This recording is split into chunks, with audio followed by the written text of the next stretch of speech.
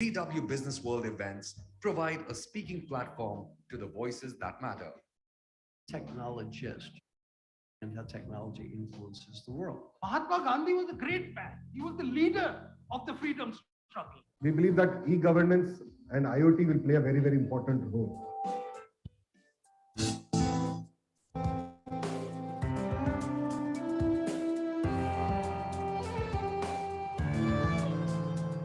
BW Business World is an excellent exhibition platform that helps you showcase your services to the right audience. BW Business World's digital transformation went on the fast track in 2020, marrying its legacy of credibility and robust business journalism with the power-packed content like BW Dialogue Series, Festival of Life web series, and custom-created webinars.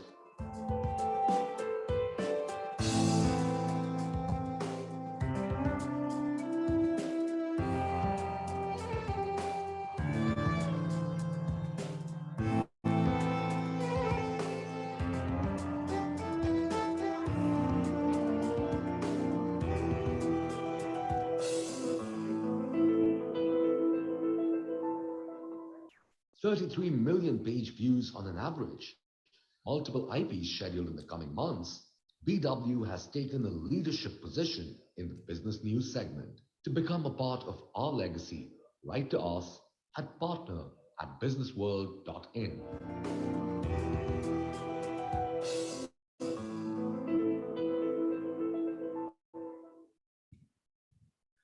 Good morning, ladies and gentlemen. May I please request everybody to take their seats? A warm welcome and a very good morning to all of you. My name is Aditya Malik, and it's an honor and a pleasure to be your host for today. BW Disrupt, a 6+ years old exclusive entrepreneurial community of BW Business World, is pleased to welcome you all to the 7th edition of BW Disrupt Forum of India's Top Founders and 40 Under 40 Awards 2022 to acknowledge and applaud the efforts of influential entrepreneurs who are setting new standards for leaders and teams around India. Today, you will witness innovators, change makers, and trailblazers will appreciate the best of disruptive innovation. BW Disrupt is a 360-degree platform to keep you updated on business of startups and covers all aspects of entrepreneurship and startup ecosystem in India. This includes founders' journeys, investment news, and other growth hacking content. BW Business World, led by Dr. Anurag Batra and Chairman and Editor-in-Chief BW Business World and founder, Exchange for Media Group, is pleased to welcome you to this event. BW Business World is the fastest growing business media house in India. With a network spanning across 17 niche business communities and 8 magazines, BW Business World is proud to be entrenched in various verticals in the domestic as well as global business ecosystem. With changing times, BW now has massive readership in the digital space as well. BW in its portfolio has 70 niche B2B communities that organize conferences and forums to facilitate interaction between sectoral business leaders and create a conducive environment for collaboration. Ladies and gentlemen, today's digital broadcast is being streamed live across all BW Business World platforms, including our social media channels and also on www.bwdisrupt.com. As we flag off today's event, I encourage everybody to join in the conversation and share the learnings from the day by using the hashtag #FoundersForum. May I please request my team to now play the today's event AV.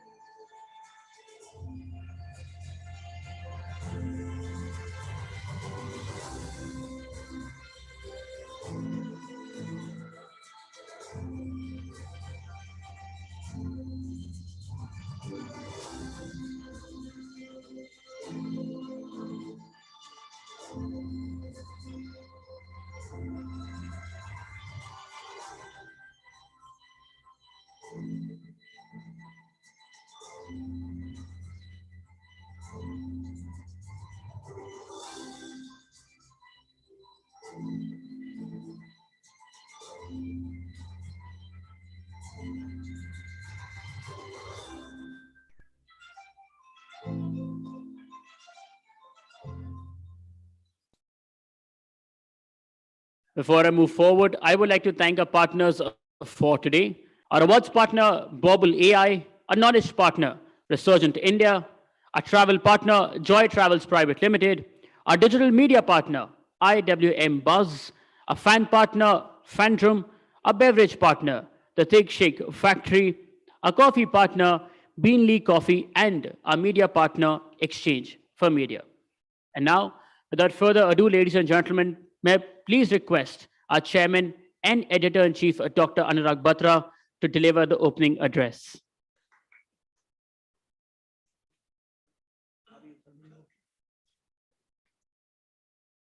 Good morning. It's my honor and privilege to be here.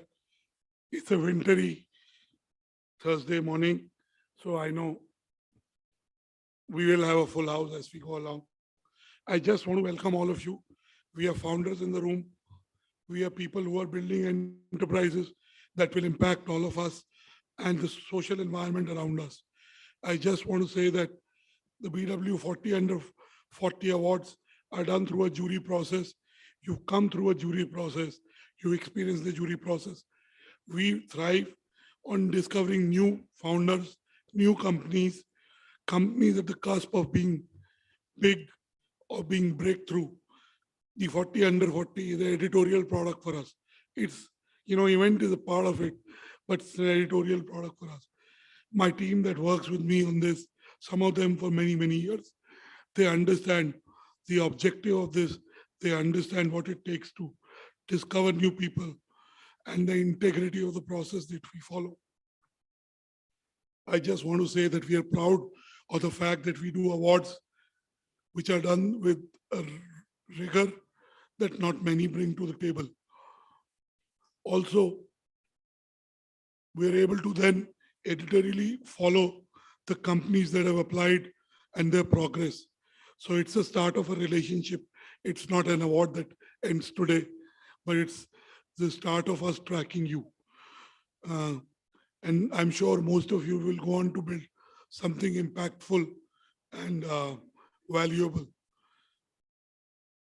I do know some of the winners in the list because maybe 6 of them I asked them to apply. 4 of them have won, not all 6 of them. That's the nature of what we do. We got much more applications than we eventually got the jury to look at. And that's where our filtering process comes in.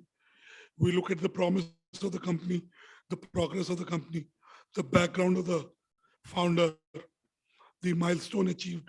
Funding raised is only one small milestone. It is not necessarily the most important milestone. In fact, the companies that are sustainable, bootstrapped, profitable, possibly rank high in our selection criteria. We do it across many domains. We have 27. Mr. Malik, that's an old introduction you have. We have 27 B2B and B2C communities. We're in the business of content, community, and audiences. I just want to say that today we have an exciting lineup of founders, some who have won, some who haven't won, but they're still speaking. And again, to choose from a very illustrious list of founders and companies is very tough. So on that day, how you present, what do you say to the jury? It's an honest process.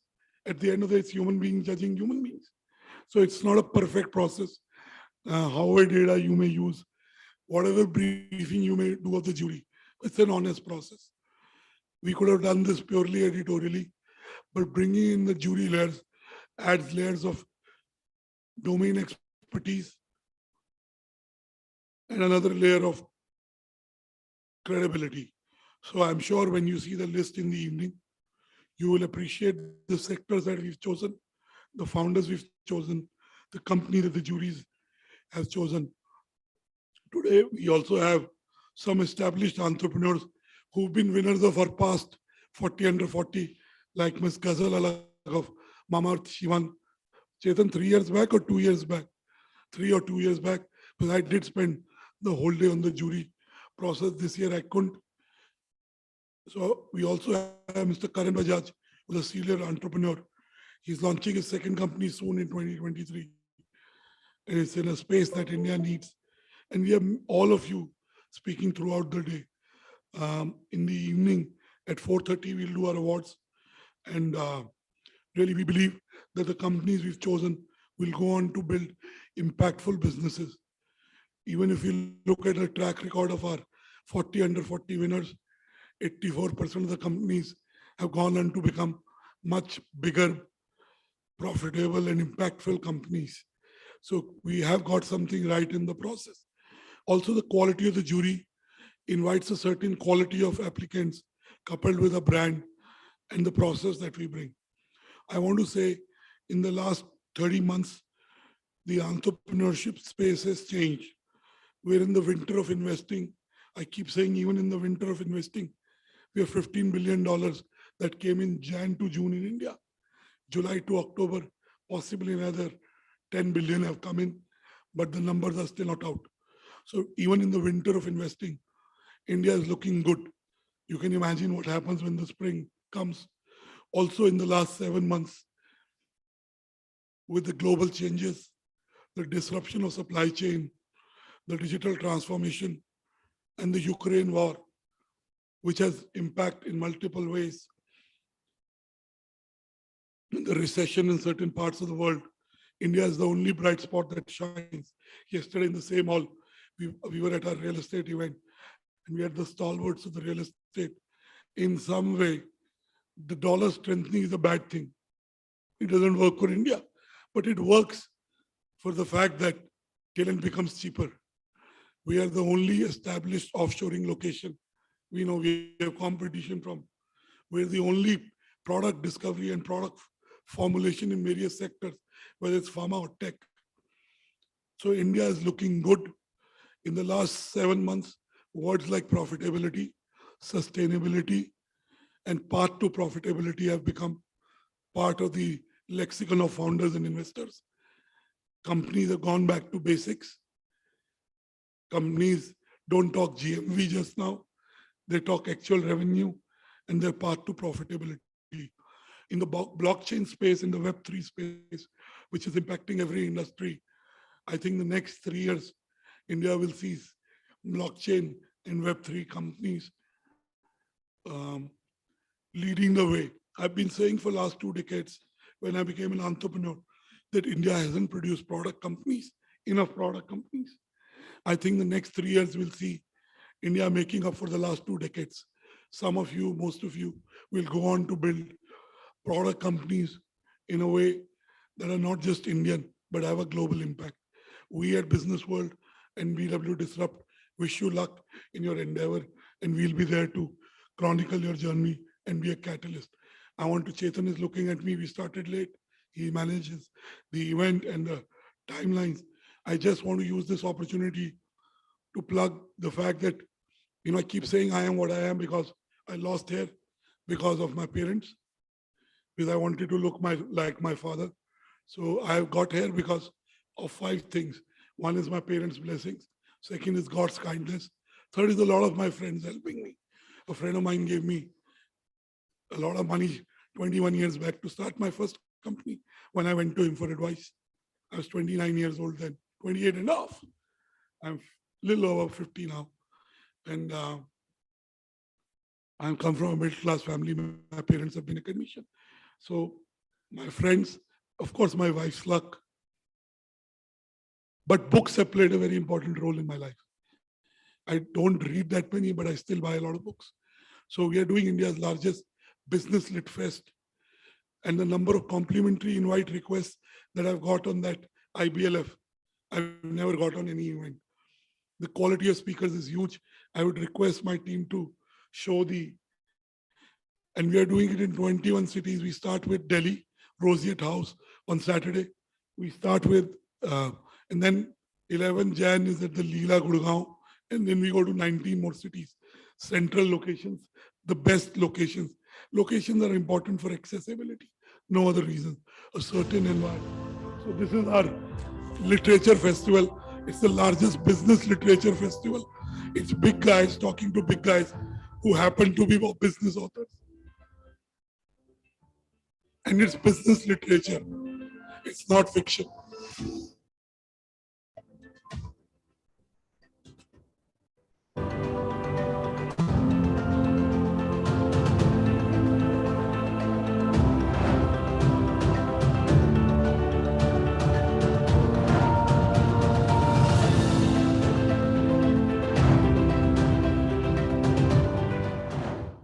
So it's a business literature forum, but it's interesting people meeting interesting people.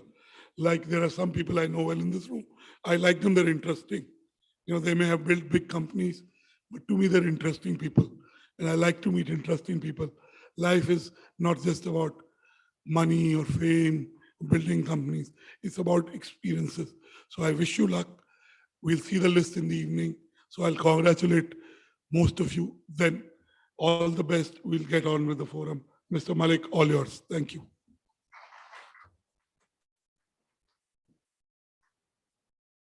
Thank you. Thank you so much, Dr. Batra, also for correcting me. As you mentioned, IBLF happening on Saturday at the Rosier House.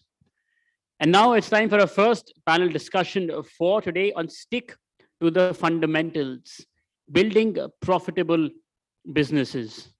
While they set the stage up, I'll introduce the panelists for the same. We're being joined by Vishesh Khurana, co-founder, Growth Ship Rocket, Rohit Kumar, co-founder and partner, Zen Sciences, Gaurav Goyal, CEO, Top Rankers EdTech Solutions, Mayank Kukreja, founder and CEO, Etalite, Pratik Gauri, founder and CEO, Fire, and this session will be chaired by Prasar Sharma, director, BW Businessworld. Let's welcome them with a huge round of applause, everybody.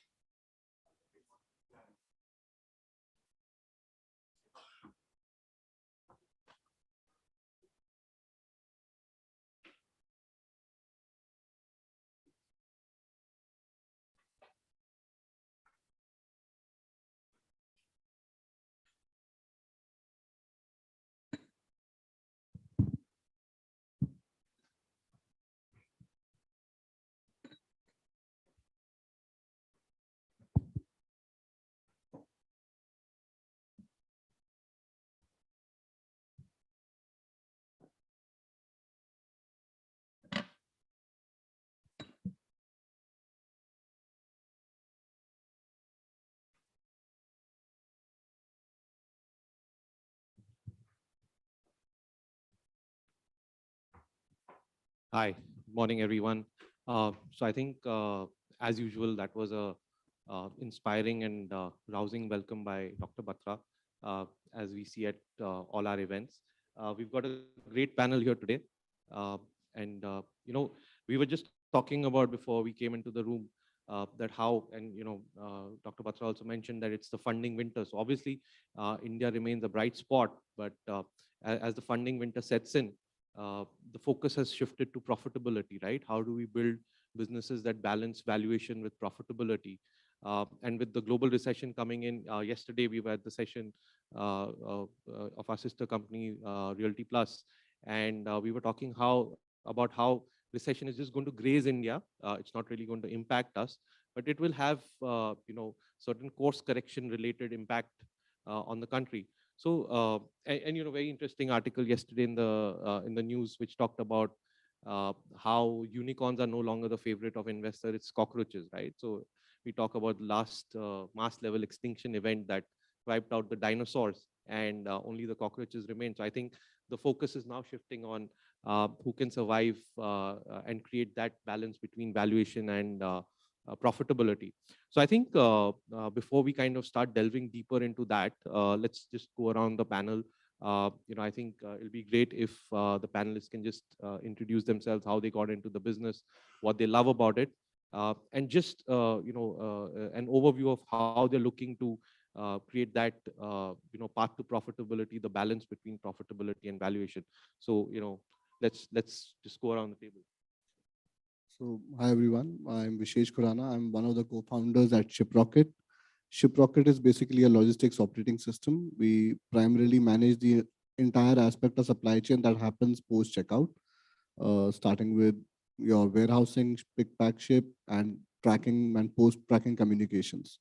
So yeah, and I think we started the company back in 2012. So we are 10 years in and seen a couple of similar cycles. So yeah, happy to share a couple of our learnings as well. Thank you. Right. Good morning, folks. So there's a whole bunch of founders here, a lot of companies being created. But if you really think about it, you create these products, create these platforms, create these solutions, but then how do you take it to market? How do you sort of communicate with customers? That's what Zen Sciences does. We are a B2B services marketing company, currently India's largest independent agency.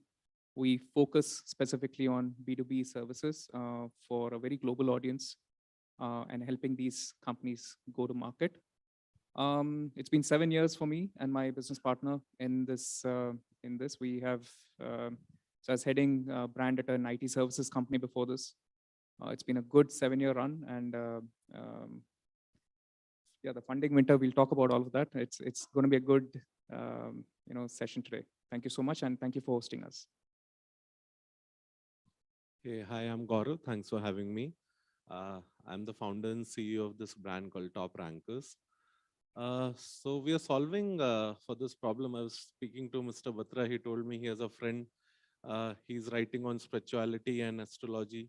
He's a computer science BTech engineer. Same, I'm a computer science BTech.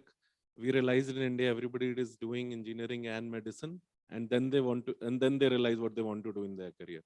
So this is what we kept as a theme for the platform. The platform is for careers beyond medicine and engineering. That if a student don't want to pursue that as a career, whatever options they can pursue after that, we're kind of solving for them, helping student to discover a career, then helping him to prep to get into a right college, and stage 3, helping him to find a job. So a full stack career platform is what we are building. Thank you, guys. Hi, good morning, everyone. My name is Mayank Kukreja, and I'm the founder of Itilite. Itilite is a platform for businesses to manage their business travel and reimbursements. This comes from personal pain. I was a consultant with McKinsey for about 5 years. Very rich company, but still with that company, we used to call up our travel desk to book travel. I lived through that for 5 years, traveling 200 days in a year, helping companies optimize costs and looking at travel and reimbursements. That was the personal pain. It said that when I book my personal travel, I just go online and book it. In business travel, why do we still need such manual processes? And that led to the start of Itilite. It's been a little over 5 years now. We have presence in India and US and a 300 plus people team. Going good, and we'll definitely talk about funding winter. My friend sitting right next to me has just raised funding in EdTech right now. We as a business in travel raised funding just before and after COVID. So I can talk about what does funding winter really means. Hi, good morning, everybody. I'm Prateek Gauri, founder and CEO at Fire. So we are the world's first sustainable blockchain, India's 105th unicorn, about 15 months old. So one of the fastest growing companies in the Web3 and blockchain space. We have a suite of products to bring Web2 to Web3 and trying to position India as the epicenter of a Web3 sustainable revolution. Would love to, speak with fellow panelists on funding winters, because we also just completed the 100 million round in the winters. So yeah, thank you for having me. So thanks, everyone. So I think the funding winter seems to have either hit a raw nerve, or it seems to have kind of caught everybody's fancy in terms of saying that we are deluded. Right? So I think we'll figure that out, right? But interesting point about finding alternate careers. It's fairly late for us, but I think one big challenge there might be, how do you convince parents, right? So parents who want their kids to just be engineers or doctors, right? How do you convince them? Is there we'll get to the panel discussion, but that's a raw nerve for me, so I I need to kind of ask you that. So I mean, quick anecdote for the room, right? So how do you convince parents? So I think we did not to convince any parents. What is happening in this country is a lot of new rules which have come in. Look at a role like you, right? So look at role like what Mr. Batra is doing. So these roles are now successful, and students generally aspire for successful roles. So they look up to them, they look at those roles, they feel that, oh, I want to become a banker, I want to become a lawyer, a digital marketer, a lot of these things. So I think it's mostly coming from those students.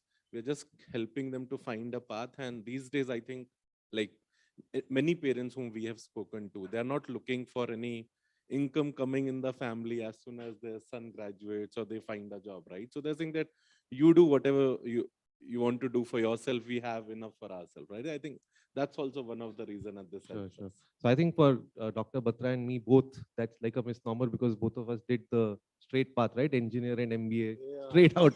Yeah, so it worked for you. Without a break. So I think anyway. So I think let's stick with Prateek for a moment, right? So I think when we talk about the funding winter, uh, you've raised money and so have your co-panelists. Do you see conditions, pressures that are coming from investors, from the market, in terms of focus on profitability, and do you see changing metrics now, right? Although you're just 15 months old, but even in that period, have you seen metrics changing and expectations changing? Yeah, so I mean, specific to if you were to talk about a year back, right, and a year and a half back, we were in a bull market. If I talk specifically to blockchain, it was insane bull market. A lot of my friends were able to raise 5-10 million without any product. Like, it was very easy to raise money. Now is the time when even to raise $5 million is hard. If but provided you don't have a path to profitability, you don't have a line of sight to the kind of product you're building, and specifically in the blockchain space, we talk a lot about research, innovation, and white papers. So if you don't have all of that, I think it's become harder and harder, which is good for this space. But if you have those three, right, if you have a good research in place, I mean, you're building something innovative because Web3 is new. Second, if you have good technology, and third, if you have that and if you have adoption, right? So if you've built a product, like I think Anurag sir was talking about, there will be a lot of products coming in the Web3 space, right? If you've built a product and you can somehow manage to do get adoption and people to adopt your product, then of course revenue and profitability will follow, because blockchain in itself is a profitable sector provided your product is adopted. We're talking pretty high margins in the space, so let's not get there. But so if you hit those three metrics, and that's what we set out to hit. So we started with building something which should be innovative, so different than what others have built. So we said we're going to be the world's first sustainable blockchain, for instance. So we hit the research pillar, an innovative pillar. Second was, how do you translate? So FIRE as a name, right? It stands for the fifth industrial revolution. So we're moving the world from for-profit economy to a for-benefit economy, trying to impact 1 billion plus people, e-rupee coming in, a lot of the stuff. We tried to build a suite of products which match all of that. But after you do it and after you start building a product, it's taken, so we just launched our testnet actually today. It's taken us 1.5 years to actually build what we've built. Then after that, we know we already started getting adoption. So we are partners to Indian government, American government, Nigerian government. We already started getting those. Now, when you hit those three, then if you have those three in any, not just any company, then I think it's become easier than ever to raise money, because now there are very few players in the market.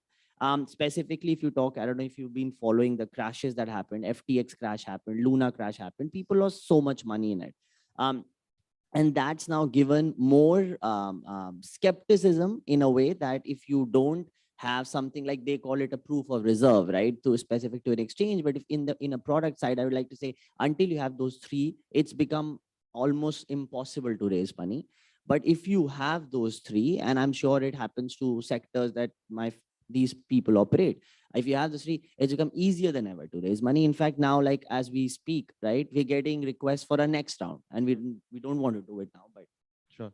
No, so I think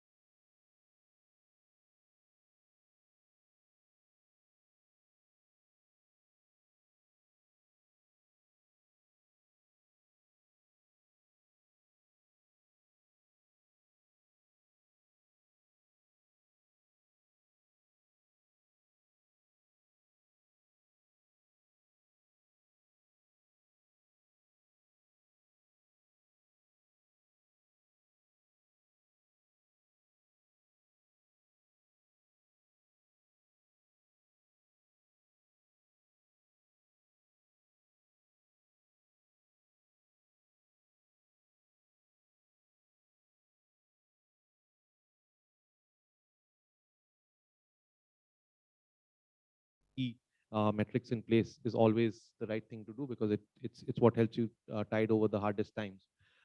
So I think we'll come to Vishesh for a moment, right? So in the logistics business, right, like with the travel business, there have been momentous events in the last few years. GST came in, and then of course COVID has changed a lot of perspectives. But now with recession / funding winter, etc., a lot of it is also news cycles and media, right? We are also responsible for part of it.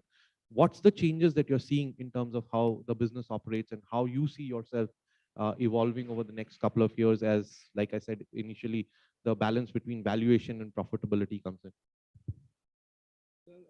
From our point of view, yes, like you said, we have seen a couple of cycles in logistics as a theme, starting with GST, which almost made a lot of things easier.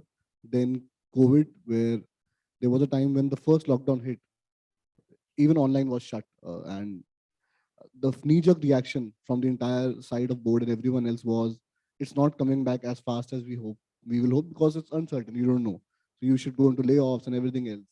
And even at that moment, I think there was one, let's say, gut feeling or whatever we call it in today's time. We thought that it's not, the first thing that's going to come back after lockdown was online movement of retail. And we stick to our team. We were a 1,000-member team. We took that call. The second the lockdown was eased out, the first thing that came was online shopping, and we saw tremendous growth. With no one, entire supply chain industry could not have planned for that kind of incoming demand. The people were not there, warehouses were not there, supply chain was not prepared. At our pre-COVID times, we used to have 200, 300 leads a day. The second that ease of lockdown changed, we were getting almost 7,000 leads a day. No one could have ever planned that kind of leads. So how do you plan for that, and how do you stay the courses? I think we've always kept one rule as a organization, and one that is also coming from experiences of our own near-death experiences. In our journey, we have had multiple pivots. We balancing and multiple metrics people can look at. We said there will be never a time in our journey as a company that we are depending on external capital to pay salaries. Let's keep that straight.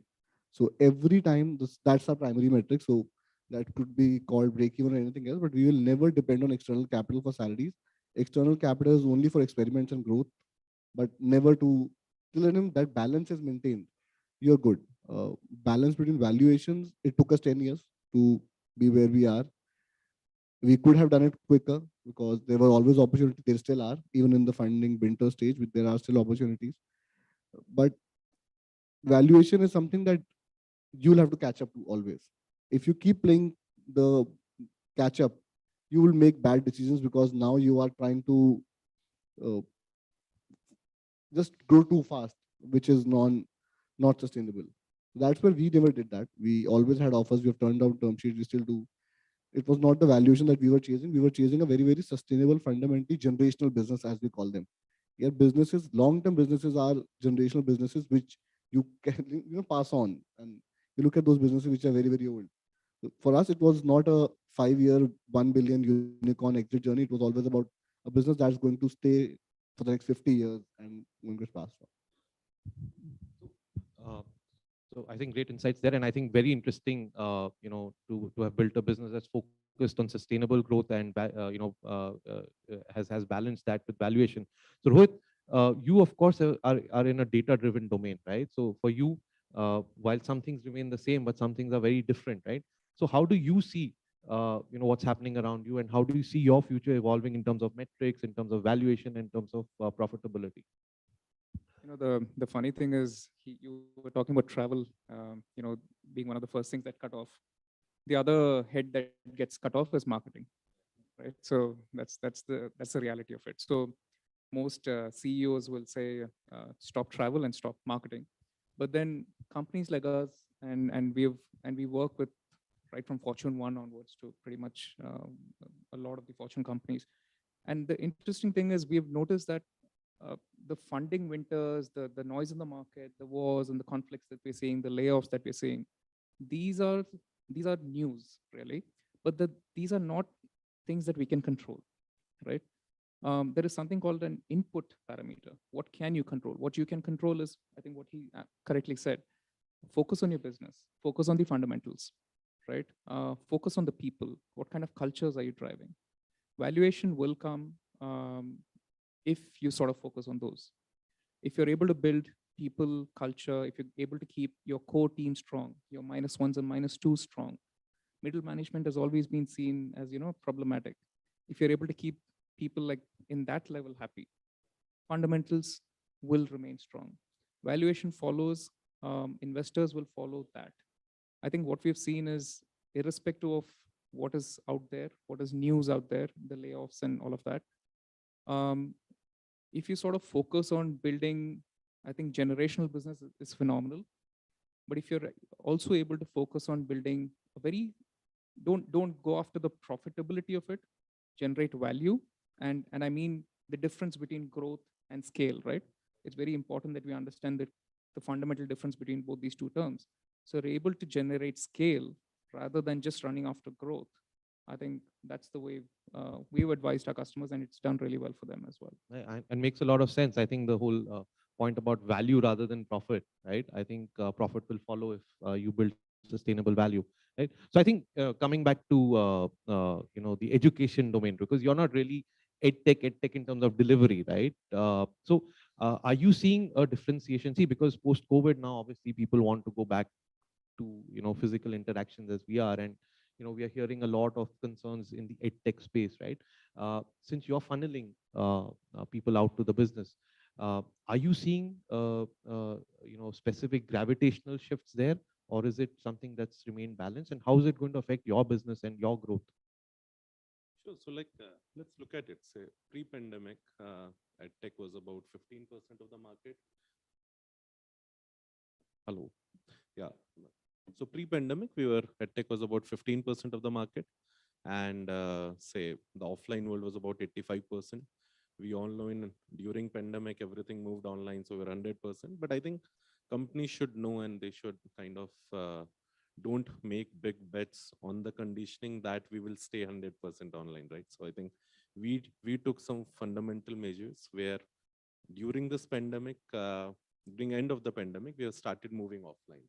So we have started about 6 offline centers. Right now we're at a stage, this year we should be closing at about 65% online and about 35% offline. We see this to be moving at about 40-45% online and about 50-55% offline.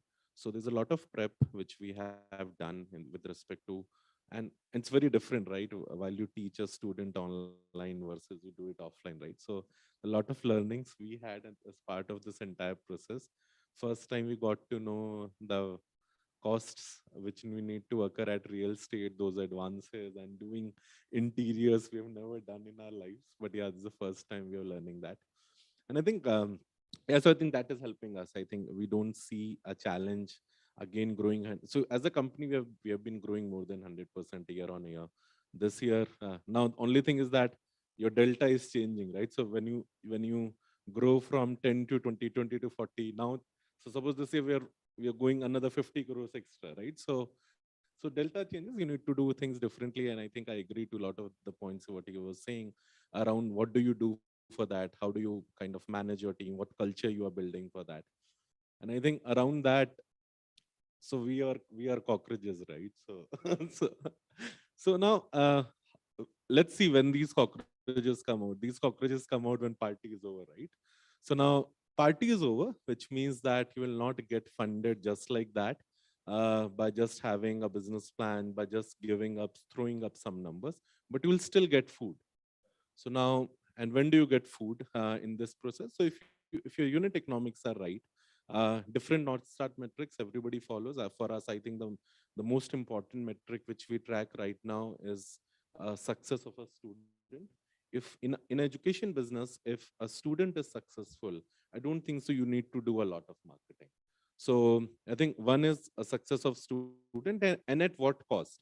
So we have defined that a student should be successful at about 20-23% of our revenues.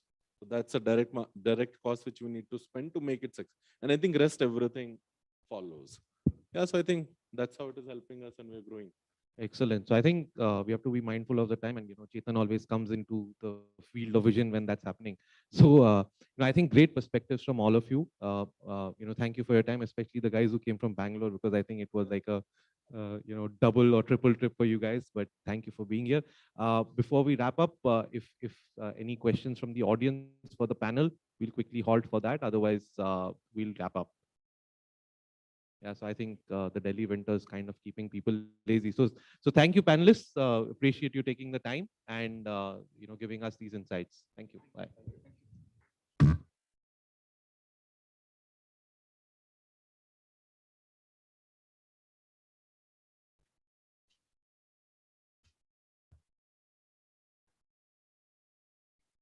A group picture, please.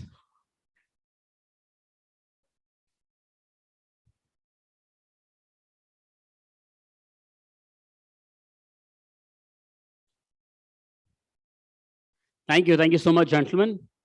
I guess that was probably the start that we needed. Let's have a warm on, a huge round of applause for them, please. Let's show some more energy. Thank you. Thank you so much. I know Dr. Batra mentioned it's a wintry morning. We're just getting into it. But never mind. We'll do better as the day goes by. And now it's time for the next panel discussion. In Gen Z era, new norms of building brands. Please join me in welcoming a panelist for the same. Anil Nagar, co-founder and CEO Adda 24/7. Nitin Agarwal, co-founder and Chief Growth Officer Upscalio. Shraddha Agarwal, co-founder and CEO Grapes. Ankur Madan, co-founder and COO ChargeUp. Ankit Tandon, Global Chief Business Officer and CEO Southeast Asia and Middle East, OYO. And this session will be chaired by Ashish Birki, founder and CEO MASH Impact. Everyone, can you all hear me? Yes. Good morning. I'm Ashish. Very excited to be here for BW Disrupt 40 under 40. As a young entrepreneur myself, it's always great to be among colleagues and other fellow startups. And today, my panel is all about how do we cater Gen Z, this audience which is sort of like born somewhere in mid-90s up till about early 2000s. Some of them are still completing their undergrads or have just started their jobs. So it's the kind of age when you're just starting to branch out. And I think the trends have really shaped so many interesting, the trends are shaping so many interesting things that we would love to hear from our very distinguished panelists today. So let's quickly jump into, we don't have a lot of time, so we'll try to make it as interactive as possible. In between, like, we don't want it to be a one-sided conversation. If you feel like you would like to ask something, if you would like to add something, just raise your hand. It's a small gathering, so I'd love to come back. So I would like to start with each of the panelists. If you can take a just quickly like a 30-second, like an elevator pitch, and talk about a little bit about yourself, your brand, and how are you catering to the Gen Z? Good morning, everyone. My name is Anil Nagar. I am founder and CEO of Adda 24/7. Adda 24/7 is a test prep company, and we cater to all kind of exams, starting from 12th level exams like ITG, NEET, medical, or CUT, and goes up to UPSC. So kind of catering to all exams.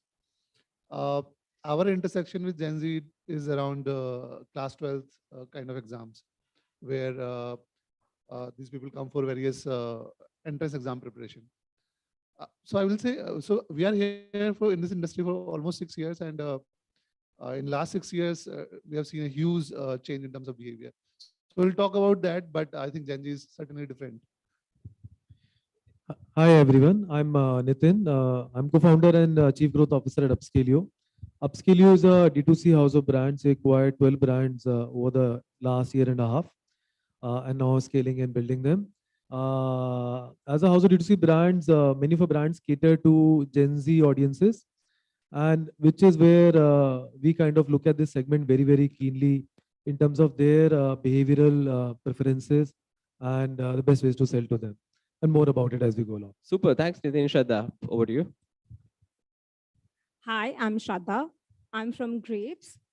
We work with approximately 90 odd brands today across 3 offices in India. And I work with various cohorts of Gen Zs, right from a client like Manforce to JBL. So more with the upcoming session because there are various good insights that we get when we try to work with them. Very interesting. Ankur? Hi, I'm Ankur. I'm co-founder and CEO of ChargeUp. We are basically a finance technology platform. We are serving electric vehicles. So our interactions with Gen Z is mostly in terms of, the last mile mobility riders that we work with. Yeah, and we look forward to insights on this. Thank you, Ankur. Ankit? Hi, good morning. I'm Ankit. I work with Oyo. Oyo is a hospitality tech platform, and we are present in over 30 countries. Gen Z form a major part of our customers in India and elsewhere as well, and we see a lot of them using Oyos across the globe.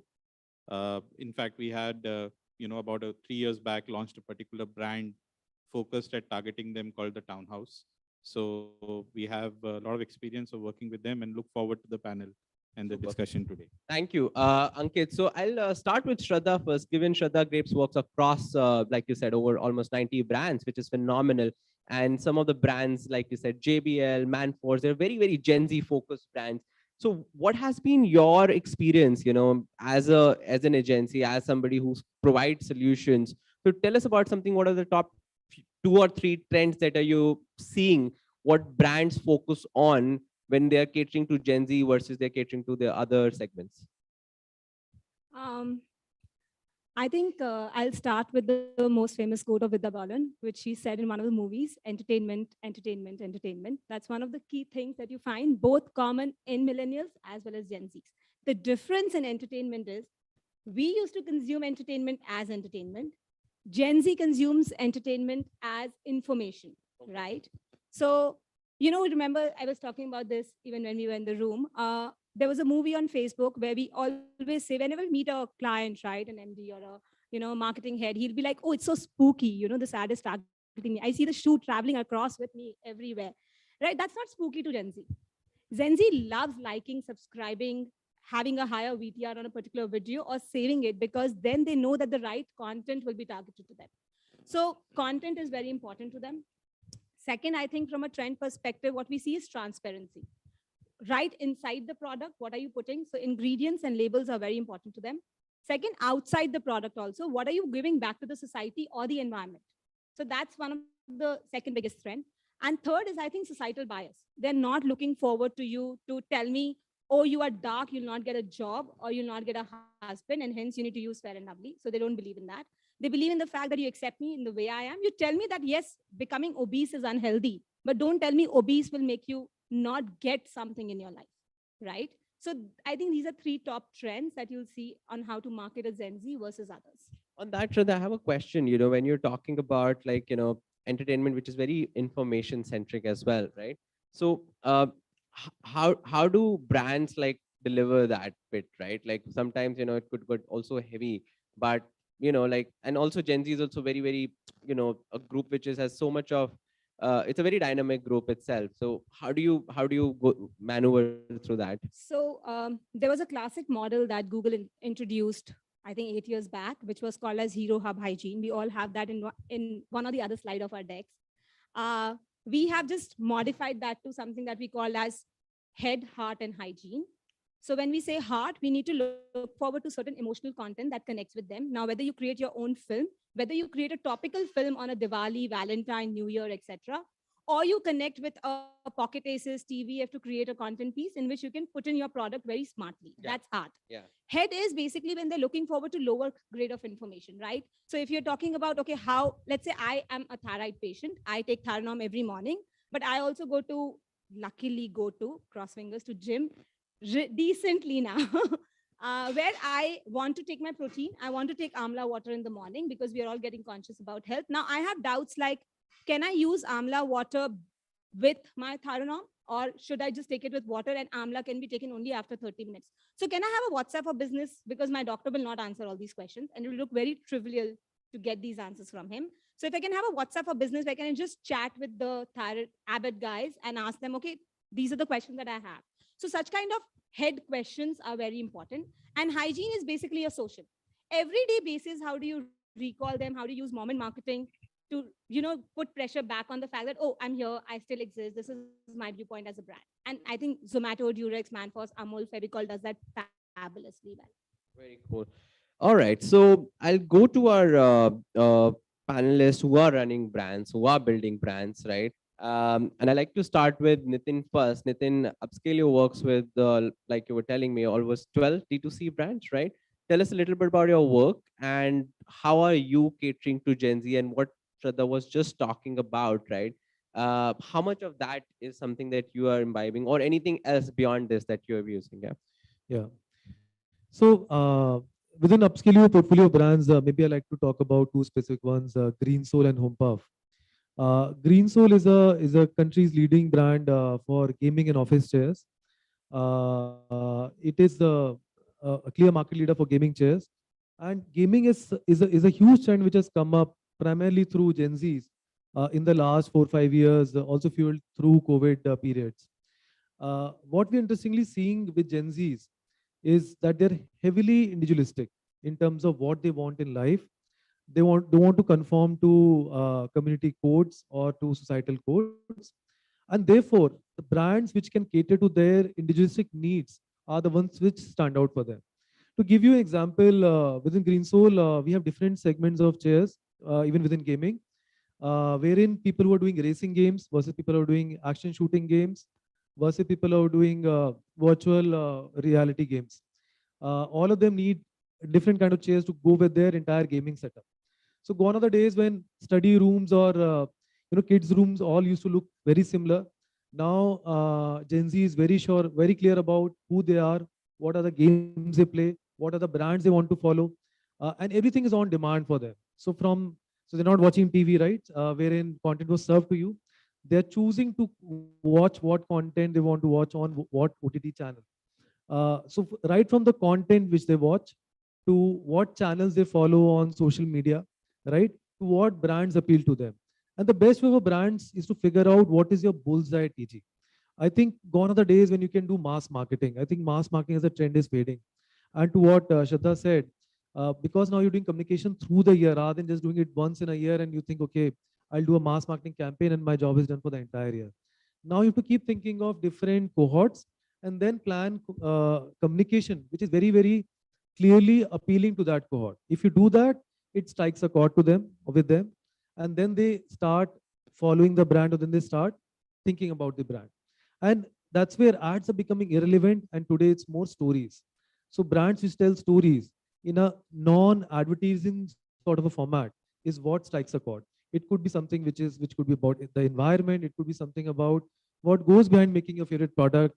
It could be about the ingredients used. It could be about how this impacts their life or how it makes them cool.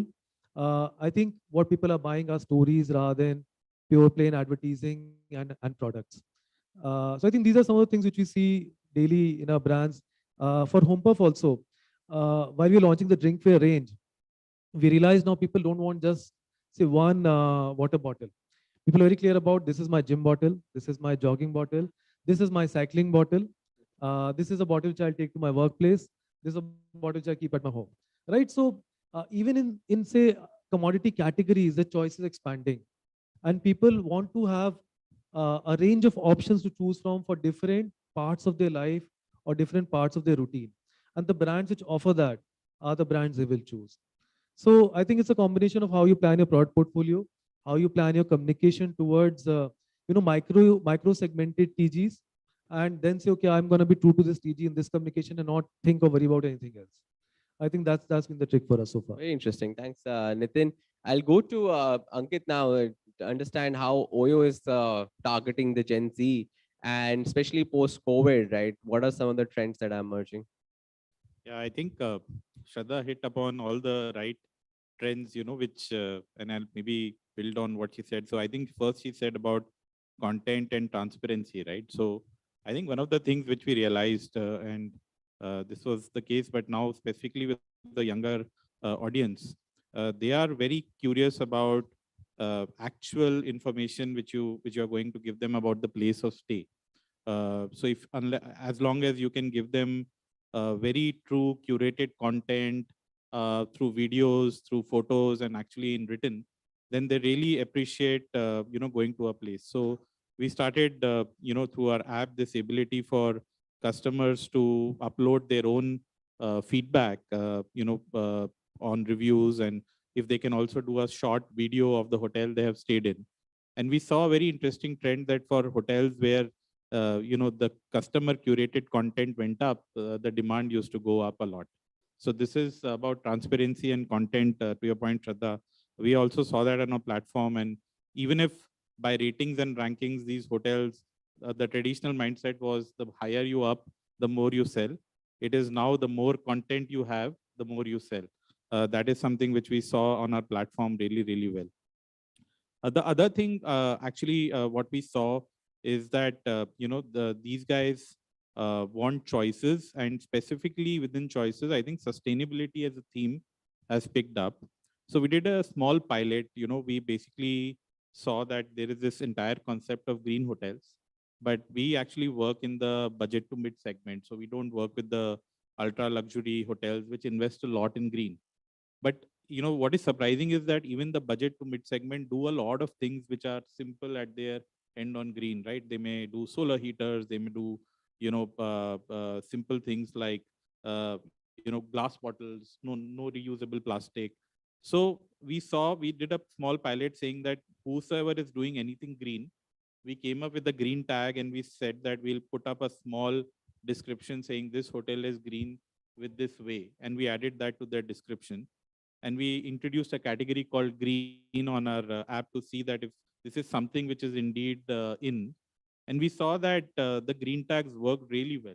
So it's something which people picked up, and automatically in the filter, the usage of the filter went up, and people would select green hotels and do that. So that's another trend, sustainability, which we have been experimenting with. We ran it as a pilot. Now we are thinking about how to scale it up and educate our owners more about it. So that's second. I think the last thing which I'll say is specifically to one of the products which we launched called a brand called Townhouse. We thought about both the millennials and Gen Z as we were launching this, and what we realized is that people today prefer going to those places which are not ultra luxury, ultra fab, but which are ultra convenient and which give them what they want. So, we, for almost 6 to 7 months, we spoke to a lot of people about what they would want in their hotels. And simple things came up, right? So as simple as somebody saying that when I sleep next to the power socket next to the bed should not be the one in which I have to put a pen to put a 2-pin plug, right? It should be something in which the 2-pin can go easily. Ideally, there should be like a power buster there so that I can charge everything. So if you assure that, if you go to a townhouse, you have hotel, you have power plugs where you can charge like multiple devices while being cozy on the bed, it attracts to them. It doesn't matter if you have breakfast spreads, but what matters is that the Wi-Fi speed is good so that you can stream your OTT content. And these are the things which are coming up. So we actually, the entire genesis of Townhouse was to basically pick on very, very simple things which people want, and specifically the Gen Z and people want, and create a product, which appeals to them and which consistently says that if you go to a townhouse anywhere across India, you will get these 5 things which matter. And we saw that it picked up like anything. So, the townhouse brand of hotels started seeing much higher than average occupancies, ADRs and everything. So again, through, if you give consistency of promise of delivery of simple things which matter to them, that appeal. So these are some examples of what we have been doing. Very interesting. And I think the one theme that's coming across stronger is being sustainable, being authentic. And like you said, I think entertainment across like even streaming, OTT, seamless is like kind of really, really important to our Generation Z. I'll come to now Ankur and understand, since we're talking about sustainability, and ChargeUp is kind of like doing some very interesting work in the whole mobility space, right? The green mobility space. Tell us a little bit about your work and how you are targeting Gen Z, and where do you see the potential for your business going bigger and bigger, with the Generation Z? Because this will be the target audience who will continue to spending as their income levels also grow, right? Right. So we are a company that's there, our core is in sustainability, right? Serving the electric vehicle segments purely. So what we find is that, in Gen Z, one of the key factors that is there is that they are associated to a particular cause. They value a cause being driven as a company. Okay? Yes.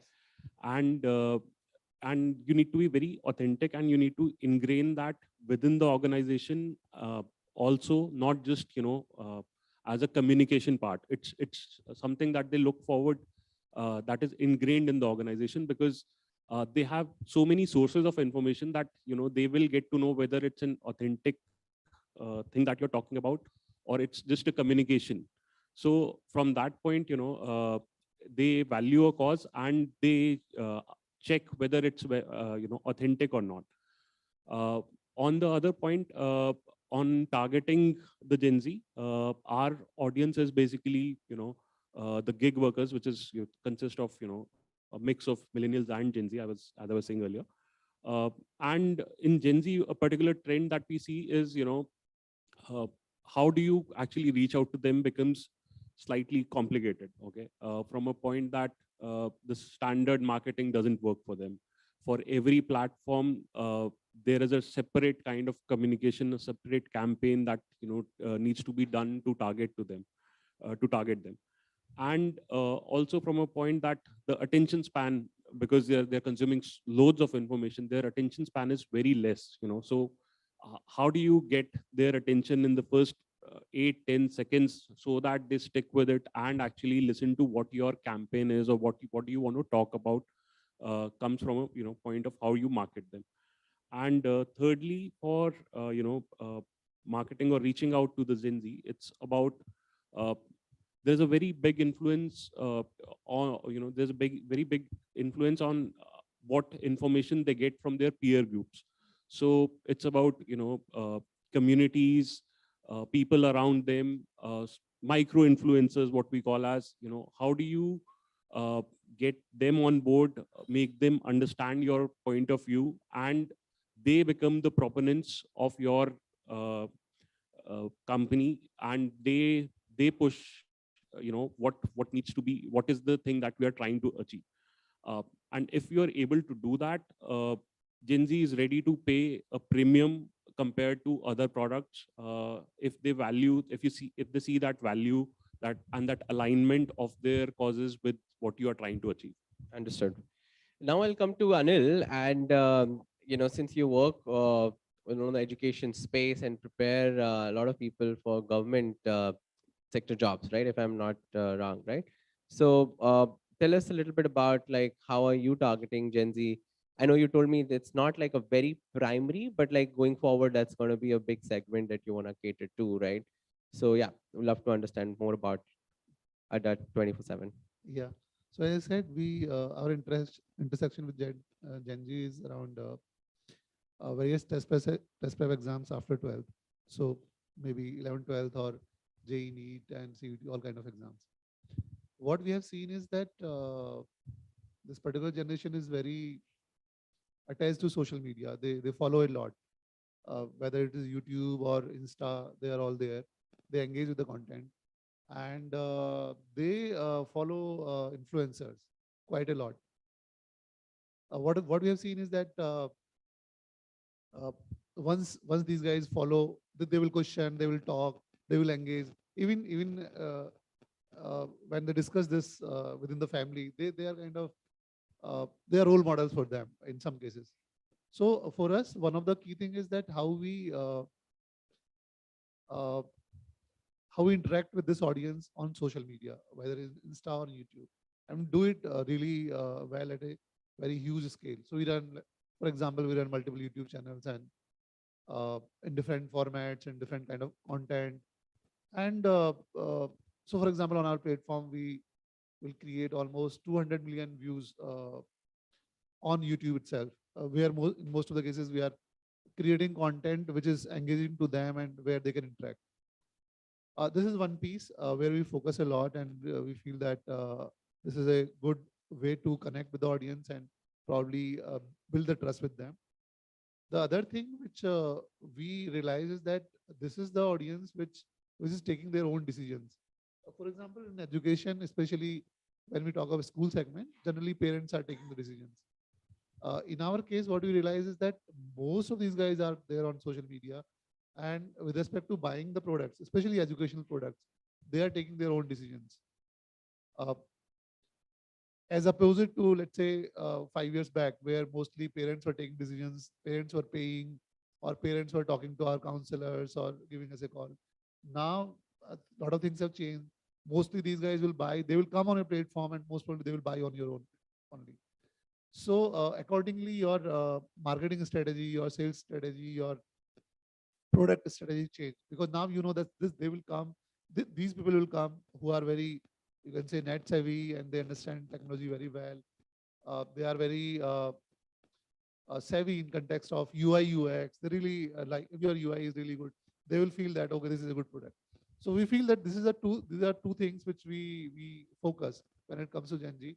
One is for social media, and so influencers all there, and second is they are the decision makers, and how we build products which are meant for them, and in all probability they will do the transaction on their own. Very good. I just looking at the time, we don't have a lot of time left. So what we can do is, have a quick one minute sort of closing, like for a lot of our audience who are entrepreneurs or watching online, who have growing business and they want to cater to Gen Z, right? What are some simple steps they could do, which may or may not come at very heavy budget as well, to target the audience, right? While you've touched upon on some very important aspects, but if what would be your one key message to our entrepreneurs, right? And then if time allows, we can take one or two questions from the audience as well. So I'll go in this order as well. So Anil, why don't you start? I will suggest that focus on social media, create a strong social media presence. Okay. Nitin? One thing which I would strongly suggest is Gen Z is not very starstruck. In fact, they kind of work better with relatable faces. And as you see, most of the advertisements also these days, even stars like Ranveer Singh and Alia or Deepika are not playing stars. They're acting as normal people. So whenever you're looking to create stories or communication, work on relatability rather than featuring stars.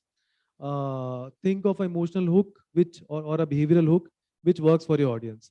So go deep into studying your Gen Z consumer behavior and find an insight which you can relate and build your product or brand plan on.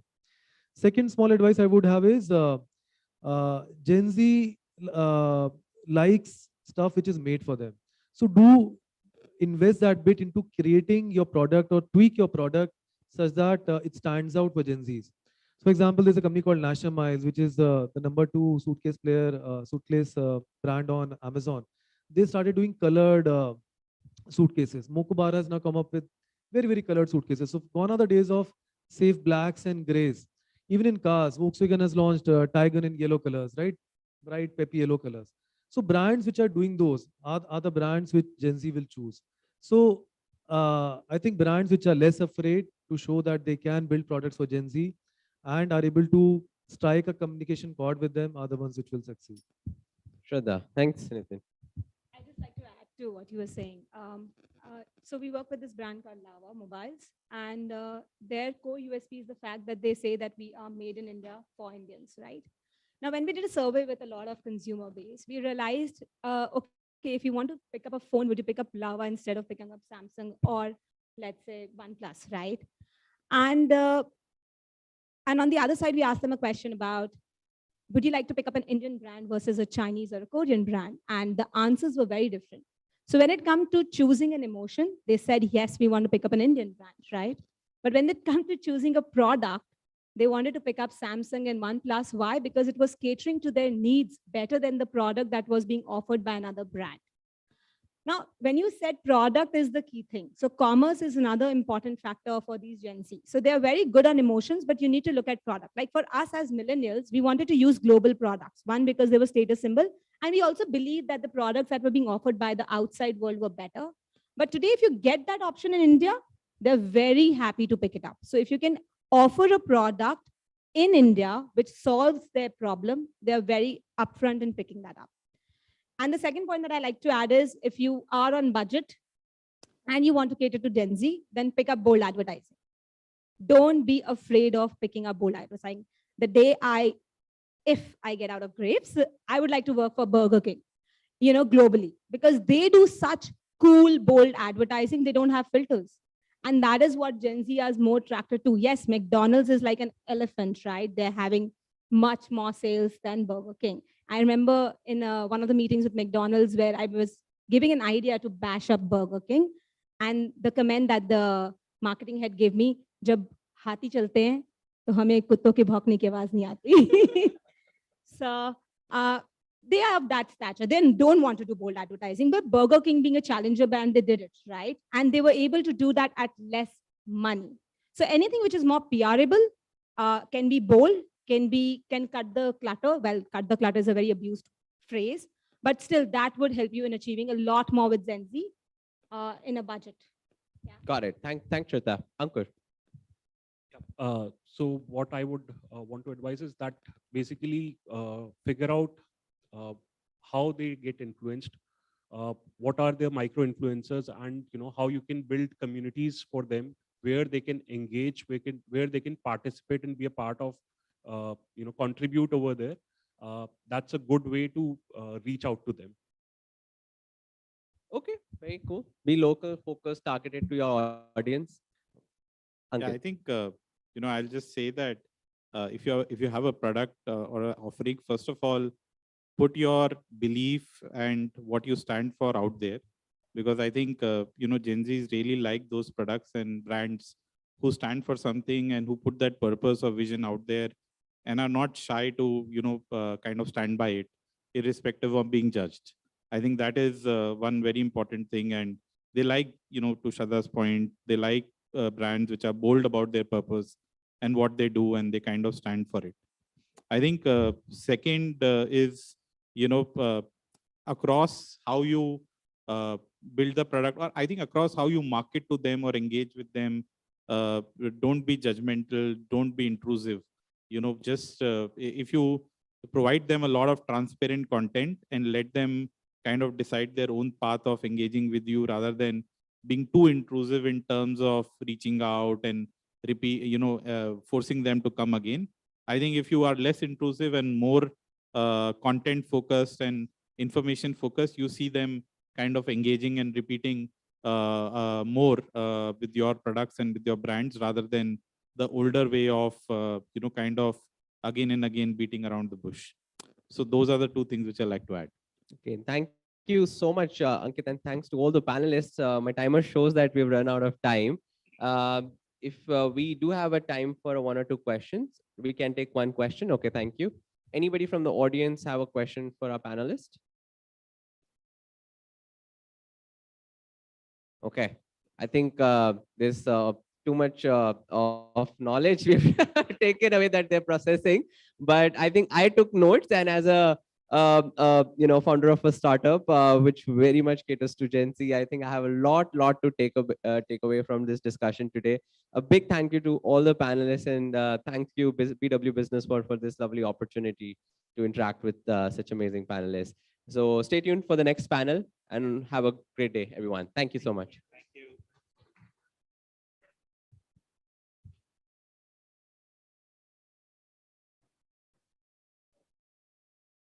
A picture, please.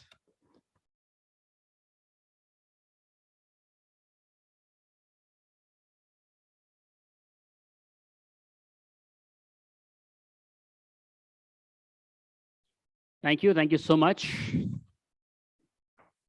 So this was a panel discussion on in Gen Z era, new norms of building brands.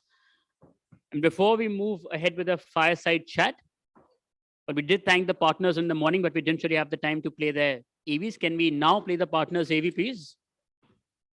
Keyboard, the highest rated keyboard app on the app stores. Let's find out. You can share stickers with your very own face and any custom message. Have a big laugh or scare with big anger. Well, Bubble gives you big emojis. Regular black text? It may work for some. We don't judge. What works for us, though, is the pop text. Bobble lets you use personalized branded stickers, GIFs, by strategically and contextually integrating brands in conversations happening on WhatsApp, Facebook, and other social or chat messaging platforms across the country. An average smartphone user spends 25 minutes of their daily 3-hour screen time on their keyboard. Since you spend so much time with us, we understand you and work towards only showing you content that interests you. And before you say it, no, your privacy and security are not an issue. All your data is anonymized before being used, so you don't need to worry about a thing. Our wide array of patented and patent pending innovations in areas of content tech, language tech, and keyboard tech will help you stay hip to the ever-evolving language of the digital world. And we made sure you can use it in an expressive and personalized way. Bobble has made conversations human again.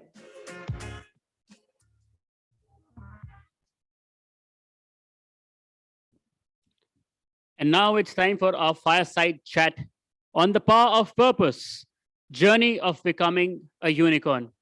Please join me in welcoming on stage Ghazal, co-founder and CIO, Mama Earth, with Dr. Anurag Batra, Chairman and Editor-in-Chief, BW Businessworld, and founder, Exchange for Media.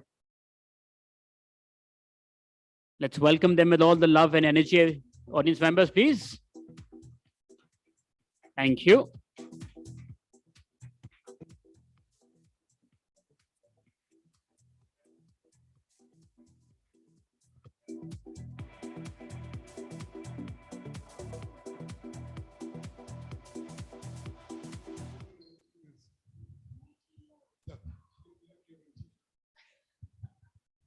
Good morning. It's a good session. I know it's a tea break, and there are, you can follow live stream, but if you can get the audience inside, it'll be nice. Chetan and my team at BW, if we can, Rahul and Samesh sit down. I know it'll be coffee time. It's always good to drink coffee, any coffee, but especially Beanley coffee. Yes.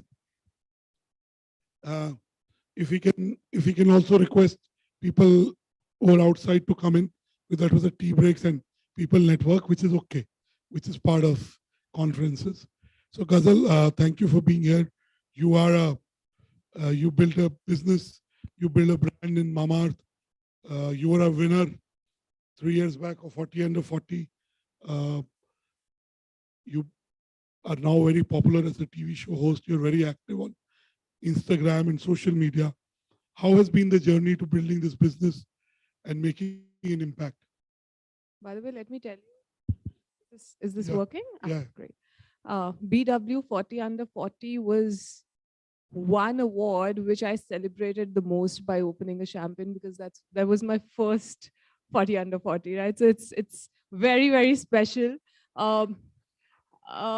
The journey has just been 6 years, and I would, not shy away from saying that BW has been at the forefront of recognizing us early on, having us at all the right places, ensuring we are meeting the right kind of people. So that definitely helped, apart from building a brand. Ghazal, you're definitely very kind.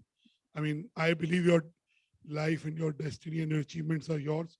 It's very kind of you to say that. But Anurag, when you're starting up, you also need the right kind of platforms, right? To meet the right people, to talk about your story, share it, and all of that. And I think back then, which is 6 years back, we had very less of such platforms. There were hardly any events happening around entrepreneurship, and you guys were at the forefront. So, I mean, in all honesty, I'm putting this out because I've got a chance to talk about it. But that said, the journey has been amazing. I think. And Ghazal, I remember that event was at 24th October at the Taj Palace, full hall. It's one of our best events. And the jury meet.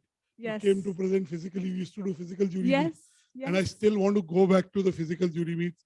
Though my team tells me, no, they're more time efficient, the jury member. But I met you there. We spent 2-3 minutes. Yes. Just you presented to the jury. I think we take our jury meets very seriously. You don't have to know me or anyone to win. You just have to build something meaningful.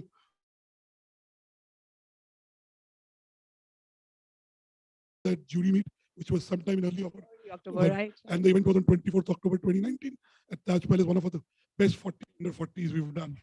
So clearly, thank you for being kind. But coming back to Ghazal and Mamaearth, and give us a sense of what are the milestones of these 6 years and what should we expect from you in 2023? And then I'll come to, the fact that you are a unicorn, you're a brand apart from the Mamaearth brand. How does it help the business and how does it take away the focus from the business? Very relevant questions though, because either of them happened. So, I of course started Mamaearth along with my husband. Convincing him to be a co-founder was the most difficult thing that I've done in my life. You know how it is with your partners, right? वो ऐसे शीशा रख देते हैं सामने, they will tell you all the pros and cons. They will not shy away from having any kind of filters. And if you're able to convince your partner that you want to drop everything and you want him to drop his career when he's at the peak of it and start something, there was that I achieved, which started, this entire journey for the both of us. I think जब हमने शुरू किया था, we were very clear, right? We were like, we are going to be a baby care brand. Who cares?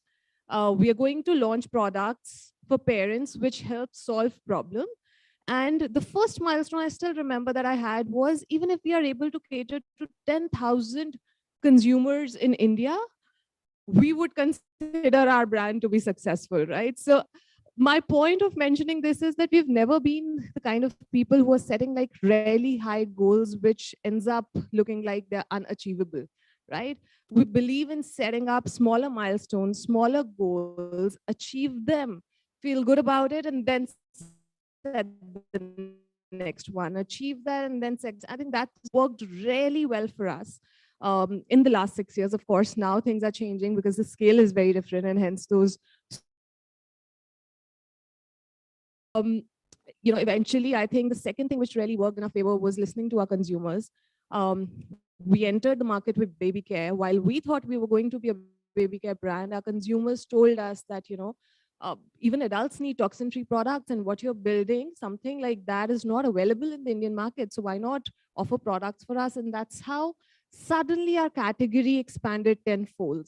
Suddenly our opportunity to take the share of the wallet from the consumers ended up being 4 times, 5 times, because adult category in general opened hair, skin, body, baby, and the entire FMCG, beauty and personal care to us. I mean, since then, I think consumer listening has been really important. We've ensured that we've also invested in building technologies which help us understand our consumers better.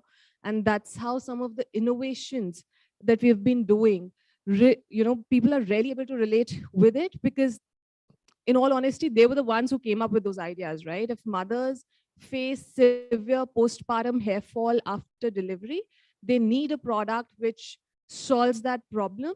We just went and asked, what were you doing, as a DIY at home? And they talked about onion juice. They said it really works, but it's painful, pulling out the juice, applying it on your head. It smells really bad.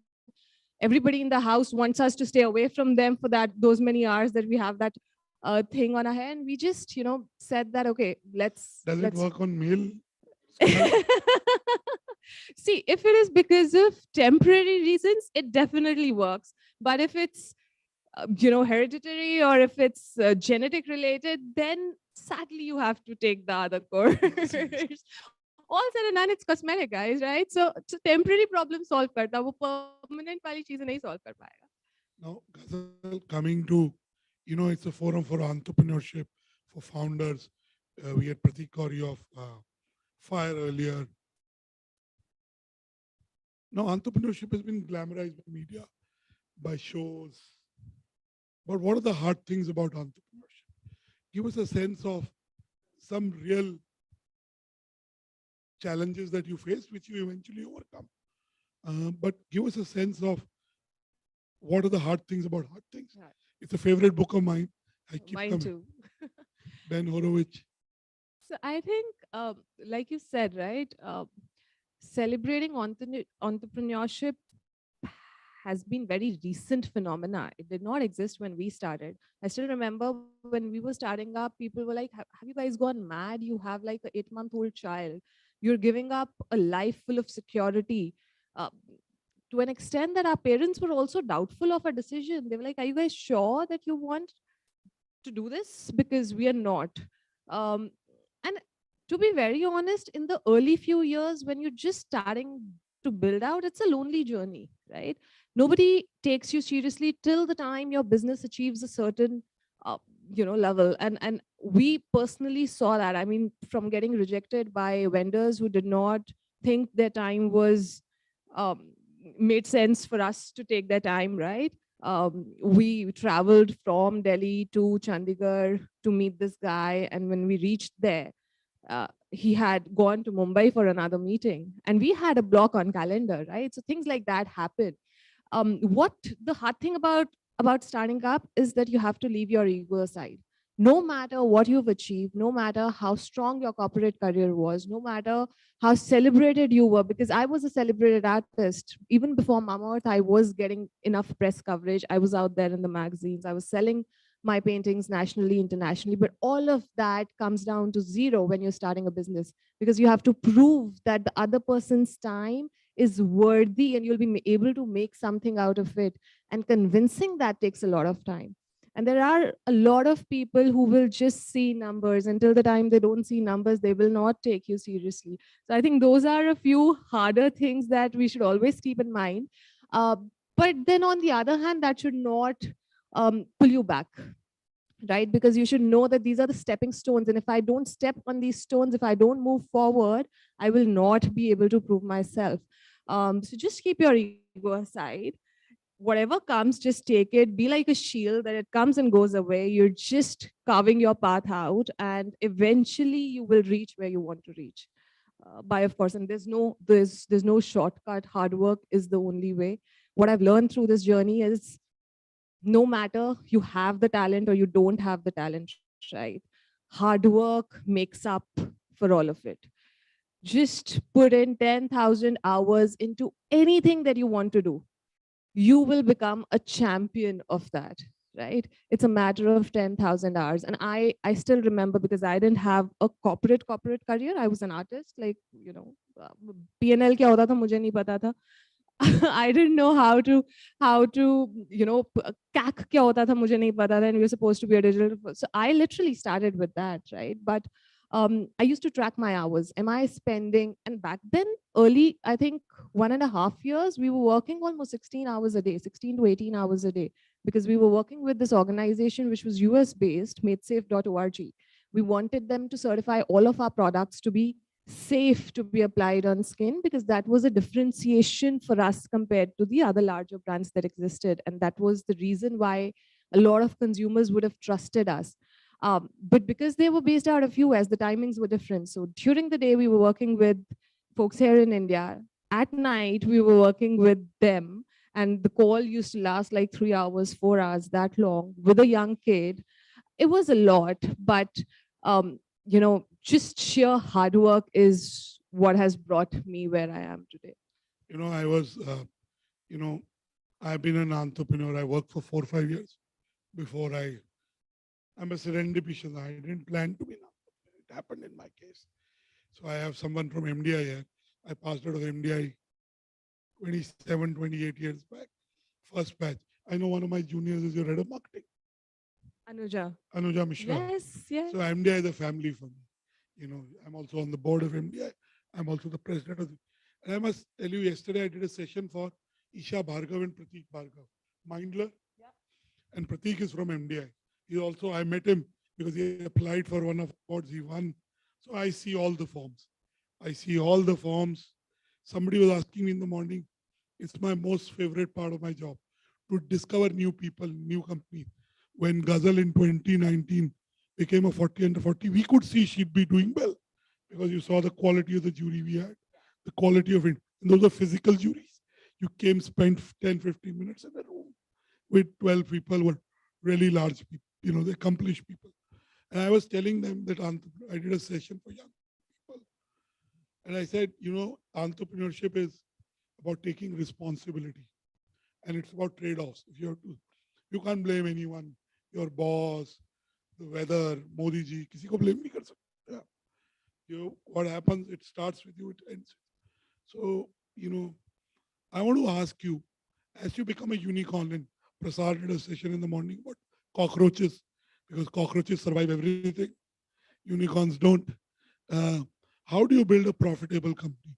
And let me tell you, with my role at E4M, though I'm not operational at all, every week, I'm not exaggerating, I get one new beauty company writing to us, at least one, with some differentiation. So it's a very, very competitive space. People are coming up with, specialized products in niches. You started with baby products, pregnant mothers. That's where you started because you had your own story. But India has not built Body Shop is from the UK.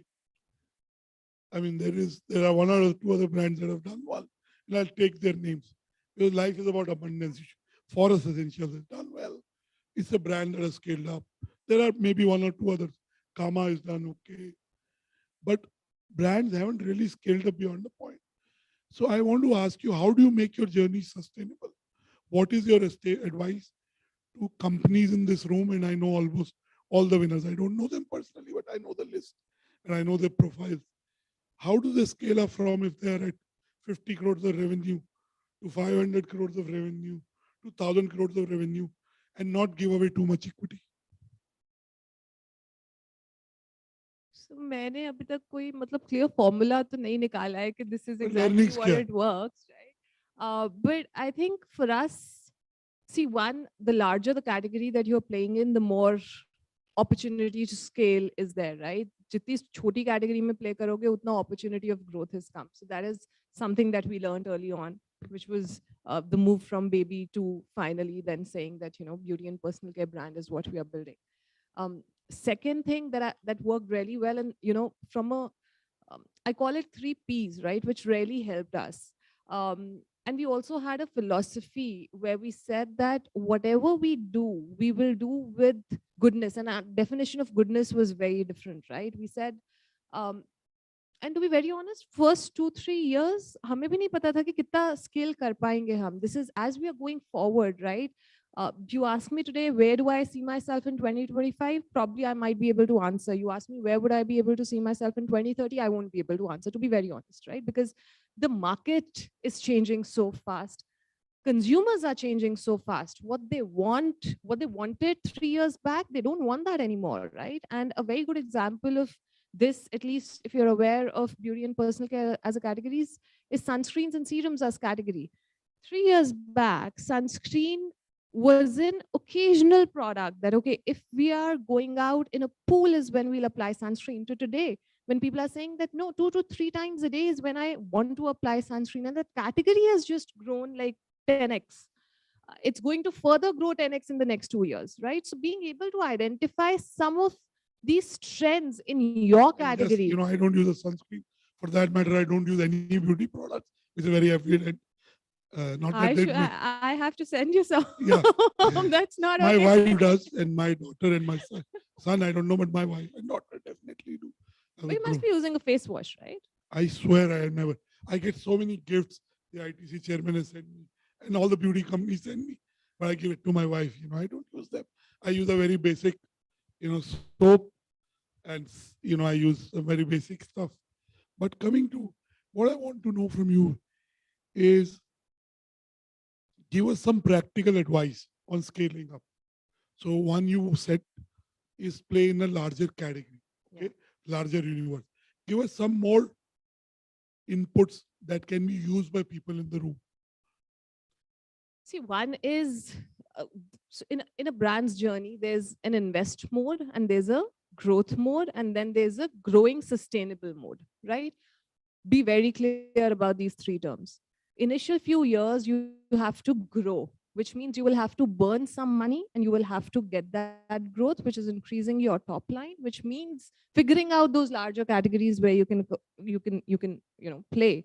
Second is growing, but within certain guardrails, because otherwise it can become a well where you're spending and beyond a level, it doesn't make sense, right? Your unit economics have to be right. Till the time you're not very clear about that, you will fall into a pit sometime later in life and you'll realize that yahan se wapas jana is very, very difficult, right? So I think that is second thing that we were very, very clear about.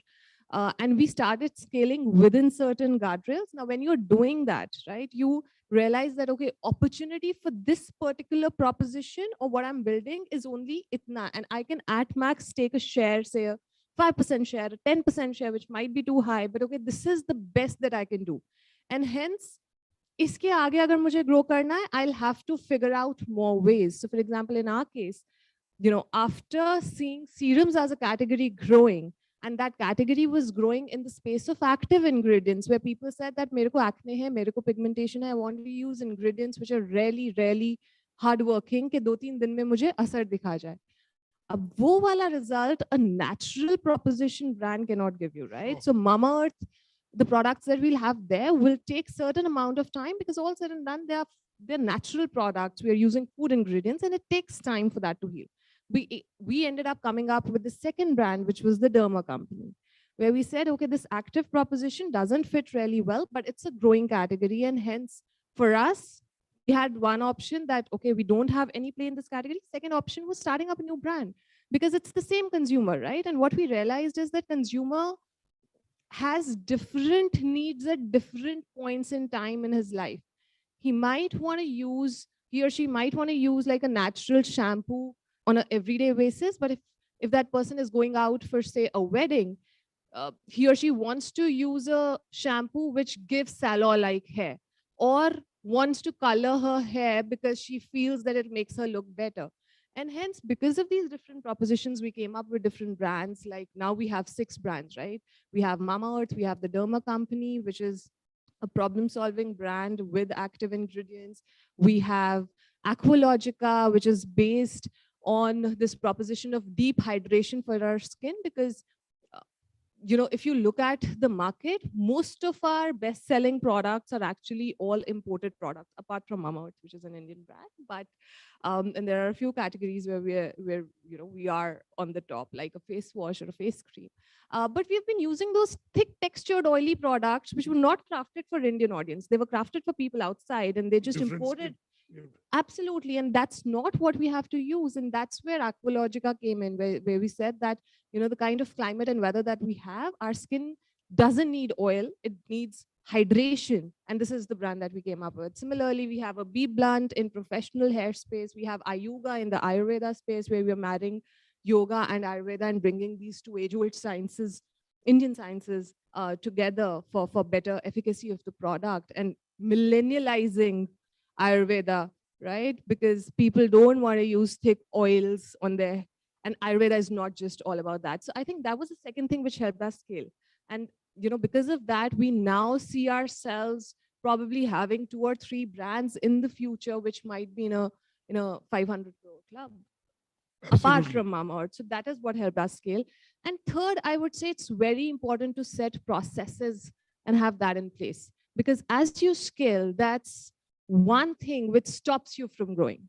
In the initial years, you might be hustling, you might be figuring stuff out, but as you're growing, if you don't have processes in place, it just becomes so difficult. And in the end, governance becomes an issue, and you're not able to Scale track. up, same quality, same mission. Absolutely, absolutely. So these 3 things really helped us. Ghazal, I want to also ask you, there are players like Darpan's Good Glam company who are trying to build a different narrative. And I'm asking this question, and there's space for everyone. Yeah. How are you going to see you achieve a certain scale, but you may plateau? Okay, that's why you possibly, I don't know your strategy. That's why you're going to new categories. Same consumers buy different products, or in a family, different members. So you're building that moat where you can. But tell me, as you become of a certain scale, the margins slow down. the costs go up. And you started in D2C space. Now you're omni-channel.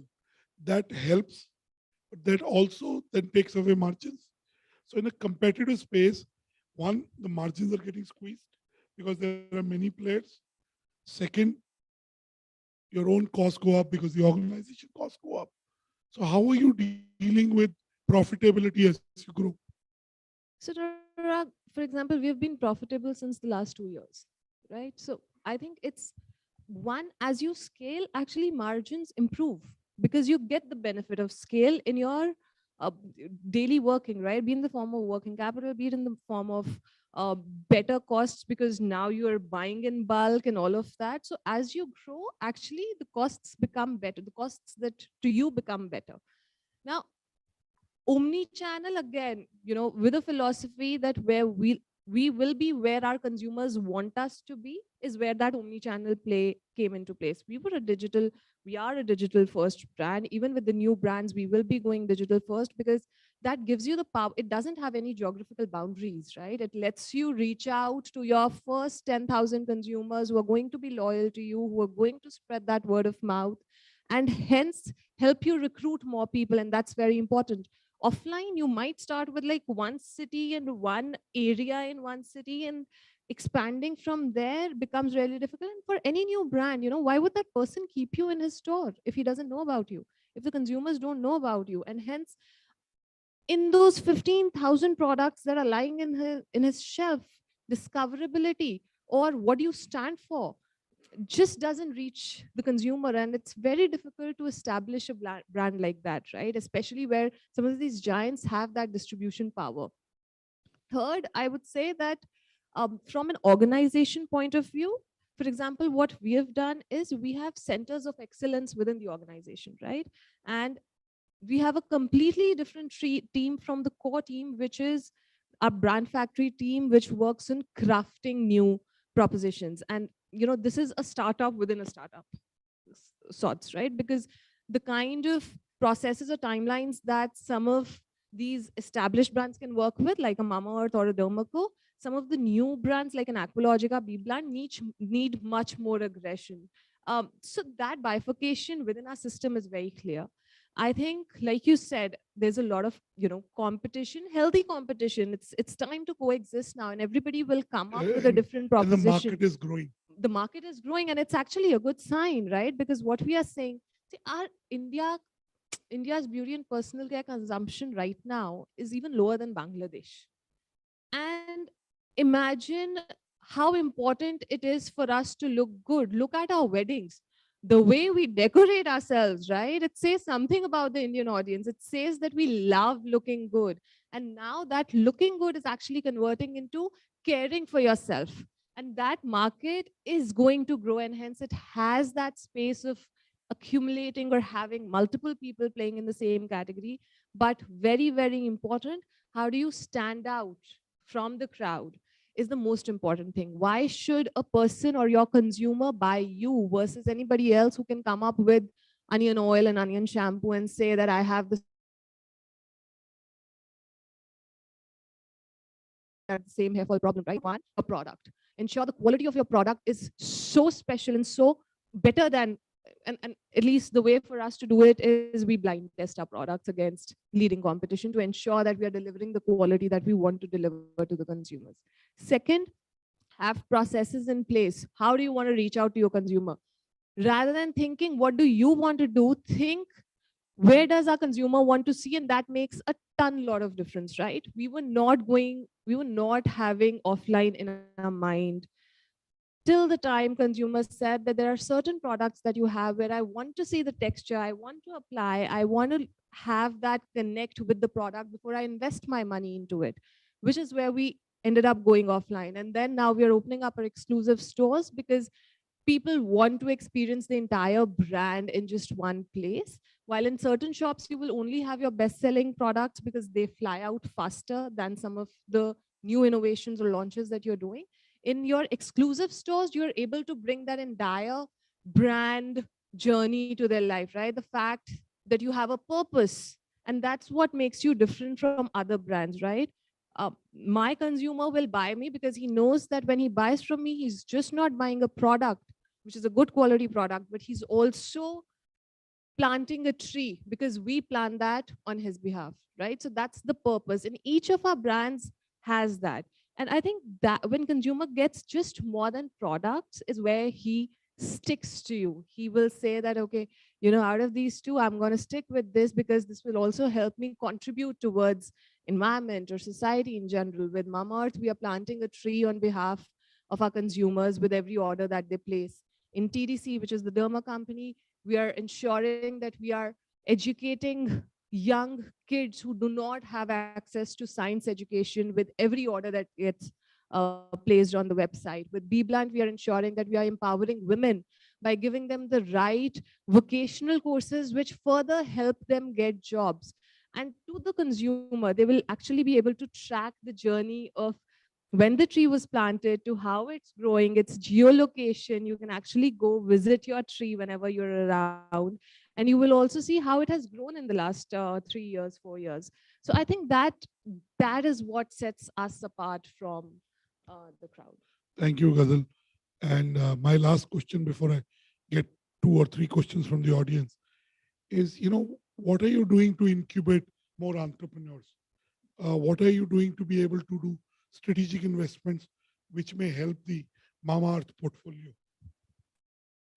So strategic investments, again, we are just 6 years old, right? We are also, in all honesty, it's just been 6 years. I think we are growing, we are learning, we are figuring ways out to become better versions of ourselves. A brand like Be Blunt, which we thought was crafted with a lot of love. It had such strong proposition, but it wasn't growing. We bought it out from Adhana, who's the lead hairdresser, and Godrej. And we said that because of our playbooks, because of what we have done with the Mamaearth and the derma company, we'll be able to scale this brand better. And hence, this is some of the strategic investments that we are doing. Apart from that, I think both Varun and I are very, very active angel investors as well. We ensure that we are, and not just angel investors, also active mentors, I would say, right? Anybody can just drop in a mail if they need any kind of help. We ensure we are available. In about 6 months, once we do this small workshop where we invite all of the founders that either we have invested in or we are interested to invest in, we call them and we just let them ask any questions that they have, mentor them. I think this is just a small step towards being relevant to not just ourselves or what we are building, but also to the community. And as we grow, we will learn and we'll figure more ways out to give back. But currently, this is what. Thank you. Give Ghazal a big round of applause. And this is truly made in India at a scale. Consumer, European and American companies are very good at building consumer brands. Finally, in India, we are building consumer brands at a scale which have a huge impact. I can take 2, 3 questions. Raise your hand and keep the question very short. Noor, I'll come to you. Noor is our group editorial director. If you can get the mic to him. And Noor, next question, Yon. Thank you. Introduce yourself, who you are, what you do. Hi, good afternoon. I'm Ojas. I'm from Resurgent India. I'm a part of private equity investment banking team. So my question is to you, Ghazal. So we see that a lot of corporates are jumping into D2C space. They are coming up with skincare products and personal hygiene. So what is your growth strategy specifically, and what is your take on inorganic acquisitions and going ahead? So how do you plan to compete with these? God, it's a very D2C space because of your success. New brands are getting launched. I thought she explained, but she can give you another answer. This is in continuation with your last question only. So, see, D2C is a very exciting space to be in, especially right now, right? Like I said, that it allows you to reach so many consumers at the same time pan-India, which is not possible through any other route, right? It has no geographical discriminations or, for that matter, any kind of discriminations when it comes to your consumers. A person sitting in South might be interested in a product that you're making in North, and he will get access to it. So there will be a lot of brands coming in. That's absolutely okay.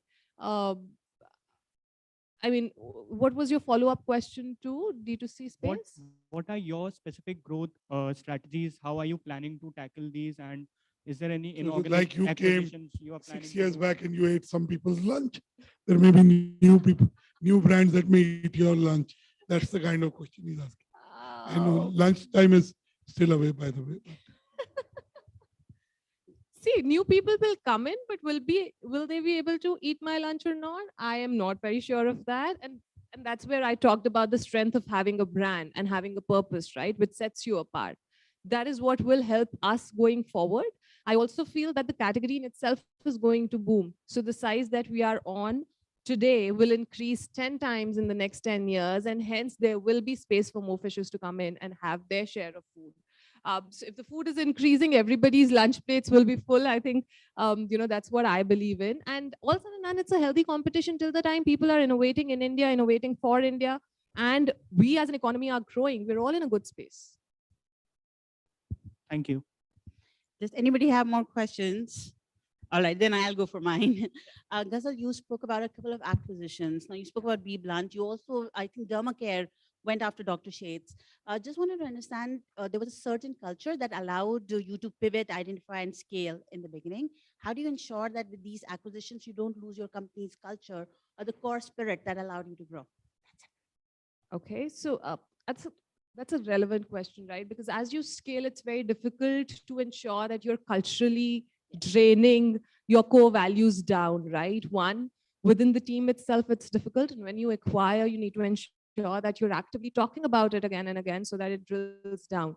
Second, I would say all of these acquisitions have been majority. So we have, for example, Dr. Sheth, 100% of the brand is now owned by us, right? My team is leading it. So we are innovating, we are putting the products out and all of that. So then that question becomes easier to answer, because when it's your own team doing it, you know that culturally and your values will also get drilled down. Third, I would say that even today, if you ask me, do I have a stronger build muscle or an acquire muscle? I would say I have a stronger build muscle. What we were able to achieve in Mamaearth, we were able to achieve the same thing very fast, and possibly, what we achieved in Mamaearth in 36 months, we achieved in Dermaco in 24 months. We achieved the same in Aqualogica in about 18 months. So I have a stronger confidence on my build muscle. When it comes to acquisitions, for example, Dr. Sheth has now grown almost 6 times from when we acquired it, right? So it's going well, but still we have a lot to learn. It has been fairly recent. It's not been a complete year as well. It's just been a few months, and hence, we will also learn as we go. But yeah, if we are acquiring something, we will have a majority stake. We will have our team members actively involved to ensure that it is in the same value system as as our core brands. We'll take 2 more questions. Samesh, Rahul, you have any question? Anybody wants to raise your hands? I'll come to you. The gentleman there, Noor Malik will get the mic to him. We'll come wrapping up. I work with an investment bank based out of Singapore, but I also ran a podcast aside. So I recently had a conversation with Rahul sir from Stellaris. So he told, like, he was, while investing in you and all of, so the brand that you have the capability to build out a brand that really differentiates you guys from others. So I wanted to know, like, how to make a brand relevant after, specified period of time, whether it's millennials, Gen Z. So how do you make that relevant? Purpose. You talked about that. But yes. Well answered, very well answered, but absolutely, right? So if you're catering to millennials or Gen Z, both of them are very different audience. So you will have very different playbooks around catering to both. Second, you need to understand what is it that they value the most, and how is it that in some way you're able to offer that to them, right? So for example, today Gen Z wants to buy into why and not what. They'll be okay, this is what I need, but why should I buy it from this? Because there are 5 more options available out there. Is very important for you as a brand to answer. I think we realized some of these things very early on. We are glad we did, because that really helped us scale. But staying close to your consumers and understanding them is really, really important. I can't emphasize any less on how crucial it is in your growth journey. If you don't understand them, that's where things start going in the other direction. Thank you. Okay. My last, you want to ask one more question? Yes, this gentleman here. Just the whole idea is for you to ask questions. I'm audible? But that's okay. Yeah. My name is Karan Mehta, and I'm Hi, from Karan. Skyways Group. I head digital Keep the mic transformation. closer to you. I head digital transformation and IT for the group. Okay. So my question to you is, when you were finding out all the different products and different segments of the customers, how much did you capitalize on the data of the customers that, okay, I see this is a potential segment and, there might be something we can do in there, but to identify, okay, this is what my customer needs, or this is where I might find my customer. Got it. Using the power of Got data. it. The use of data versus gut feel. So in our organization, 100% of the decisions are data backed. Okay. We have 0 decisions which are based on gut. And to tell you how we started with it, even before starting the brand or launching the brand, Varun and I were standing outside this large kids store in South Delhi trying to understand our consumers. And we said, this is a toy store. We are largely going to have parents walk in. This is the right space for us. And that guy did not allow us inside the store, by the way. We were thrown out, right? So he said, matlab aap nahi aa sakte ho, bahar niklo. Aur hum chota sa aise table bana ke ghoom rahe the. We set it up right outside his shop because that was like a walkway. And we were like keeping our egos aside, stopping each and every parent and just trying to have a conversation with them. One of us used to take care of their kids so that the parent can talk to us, right? And that's where we realized that, we were showing them the products, and this one woman with twins gets out of a Merc, and like, it felt like she's really educated and she'll understand our brand proposition, and she looks at our products and she says, this says sulfate free, aap free kya de rahe ho uske sath? Now imagine if that incident wouldn't have happened. We would have gone around shouting toxin-free products, natural products, and people wouldn't have understood. That's where we realized that, we need to spread awareness around what toxins are and why are we coming into the market. And hence the first 6 months of our journey was actually education-based, where we did not have a shopping cart on our website. It was pure education that people come in, they take in information, they see what ingredients they should use, what is that exhaustive list of ingredients that they should not use, and hence check any of the products out for. And since then, it has all been data driven. And now we have, of course, invested in technology. We have developed tools. We have UCR, which helps us listen to our consumers very closely on our website. Before launching a product, I can actually check that, okay, if I want to launch a rice face wash, should that be in a tube packaging or a pump packaging? Should it be rice and niacinamide, or should it be rice and collagen?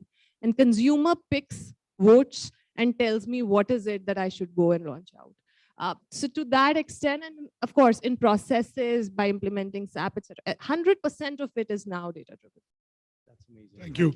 No more questions. My last question. If you had to give 3 quick pieces of advice to wrap up this conversation for a 2023, what should entrepreneurs focus on in 2023? What are the basics? And what are you learning the last 6 years? Sustainable growth, not growth at any cost. Very, very important. And we are all seeing that bubble burst now, right? Be very sure of your unit economics. Be very sure that as you grow, this gets better and not worse off.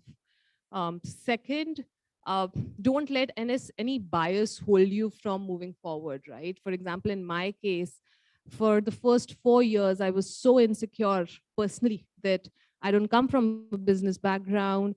Of course, my family was into business, but I had never been the owner of any P&Ls, right? I did not understand the consumer space at all. I did not have any corporate career, so to say.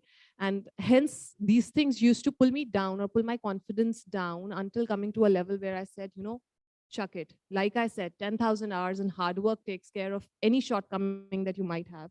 Move forward with that attitude, because you will need it not just every year, but every day of being into entrepreneurship for some reason or the other. Third, accept that you don't know it all, and hence be open to learning. Meet as many people as you can, learn from them, learn from their experiences. Speak less, listen more. That has been my mantra. In most of the gatherings where, people are speaking, you'll see me to be the quietest person because I'm just observing and I'm just learning, and that's what I love to do. It has really helped me. So these are the three things that I would say going forward, 2023 or 2030, it just stays apt. And fourth, be hungry. Like the space is changing so fast, the economy is changing so fast, the world is moving at a pace. It gives us surprises almost every single day. If you don't stay updated, if you're not aware of what's happening around, somewhere that will also affect your business to an extent, right? So just be hungry, be open, be collaborative, and keep building. That's the most important. Give Ghazal a big round of applause. Thank you. Thank you. As Such a warm audience. as I said, that the next, there was a digital revolution which is already on its way.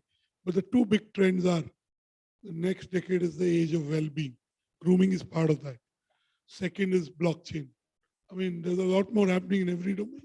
There's no domain in India that will not grow. Everything in India will grow. So really, we're happy that consumer brands and consumer businesses are being built by first generation entrepreneurs to a scale. But the biggest question is how, which is another session, is how to work with your spouse. We'll do that in another BW event. Me and my wife also work together. So we can, I think if you can work with your spouse, you can work with it. I agree. I can tell I you that, agree. because you have to wind your words. You have to be very careful what you say, but also say what you want to say. Both. It's easier. I mean, Yes, you're doing it at home. You just need to manage it at work, right? Yes, but it's not that simple for everyone. So give big Ghazal and Varun a big round of applause. They built a business Thank you. Thank and you they so inspire much. people. So give her a bigger round of applause. Thank you. Thank you so much, Dr. Batra and Ghazal. A picture? What? Yes.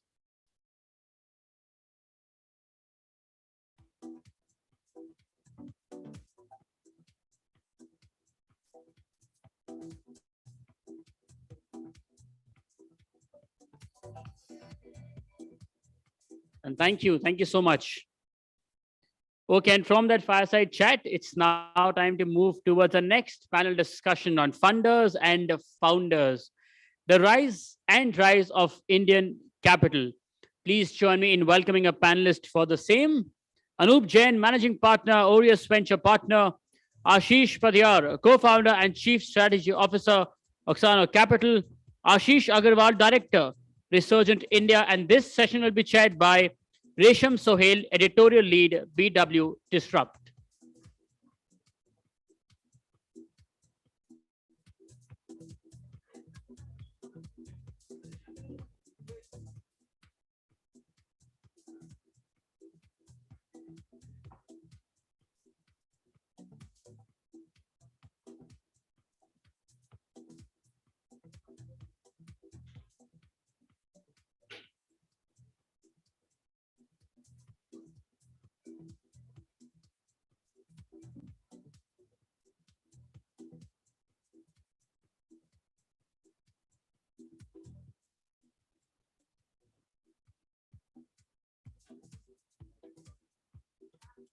Chetan, is he here? Salman, can you help me bring the audience which is outside inside, please? We're starting with the next one. Just let them know. Thank you.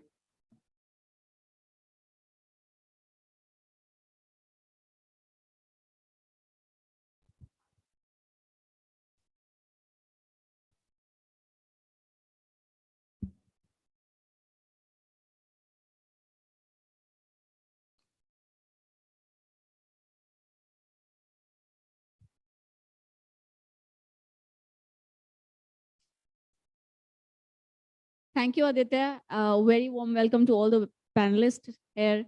I am not a founder and absolutely not a funder, but this is my absolute privilege to be here with you all. Just because as a part of my job, I release and receive a lot of funding news every day, every single day. Of course, except Sundays, thanks to my boss. But the most silliest and obvious question remains unanswered. Where is this money coming from? And today, I have a very right set of experts sitting with me to answer this question. Where is this money coming from? I have 3 data points to share with you all to think about. Startups in India have received $885 million total funding in August 2022, just in August. By the end of 2023, it is expected that the total funding in Indian startups will reach somewhere around $180 billion.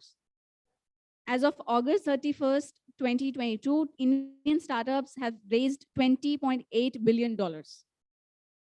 If I somehow try to analyze the drivers behind this huge investment, disruption for sure is the major aspect. But from you all, I would want to decode this. How and what are the determiners, major factors that is impacting this huge investment? If we can start with you, Mr. Jain. Do you want to wait? We can. You might want to check with your team because I think they were all clicking pictures with your celebrity guest. Maybe. Yeah.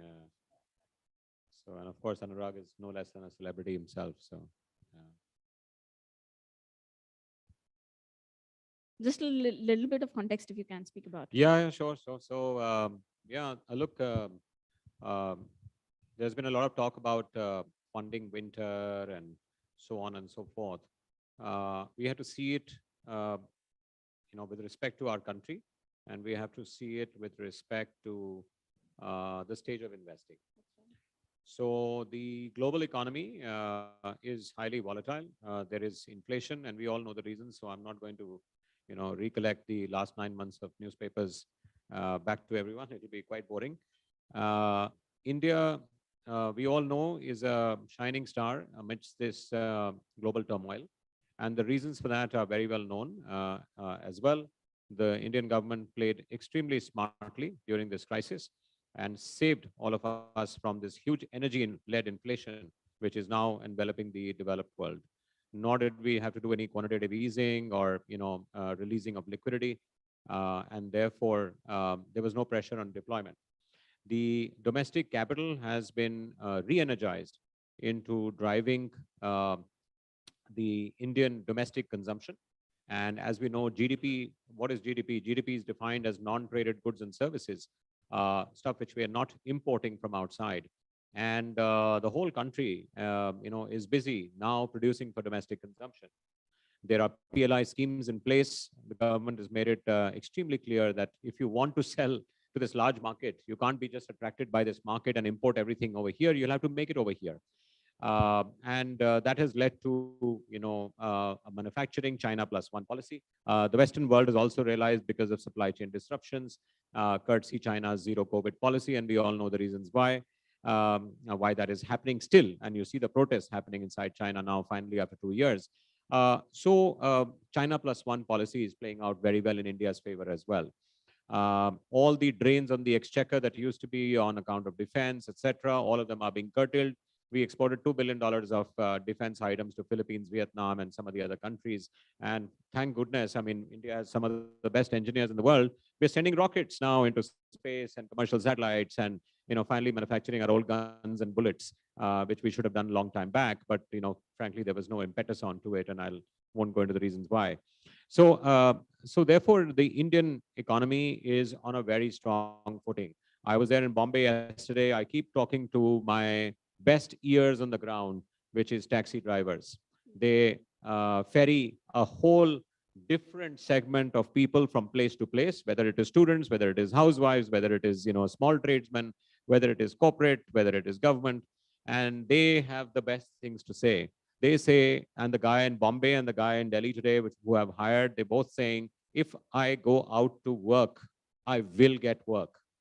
Okay, and that is the biggest difference in India today versus the Western world. Try and travel to the US, try and travel to Europe. They are in the grip of a severe crisis. Today, restaurants are empty, which used to be booked out in London, etc. There is no staff. They have closed out half the space, and there is no demand, local demand. There is no overseas demand coming in as well. It's in a grip of a serious crisis, and they have to find their way out of it. But that's not the case with India. I don't know whether you guys know, but which is the largest domestic investor in Indian startups? Can anybody hazard a guess? Which is the largest domestic investor? I'll repeat the question in Indian startups. The one entity. Sorry, what did you say? Mr. Tata? No, not at all. Any guesses? Sorry, I'm going to take over. That's okay. No problem. You want to give a context for the audience that I Largest startup investor. So I think there'll be many. If you see individually, there are people who are the startup founders and all. They have sold out the businesses, or they have got the higher valuations, and then they are investing in the startup ecosystem. So like the Rajan Anandan is one of the person who invested a lot of money in the startup space in terms of number of startups and all. Basically, we go for the institutional investment. So there are, I think, many family offices are there, corporates are there, those have invested. So like Hero Group, and if you see from the North India point of view, Hero has invested in many startups. So you see, there are, I think, different kind of investors are there. Those are investing in their capacity. So the entire ecosystem has been built up now, and you see that from the individuals like HNIs or the startup founders, then the family offices, and then the institution like SIDBI and the other government funds are there. Those are investing. The insurance and banking industry also is investing in the funds basically, and they are further investing in the startup ecosystem. So as of today, if you see the overall capital in the domestic market from the startup point of view, huge capital is available, and everybody, the investor, I'll say that we all are investing in a different form. Either we are investing in the directly in the startup, or we are investing through the fund. But ultimately, the money is going to the startup ecosystem actually. So overall, as of today, if you see the more than 1,000 AIFs are there in the country, and which has happened in last 7-8 years only actually, and they have raised a lot of money, and they're investing the AIFs like his AIF and his AIF actually. They are at the stage where they have reached third or fourth fund actually. So many funds have already reached to the stage where they are at the fourth or fifth fund kind of stage, and they're getting money and they're investing money, and they are making money also. Practically, from the domestic capital point of view, there are some, I think, areas which need to be taken up, where the government should look at it. Still, the money which is sovereign money has not come in a big way. So the money which is of the PF funds, or the money from the large insurance companies is still not there in the system. And if you see on the other part of the world, a lot of money is flowing from these areas also, and which is helping to bring a lot of capital for the investment or domestic capital, I will say. So from my point of view, a lot of capital is available, lot of money is available for the startup ecosystem, and for investors are, I think, the entire ecosystem is there, which is helping the investments or investing in the startup ecosystem. Yeah.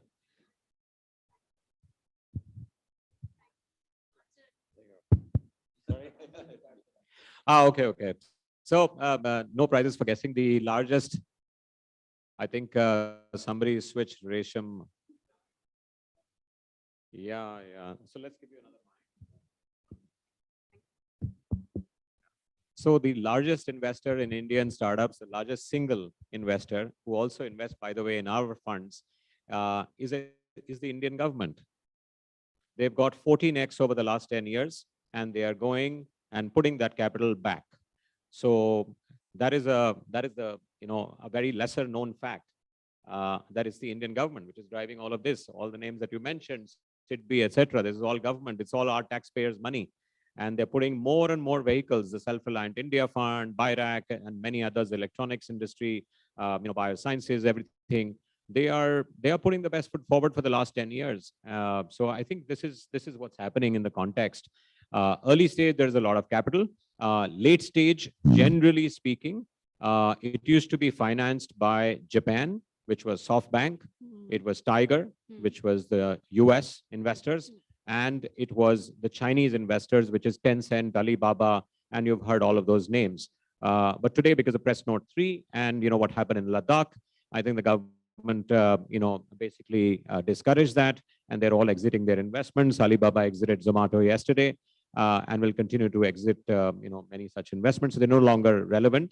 And Indian late-stage capital is yet to come about. I'm sure Ashish and Ashish will speak more about We it. would surely discuss this in detail. I'll come back to you.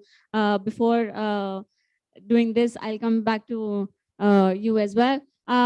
What can be some of the major determiners, if we can say, in last 2 to 3 years, where we can see multimillionaire people or HNIs or second-time entrepreneurs are coming into investing into startups? Apart from traditional asset class, they are now stepping into startup ecosystem in homegrown startups. What is the driving force behind this? I think the driving force behind this is very simple. They have seen you will find that there are a lot of first-time entrepreneurs. They have either sold off their companies or they have sold off their stakes at decent levels, and they are sitting on good amount of cash. They understand this asset class very clearly, and they think that money can be made here. And they understand the ecosystem also very well. So that is where that money is coming a lot. You will find that there are a lot of listed companies are there who are putting their, the InfoEdge is Naukri.com is the biggest example. They have a separate capital allowing for putting money into the startup ecosystem. They are the investors in Zomato, they are investors in a lot of other big names which are there in the ecosystem. So the new age entrepreneurs, the family offices, which they think that, earlier they were only confined toward their own businesses. They are understanding the ecosystem. They're understanding that the whole this digital world is changing, and they are the people who are sitting with huge money. Earlier they used to look out for ventures outside India, but they are seeing the opportunities here. So family offices money, the new age entrepreneurs who wanted to who are sitting on the cash wanted to come up. So that is the money which is coming up in Indian ecosystem like anything. So that's Very well explained. Mr. Jain, I want to come to you. You mentioned about early stage, and there's no such challenge of cash or let's say investment. But there is some or the other challenge at the growth stage funding. It can be higher risk for higher returns, but what are the specifics there? Why are the investors conservative in nature when it comes to growth stage or later stage funding? We have many unicorns, but what is happening in that space? We saw in Q2 54 M&As, mergers and acquisition. Blinkit and Swiggy are the big ones. What's happening in growth stage area? Why is that conservative environment is still there? Right. So in growth stage, the check sizes are higher, right? It's 25 to 100 million and at the very minimal. So which means that the risk has to be considerably lowered, right? Because anybody putting that amount of money needs to have a lower risk and deserves lower risk. Is no longer an angel investor check of 50 lakhs or 20 lakhs or something anymore. So there is, after all, a limited market in any segment, right? So therefore, there is bound to be consolidation, right? So if there were 5 startups which started 5 years ago, 2 of them will become market leaders. There is no doubt. And if the market is large enough, there will be a third that probably will have 10% market share. And many, books will tell you that, the largest, dominant market share will be about 40%. And that's happened industry after industry. You take any industry. And the next will be about 25%, and the next, 10%. And then there'll be a very large number of small players. Now, venture capital only believes in high growth businesses and believes in market leaders, because that's the theory on which it works. Because 9 out of 10 companies fail. Everybody knows about that at the early stage. It's a folio approach, and therefore you have to get those 2 winners. So those 2 winners have to be outliers. Now, to get those outliers, therefore the consolidation has to happen in the number 3, number 4, and number 5. And this has happened in all the industries. I mean, taxi for sure folded into an Ola. Snapdeal and various others, Myntra, etc., folded into the largest players, whether it was Flipkart, Amazon, etc., Jabong, etc., all of them folded up. So this happens in every industry. So growth capital will follow only those two market leaders. And therefore, at this stage, the patience to go and invest in a third or a fourth one, simply because the source was foreign capital, has dried up. That's what it is. This gives me a very clear sense that there is just a need of settlement and a right strategy or right approach in order to invest money, and for startups to understand that fundamentals, principles, and let's say unit economics has to be in place. Also, profitability is becoming a key important factor these days, just because everybody was running after valuations. We have seen the case of Zomato, let's say, or Byju's, EdTech, particularly as a sector. Mr. Ashish, so interestingly, we have two Ashish on the panel, Ashish Agrawal and Ashish Paryar. So, Mr. Agrawal, you, as a part of your job, you get to meet a lot of investors and make them meet startup founders. In your opinion, what are some of the areas that investors are betting high on? They want specific things in the startups they are ready to invest in. What are some of those areas one needs to focus on? Yeah. So we are working as a bridge between the startups and the investors, basically. And we are meeting with the many investors, many startups regularly. And you see, from the investors' point of view, the investors are having different category of investors actually. So we go on the early stage investors. Practically, they are more, I think, interested to invest in those companies where the founders have the right, basically, kind of understanding about the business which he is doing actually. So the founder, they are betting on the founder actually. That's the first key criteria. Anybody, many times we have seen that they are seeing that it's not be single founder, there should be co-founder also. Tech guys should be there in that team. These kind of key ingredients are there, which are seeing at the first stage by any initial stage startup investor who is funding to the startup.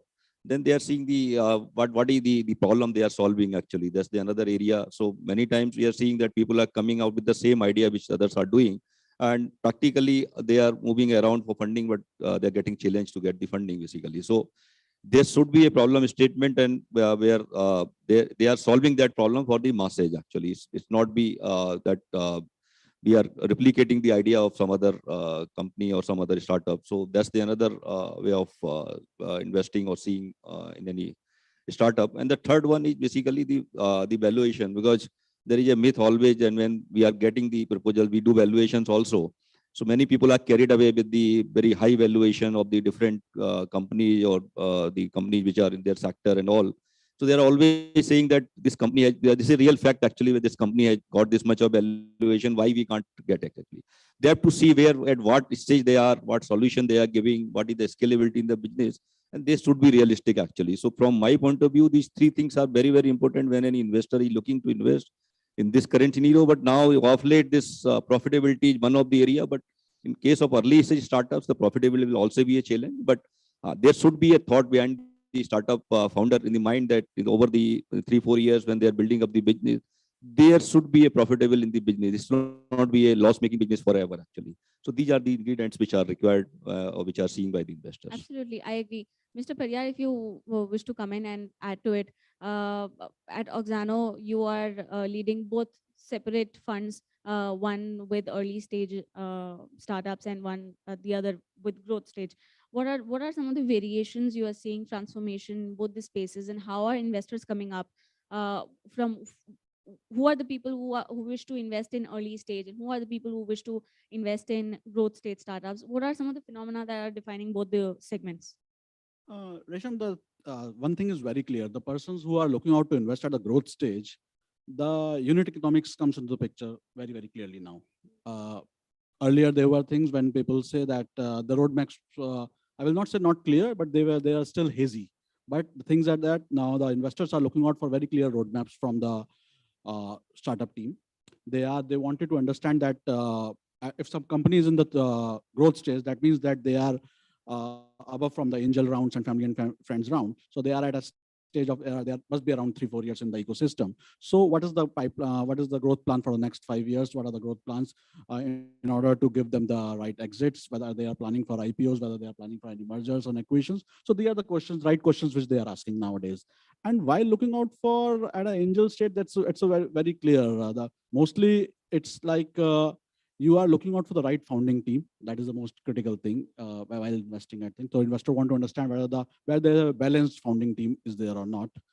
Then the second thing which they are very clearly looking out is that whether there is an innovation in the DNA. At an angel stage or early stage, you need to pivot your models a lot. You might be wanted to start something, but considering the market conditions, considering a lot of other things, you need to pivot a lot. So whether that innovation is in the DNA of the team or not is there. And the third thing is that how they are going to adapt to the market size, whether they are going to be category creators, whether they are going to be market leaders and all, how they are going to adapt towards that. So market size, again, that is they are looking out. So it's going to clearly differentiating between the early stage and growth investors. And they are very clear in the mind. Investors nowadays are very, very clear in the mind, because they have seen what happened with the recently listed companies. They have seen they are not looking out for a valuation right now. They understand that unit economics and profitability is going to the keyword, and they are very clearly looking out for that only. So now is the time when investors are putting forward the difficult, hardest questions in front of entrepreneurs, and they just don't want to be very to get into a fancy, but they want to get into the fundamentals and principles that must be in the right place. Mr. Jain, if you can light us on how angel investment as a segment evolving, just because we are seeing many investors coming out from tier 2, tier 3 cities as well. This one aspect. Also, how going forward in 2023, which are some of the sectors when it comes to Indian startup ecosystem holds more potential? We know that there is no such sector which won't grow, but which the sectors which have more potential to grow and shine. Well, two questions. I'll try my best to answer them. Although I think Ashish is maybe closer to some of the angel ecosystem. We, of course, get deal flow from angels. 10 years ago, this was the preserve of a few people who were, let's say, connected to the Silicon Valley. They saw this trend coming and they started to invest. And they were the earliest investors, whether it was Ola, whether it was, Flipkart, and whether it was, many of the companies that we now know as household names today. Then, this was the early adopters, so to speak. In every category, you have these early adopters, right?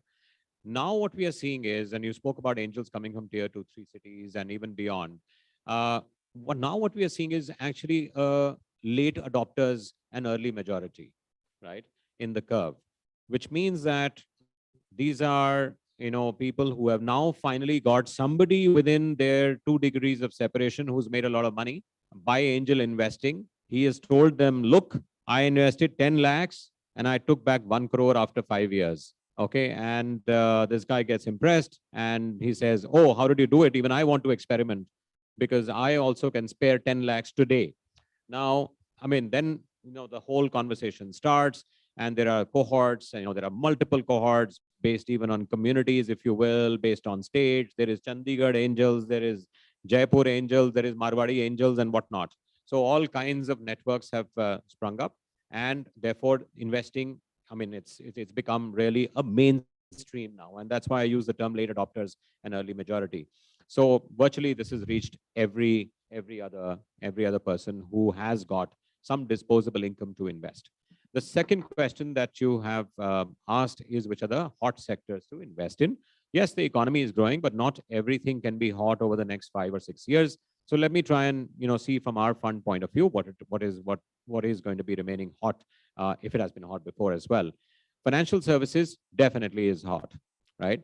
India today is far more formalized than what it was earlier. Courtesy what? Courtesy UPI, right? The smallest of merchants on the street does not want to handle change, right? He says, here is a QR code, please transfer 29 rupees to me, because I don't have 1 rupee to get back. What does that mean?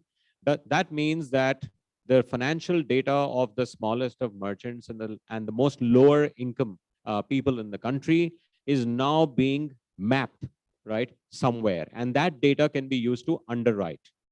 Underwriting meaning giving formal loans. Because earlier, where were they going? They were forming so-called committees. They were doing chit funds. They were, going to a sahukar. They were going to a money lender and taking money at 24%, 30%, 36%, whereas they don't need to. Their earlier desire to save on taxes and not generate financial statements and tell their CAs, I want to pay so much taxes. Now you construct the balance sheet. Sorry, please don't record this. But, I mean, that was the mindset. Today, that's not the mindset. I was just joking, but today that is not the mindset. The mindset is to grow, and the mindset is to get access to formal credit. Fintechs are exactly doing that. Banks have always been eager, but they didn't have the data. If you don't part with the data, they will go back again to the same people who is large businesses and medium businesses. Now you will need capital to grow into something which is bigger. So today, access to credit is becoming more and more democratized. So lending in finance is going to be extremely big to every segment of the economy. That continues to be hot. Second, climate and sustainability. Everything is being seen from that lens, right? I'm seeing, well, not this hotel maybe, but every other hotel, I'm sure you have noticed, is now substituting single-use plastic bottles for water with glass bottles. In the restaurants, you find glass bottles. Why is it that? So obviously, it is there in our mind not to fill up our oceans and all of that with this. Electric mobility has taken off in the country. 99,000 vehicles got, it's going at 65% CAGR. It's a matter of time because before we become leaders in this space as well. It's the cheapest form of mobility, both commercial as well as public shared mobility. And the other sectors like health, we have only seen 2 or 3 unicorns. We have to see far more unicorns. So that is going to come through as well. Education is not over. We have taken a contrarian view. We have not gone into K-12. We've seen a lot of K-12. I won't speak about that, what happened there and valuations and all of that. We have taken a view that India needs upskilling. I also need upskilling. Everybody in this room needs upskilling because our education systems are 30 years behind the needs of the industry. We have a lot of graduates, but they are lagging behind on employability. So therefore, we need to get them upskilled so that they can find meaningful employment and can progress their careers for the new industries and demands that are coming up. So I think these are some of the sectors that we are focusing on. So for sure, finance, lending, climate, sustainability, electric mobility, for sure. Thank you, Mr. Jain. Mr. Agrawal, if I can come to you to discuss how and what is expected out of the government here. For sure, government has been a strong catalyst in this startup growth of our country. But what more do you expect? Great. I think so. As he told also, Anup has told that the government did very well actually in terms of the entire ecosystem from the startup point of view, from the investment point of view, and in last 7-8 years, there has been a lot has been done actually. That's the I think that's the output that we have more than 100 unicorns. Capital in the system, as I told in my first delivery, government has to, I think, see that how the more money can come in the system. Government is doing, but actually, if you see the SIDBI fund, which has been started for 6, they have not consumed the entire money still actually, and commitments, still the commitments are not completed. The overall money which they have committed to the fund, and we see the disbursement are still, I think 30-40% of whatever has been committed actually. So that's the one part. SRI fund again, which has been started very recently last year only, they have committed almost out of 10,000, 4,000 crore, but there's a disbursement in 100 crores only basically. So we have to see that whenever the government is coming out, any scheme or any fund for the startup investments and all, there should be the deployment should be there actually. There should be timeline for deployment. Then the money will go in the right time at the right place also. On the other side, we see the individuals. Actually, as of today, as per the guidelines, minimum investment by any investor in the startup or in the IF fund can be 1 crore actually. So you know that everybody in the country, more than 140 crore people we are having actually, and you see everybody is connected with the startup ecosystem. Everybody want to invest some money, like mutual fund, SIP and all. You can invest 5,000 rupees. Why can't you invest in AIF with 10 lakh rupees, 25 lakh rupees? Why the 1 crore rupees limit is there? Although we can understand that in starting, because this was a new asset class, the risk is high and all. Initially, the 1 crore limit was okay, but now it should be reduced to maybe in the phase age 50 lakh and not 25 lakh. So people who are at the other level, they can also invest, because we want to invest. People want to invest, but they don't have the channel to invest. This angel funds and all, somehow some of the angel funds are not regulated and all, basically. So people are not having confidence. You can invest 5 lakh rupees in angel fund. So this is the another area which will bring a lot of money, domestic money in the system, because you see that we are a saving economy actually. So people want to invest, we want to see the growth of that money also. So these two key areas are there, and then as I told, that the sovereign money, this PF fund and the insurance fund, the guidelines should be made more liberal actually, because there are some guidelines where they have to keep this much of percentage only of the total investment money in the startup ecosystem or AIF ecosystem. So banking, you see that banks are having a lot of money, a lot of liquidity there in the system actually. But somehow they have the cap of this capital market investment, the AIF, there are capital adequacy, they have to keep very high capital adequacy and so on. So they are not investing out of maybe 30, 40 banks in the country. There are 4 or 5 banks, those are still active, but rest are not investing in the startup funds or AIF. So the areas, if we can, the government can look at it and then can, I think, leverage, do the, I think, some kind of relaxation, it will help. And one more area is there, taxation actually. You see, in unlisted space actually, whenever anybody investing in the unlisted shares and they are getting the capital gain, the capital gain is on the higher side actually, in terms of percentage also, and the tenure also is basically. So you have to pay 20% capital gain on the unlisted shares when you are selling versus the listed shares actually. So this parity should not, this kind of, I think, differentiation should not be there. And then you have to wait for 24 months for this 20% also basically. So if these small things can be done by the government in this budget, we have also suggested to the government for taking up these steps. Let's hope on this new budget what will be the government relaxations which will come and will help you to the entire domestic capital and the startup ecosystem also. Very well put. These can be some of the areas where government can come forward and help the whole ecosystem to unify, to collaborate, to come together, to put one single mission, that is to encourage domestic capital, Indian capital. Coming to you, Mr. Padiyar, this year has been very difficult in terms of in fundraising. Do you see a change in strategy and approaches of investors when it comes to funds deployment? Is there a change, or a change can improve the further scenario for entrepreneurs and startups?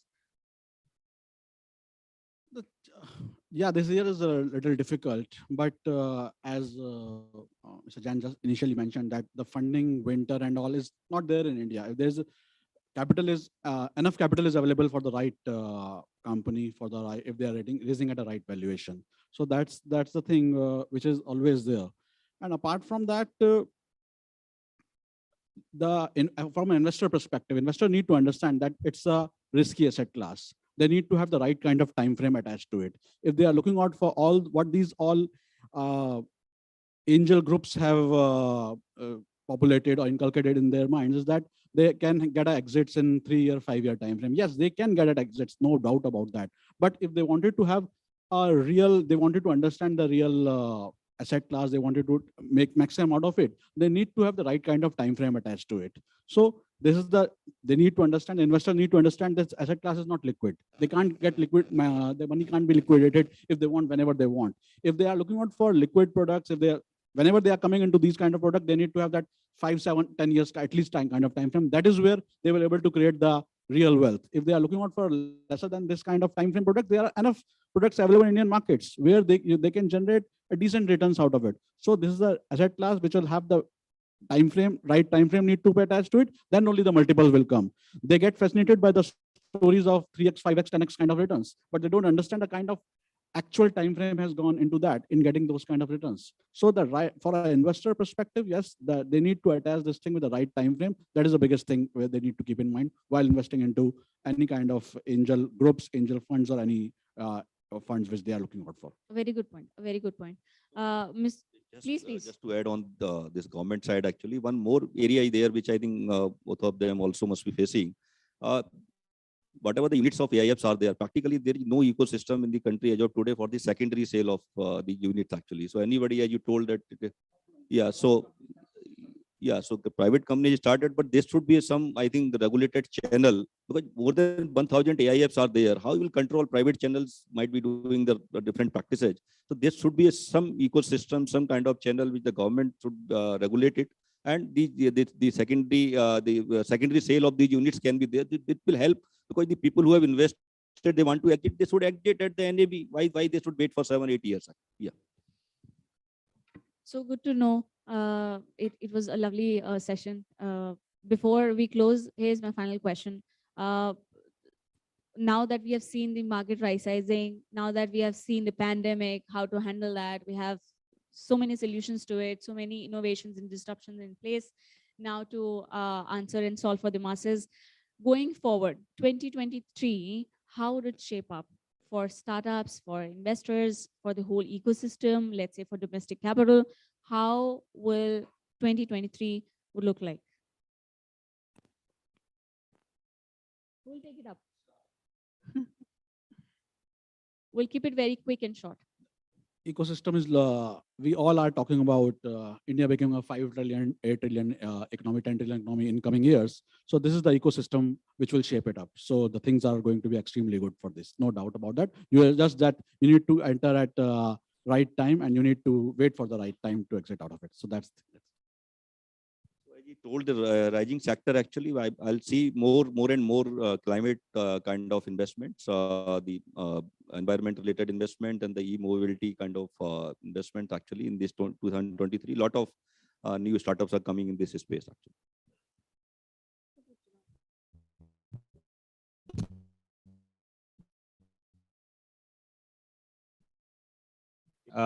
There's no dearth of entrepreneurs. I don't think, the last 70 years since independence, we've been a nation of job seekers. For the first time, I think I'm seeing a nation of job creators. In our living rooms, and should not be about how to crack job interviews. It should be about how to create value and how to create businesses and how to support them to do that. And that conversation is changing, which is why we see so many entrepreneurs coming across. So I think it is all positive. These two factors, I mean, the world is our oyster. 2023 will be very good.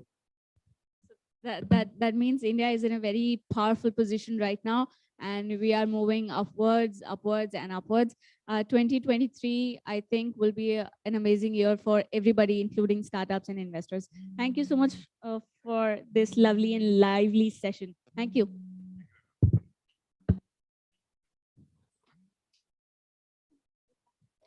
Thank you so much to all the panelists and Resham as well. Thank you for moderating that. A picture, please. And as I said, that it's time to keep moving upwards and upwards. And of course, moving upwards requires energy. Energy comes from food. That means it's time for lunch. And we shall see you back at 1:50. We'll start troubling at 1:50, 1:55. We'll begin with the next session. Thank you.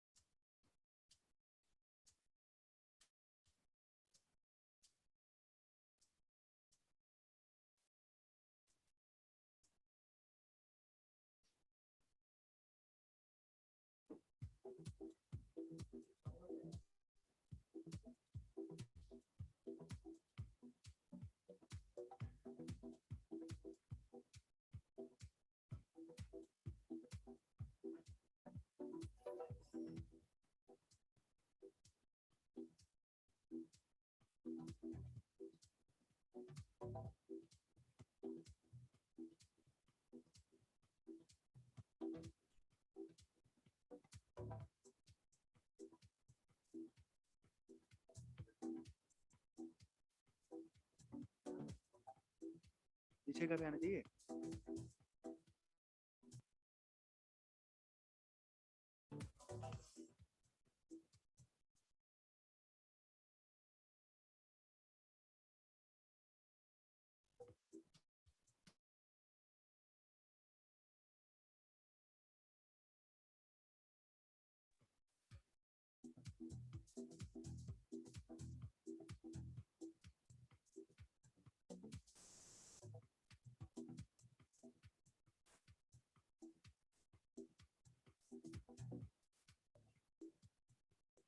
Check one. Hey. Hey. One. Hey.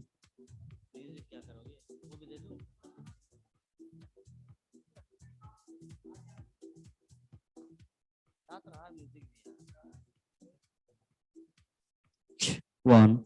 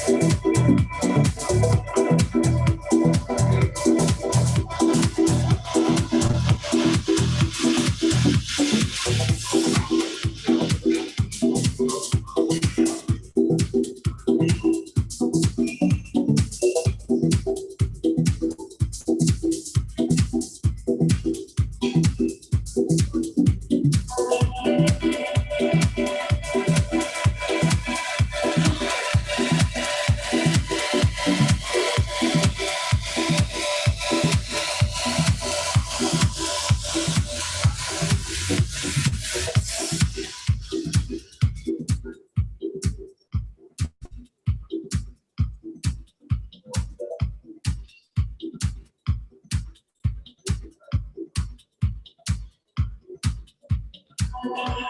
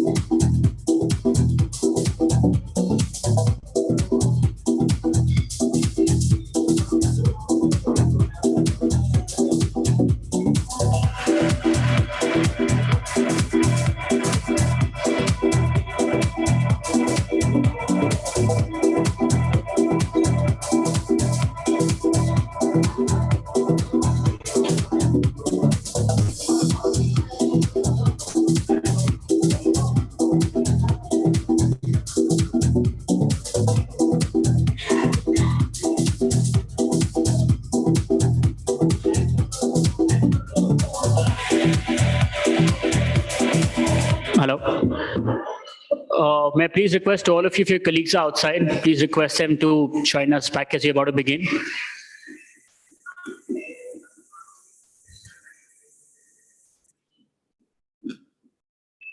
We shall start in the next 5 minutes. Thank you. Please, ma'am.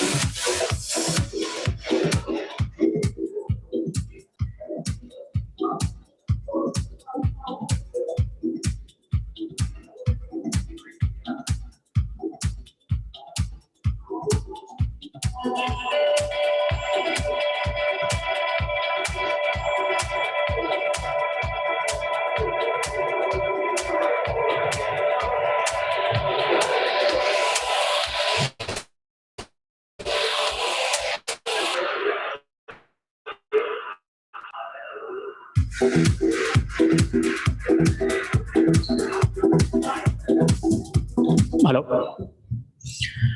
Okay, welcome back, everybody. Everybody had lunch? Yes, no? Yes? Oh, lovely. Wow. Thank you for that. Moving on, it's a standalone session. Now, this is on what can unicorns do to avoid mistakes. And please join me in welcoming on stage for the same Mohit Saraf, founder and managing partner, Saraf and Partners. He's a full-service, his firm is a full-service law firm with a total strength of over 180 partners and counsels. Mr. Saraf has a rich experience of over 26 years in mergers and acquisitions, private equity and venture capital, with special focus on IPO and structured finance. He's a member of the FICCI Executive Committee and also the Steering Committee. He's also the co-chair of the Private Equity and Venture Capital Committees of FICCI. Mr. Saraf is a mentor to a number of founders. He's also the recipient of various national and international awards and recognitions, and was also awarded the prestigious Shaurya Chakra, a National Peacetime Gallantry Award by the Indian President, Mr. R. Venkatraman. Everybody, please welcome on stage Mr. Mohit Saraf. How are you, sir? Left and right.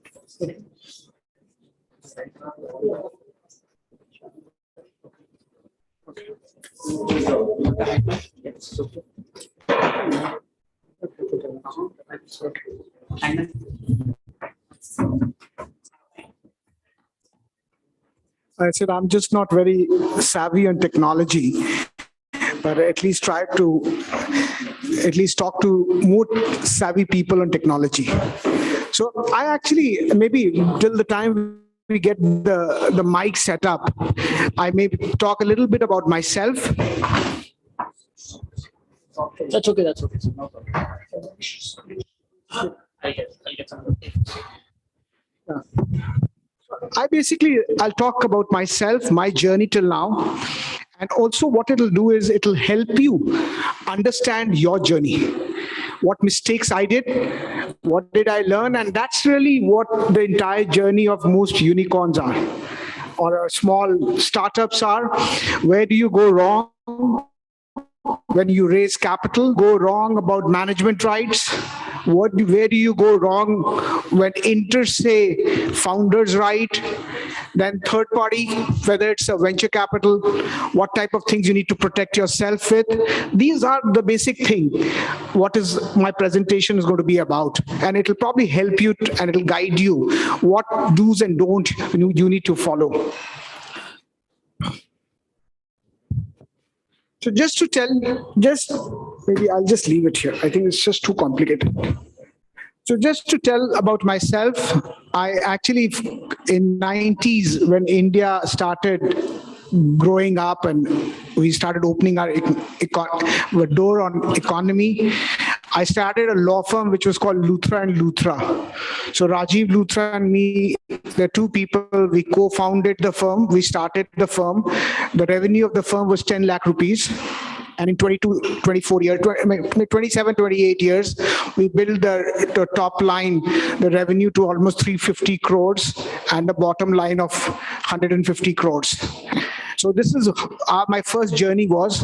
And then sometime as the fight between founders happened, or private equity and founder happened, there was a fight between me and my co-founder, and we destroyed the firm. So that's another part of the story, that how you destroy the firm.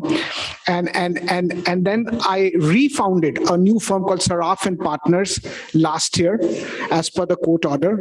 And today we are 180 lawyers. It's one of the largest and the fastest growing global law firm.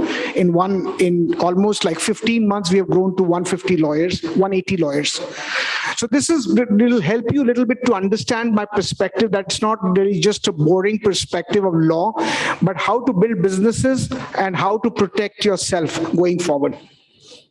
So this is really an outline about my presentation. I would say today we all know that we have a great system. We are probably third largest on the unicorn side, but just look at today. Forget about looking at UK, Germany, and Israel and feel excited that we are third largest. Think about today, looking India, China, and US. In India, we have 500 internet users, which are moving to 800 million internet users. So 500 million internet users today are moving toward 800 million internet users in next 5 years. If that is case, and then if you look at the ecosystem, we are too small. Compare us with China, we are too small. It only tells us that in India, building a big company or big business, we have a big challenge. We should not rejoice here. I always tell bureaucrats that you should not look at this as an opportunity. You should look at this as an opportunity, not feel excited that we are third. We are actually third when the people in those countries are very small and everybody has got internet. And here the ability to grow is phenomenal. This is important, that if you see today, 500, let me just see if I can, if you see, today, if you see, there are 550% of the unicorn take less than 5 years, or maybe around 5 years to build from almost $200 million or $100 million to a unicorn. And that shows that really the technology is very important. And therefore, if you can't scale up quickly, it's a big problem. Same thing is with law firm, same thing is with every other business. So today, when the world is changing too fast, upgradation and movement has to be faster. Otherwise, you get out of sense and you get out of business because your business does not make that much of sense going forward. This is important, that if you look at businesses, and that's the reason when people say you burn cash or you make profit. If you see globally, a lot of businesses close because they don't eventually make cash. And therefore, understanding business models, understanding eventually where the cash will come from is very, very important. And I think this is important for us to understand the reasons for failure. I think we all understand a lot of companies run out of cash, but I think that's a smaller part of our problem. I think the bigger problem is, can you have a visibility on the cash? I think that's an important thing, because you need cash for CapEx, you need cash for OpEx. And you have to understand at every level, you have to understand is, you may be burning cash today, but do you have a clear visibility? And that's an important thing, that if you know people will pay for your services or your product, and it's a matter of time, that you are making money on the operation, but you have overhead costs because of which you are not making. If all those things are there, then it's not a problem. But eventually, if you believe that the world will change for you and things will happen, I think that's the reason why so many companies I've mentioned, they close even after 10 years, 5 years. Because eventually you need a visibility and you need absolutely clarity about cash flows. So again, market, I think when every business, you have to make sure that you can you hear me properly? Okay. So I think in every business, whatever you do, you need to know that, like when I started a law firm, I was clear that Indian economy is going to grow from $2.8 trillion to $10 trillion in the next 12 years. And therefore, the legal business will go from present to 5x in that period. And therefore, it made sense to quickly expand. So therefore, it was very clarity on my thought that you need people, because when economy doubles, business complexity goes 5 times. So therefore, you will need that many lawyers and that many bankers. And therefore, it's easy. Same thing, what is important is you need to understand your product, have a marketability, that eventually people will pay. And that's an important part, because if your model is not based on payment, it's based on people pay or advertisement, something you understand, you have to understand, is it an intelligent model or not model? And a lot of businesses, if you see 35% of businesses after 5-7 years, they close down because the model doesn't work. And that's an important part. And I think you must remember that that's the reason why unicorns are born very quickly. Either you take it over or somebody else will take it over, because there will be people with deep pockets. And that's an important part, like Amazons and other companies will take it over. And that's an important thing, that if you cannot have a technology which nobody can do it, or you do not have a network which nobody can match it, if you have too much of time on your side, somebody will outcompete you. That's an important part. Flawed business model we've talked about, and obviously legal and regulatory challenges are a big thing, because a lot of fintech models are based on regulations. And I will talk about it. Actually gives you an opportunity. It also gives you a challenge. And we'll talk about how to navigate that. Leadership gap is again a big problem, because I think a lot of founders believe that they understand leadership, but they don't understand that at every level you need leaders.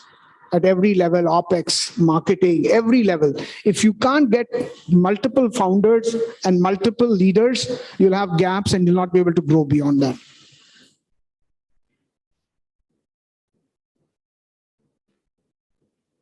This is important. Like we saw Dropbox, which was one of the big unicorn, but then the same services was being provided by Amazon and others, Apple, and they lost the market share. And that's an important thing, because I think in my view, the unicorn, I work with a lot of founders and I see that unless you keep reinventing yourself, you'll get out of business very quickly. And that's an important part. And same thing is, I would say, same thing is for lawyers and bankers. If you don't reinvent yourself, world is changing too fast. Technology is changing too fast. Technology is changing too faster than all of us. And therefore, if you can't keep pace with it, then you have a problem. This is an important part, because I think since I should give you a little bit perspective on regulations, deregulations, because a lot of businesses which you guys do have advantage and have disadvantage. When I say advantage, a lot of you will think that, what am I talking about? Really, if you see today, a lot of businesses in India have been based on regulatory arbitrage. And I'll explain you what this regulatory arbitrage is, and also help you to understand how should you think about it. Because a lot of time, if you look at in India, businesses scale up before there is regulation. If you remember Uber, you had problems in taxis flying from one one city to the different city, one state to the different city, and then you had Uber and Ola, and then moved on. And so therefore, a lot of businesses come in India before there are regulations. Like a lot of things with blockchain came into India before there were anything in India. And then you have a problem on the tax side on the crypto exchange. Then you had a problem on the illegality part. A lot of things will happen. If you see it's the same thing in the gaming law. That today government is thinking about imposing GST on gaming, and their entire business can go for a 6. So I would say it's a very important thing is to understand and navigate the regulations. So I would say when you think about a business, think about it, that is there a law which regulates it? Most cases you will find that there are no laws specific to you. Now, in that situation, you have to understand is that if there is a bigger player than you, who will be regulated by? Will it be regulated by RBI? Like all the fintech companies, borrowing companies which lend money, intermediaries, they're all regulated in a way by Reserve Bank of India. That's one part. If you are like a trading platform, you'll be regulated by SEBI. So these are important issues to understand. Is there a regulator? If you are a power trader, then you understand that's regulated by some electricity regulator. And that's an important part to understand, that is there a regulator? If there is no regulator, you have an advantage or you have a disadvantage. And that's an important part that you need to think about. And particularly if you look at fintech industry, there is clearly an RBI, which is a central bank, which is a regulator of lenders. And you know, in India, because of the socialistic backdrop, I think we don't worry about if people don't get money. We worry about they should not pay higher interest rate. That's the problem. So unregulated market, people can pay 37, 38%. But in regulated market, people should not pay more money, because then it's a slap on the RBI. So I would say, this is a history of regulation you have to see. You've had small banks which had its own problem. And therefore, you need to know that RBI is particularly interested in this regulation. And therefore, unless it makes a bigger sense, remember, every time you borrow, before you borrow, you desperately need money. But once you've borrowed, you don't want to pay back. It's a normal problem with all the corporates in India, most borrowers in India. And therefore, for you to believe an RBI will come and support you is a challenge. And you should not think like that, because this is a regulator who only talks about small guys who don't want to pay money. You've seen how the things have happened in Bandhan Bank in Assam and West Bengal during the election time. So this is an important part for you to understand, that is there a regulator? Now, if you look at Uber and Ola, what does Uber, Ola, Zomato, they really did? Because of the gig economy, they gave jobs to a lot of people who could add on to their employment, add on to the revenue, and add on to the income. And they were like people who were available and not available. And therefore, forget about delivery system, but it started making too much of sense for a government which was not able to create jobs. It made a lot of sense, because I think I'm part of the FICCI Private Equity and Venture Capital Committee, and government was really interested. Now, if government is really interested, because this is unorganized sector, like all of you guys are considered unorganized sector in India anyway. That's unfortunate. But this unorganized sector is creating a lot of job. So if that is the case, they don't want to disturb you, because politically it makes sense that if you're creating job, they are not creating job. And therefore, if that's the reason, if you see Ola got legalized, Zomato got legalized, because it was creating job, it was helping people to add income, and where government is trying to increase the per capita income. So it made a large sense. If you look at the large scheme, you'll understand that though the regulations are not there, but if you pick up an industry and start thinking about the impact that industry or that business will do on people, large scale people, and if you can feel that there'll be a lot of people who will live off the benefits, I think the regulations eventually will come and support you. That's an important part for you to know. And that's what we have seen always. That if there are so many people getting job, they're getting part-time jobs, they're using their existing cards. Same thing has happened with like all the convert homes to rentals, because it's making sense for people when you had a problem of demand supply, because last 7-8 years there were no real estate projects which were coming, there were no hotel industries that were coming. So therefore, in a way, tacitly you've approved it, because government, prime minister wanted the entire focus to be on travel and tourism. And therefore, they found that this is a new people who are bringing rooms to the market, and the tourism and travel will improve. And profitability of these people are improving. So therefore, it made a lot of sense. And therefore, in a way, it become legal. No, it's not legal, but it's largely legal. And if you compare that with fintech, because whatever said and done, we in this country refer, and I think a lot of you guys are young guys, so you would probably not relate to that, but at least my age, I'll relate. Whenever lenders came in, Indians always thought about Mahajans, Kabliwalas. Those were the lenders. So that thought has not gone away. So whenever RBI is looking at fintech, they don't understand that if this guy doesn't get money at 12, 18, 15%, he then eventually gets money at 38%, 35%. They don't understand that. They understand that this is a way too expensive, because if you're putting pressure on people to recover, that's not right.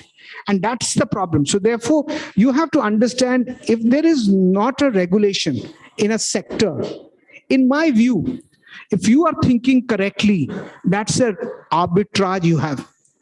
Now, if you understand that eventually there'll be lakhs of people who will benefit out of it, the home delivery guys will benefit, all the guys who use cars will benefit, everybody will benefit, then I think the chances of regulation not creating disruption is very high.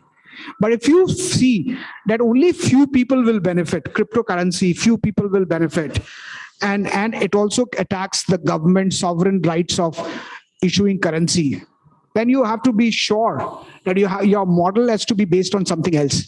Because eventually you will make money, but eventually they will come and hit you, because they just will not allow you to do that.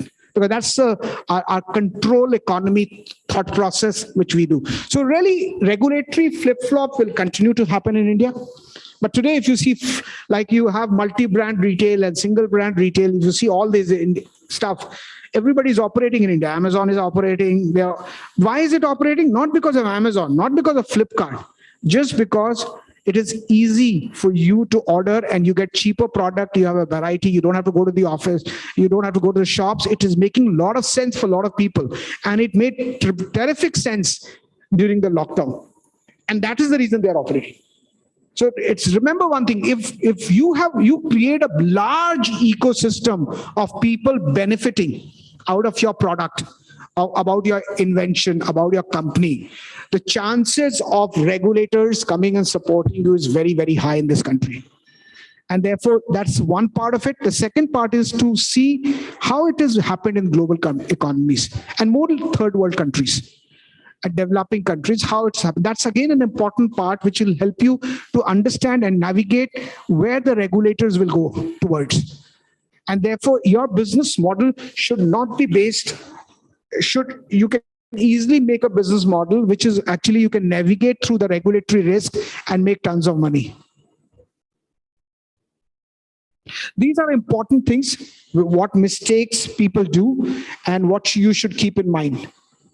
I think a lot of people talk about public market, private market, and I think when suddenly Paytm and Zomato and others got listed, everybody thought that is really the best thing will happen. Every company will get listed and money will be available and will help you to grow. And I'll just talk a little bit about it because we help a lot of companies go to the market. We write the IPO document.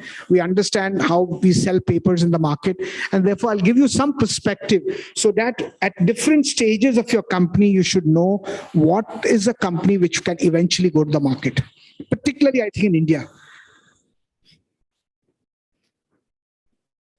This is just a cycle that initially venture capital come, then they get swapped by private equity after a certain scale. Then before the IPO, it's institutional investors which come, and then there is a public, which is at the IPO level. This is important. Remember, I think we all talk about valuations of a lot of listed companies falling dramatically on the technology space. And this is important to understand why is it happening. And this will help you appreciate. If you see most of the listed companies, you will really see the float of the market. The float of public float is very limited. 5%, 10%, 15%. Because the float is limited, you can't drop that many shares in the market, and therefore price will stay stable. In a technology company, it's virtually everybody is investor, except maybe a promoter or a founder, which is 10, 12, 15%. So therefore, the float is very high. And therefore, it creates liquidity, and therefore, it keeps pressure on the pricing. You must remember that. And therefore, public markets are never great choices. Unless your business stables, and I'll talk a little bit about that, unless your business stables for technology company. Because today, if you remember, yesterday, I think there was a big sale for Zomato, right? So now you have a lot of investors who are off the hook and they can sell. And therefore, if you actually at any stage, if you see the public sectors, whenever the government thinks about selling any listed private PSUs, stock in the market, the stocks drop, the price drops. Because it's always a price supply match and the price gets fixed somewhere. So wherever in a technology company, there is really nothing called promoter, 51%, 55%, which is locked. Nothing like that happens. So therefore, there's a large float. That's one problem. You must know that. The other thing you should remember is in a private company, what you do is when somebody comes, you do a private equity or VC, you actually have multiple types of securities available. Convertibles, you can give them downside protection, you can give them liquidation protection. Because of all these issues, because you can manage all these things virtually between two of you, because of that, the prices are very high. The prices can be higher, maybe. And I was reading an article, and that's a interesting piece. He says, yeah, if somebody's got like a big bungalow in middle of middle of somewhere, nowhere, village, there's nobody taking there. And what happens is father-in-law comes and buys a room there and pay 10x of the price. And he was explaining that this is how the VC funding is all about. So he doesn't come and buy the whole house for that price. Firstly, he's a related party. So let's assume he's not a related party. But he buys one room and pays an obnoxious price. And that becomes a benchmark. That is what a VC funding can lead to. Because they have protection. They have protection that you can't raise capital lower than that entry price, plus the IRR. So therefore, they are protected. They have liquidation preferences and all the stuff. So therefore, they have a lot of advantage. So really remember, when you are in a company, you are in a growth company, and you have a lot of private money, you should think 10 times before you take it to public.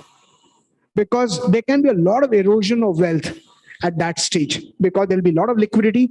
Now, once that happens, like today, all the existing investors of these large companies, they don't have any liquidation preference. Nothing is left, right? They don't have rights. So because of that, once you list, a lot of these rights evaporate. And because of that, then the market will decide your valuation. And therefore, there is a lot of stress which gets built in. Like in a typical early stage companies, people come in, they have a guarantee that all future liquidation or all future issuance of shares will be priced higher than their price plus certain IRRs. And therefore, in a way, it builds a protection. And that's what you don't have once the company gets listed. And then there are a lot of transactions between non-resident and resident, which get regulated under FEMA. So you have challenges on that as well. So this is important, because remember, when you go to public market, because eventually you raise private money, but you want to go to public at some stage. And you should know, where do you fit in this cycle? Are you maybe if you're chasing clients, that's fine. But are you converting clients into revenue? That's one. Then convert revenue to profit. That's a very important part. So basically for OPEX and CAPEX, you may be requiring more and more cash burn, but still there should be profit. And that's an important part. That's the second part, because where you get market market cap going up crazy is on the last stage. Convert cash flows, profit into market valuations. That is the last stage. So if you actually hit the market much before that, and you don't have quarterly numbers to support you about how much profit you make, whether you are able to convert capex, opex or not, I think you have a challenge in this entire journey. And therefore, timing of going to private market, public market is very, very important. And again, I would say this is a very important part for you to know about public market. Like when you raise capital in your company, when you raise capital in your company, you can raise capital at any price. But when you are in a listed company, you can't. There is a pricing guideline. And therefore, raising capital as per pricing guideline is a very big challenge. So therefore, basically what will happen is if you are raising capital, because the pricing guideline takes care about 26 weeks, high and low and all those things, very complicated. So you can't raise money at discount. If you can't raise money, then the price will actually fall before you raise capital. And therefore, it hits you twice. So therefore, in any business, which is a business of losing money, and then if you are raising money in private market, public market, you're listing your company, then the pricing guideline will take you further down. And remember, a lot of deals in a technology space is all controlled deals. So when people buy, a lot of these things happen between one investor to the other investor. And that does not work in a public market because there is an open offer in public market and the prices are crazy. And therefore, the change in control in a public market deal is very expensive. So virtually, nobody can really buy you unless your business model is exceptionally good. Remember that. And large public float I talked about. So these are very big challenges in a public market deals. When you are a founder, I think this is an important part because a lot of you are founder. There are multiple people who are founder together. It is very, very critical for you to understand how there should be an agreement between founders fixing your rights. What is the equity ownership? When is it going to vest? Certain ownership vest at time-wise, something vest when you get to a milestone. These are important issues to understand in a founder agreement. It is always, if there are 3-4 founders, it is required for you to have a founders agreement, fix that issue so that basically you can't change the rules of the game. Demarcation of the rules and responsibility.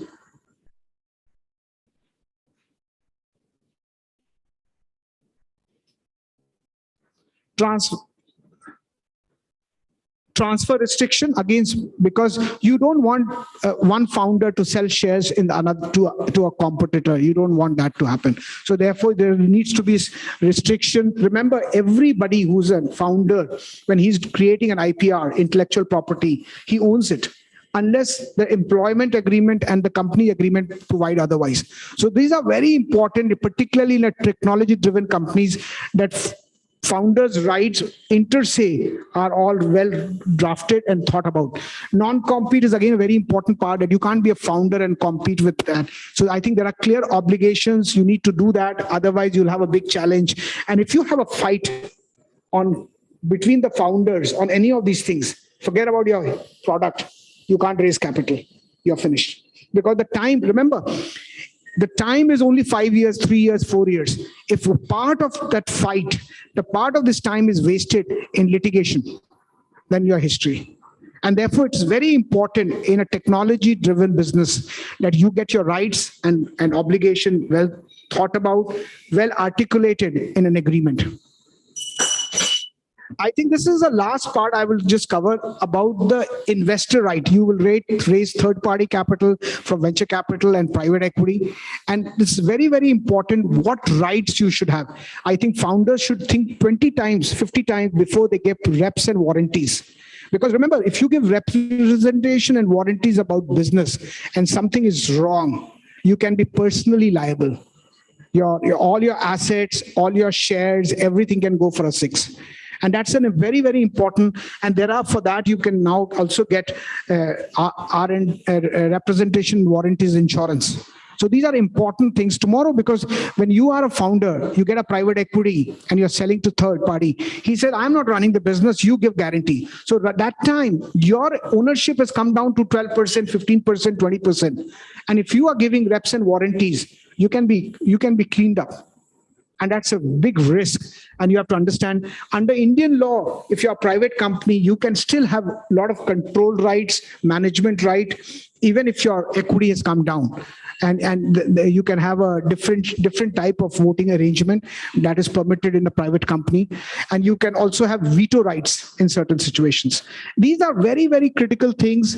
Like if you have an investor who creates a lot of issues all the time, you can have an ability to drag him to sell his investment, or he agrees with you. So these are important issues, because if some of these rights are not well thought about in your agreement, like if you raise capital at a price higher than the present value, you can actually get an ESOP, you can get benefit that's often given in companies. That is called the management stock option, valuation at a higher price. So some of these things are important for you to think about it.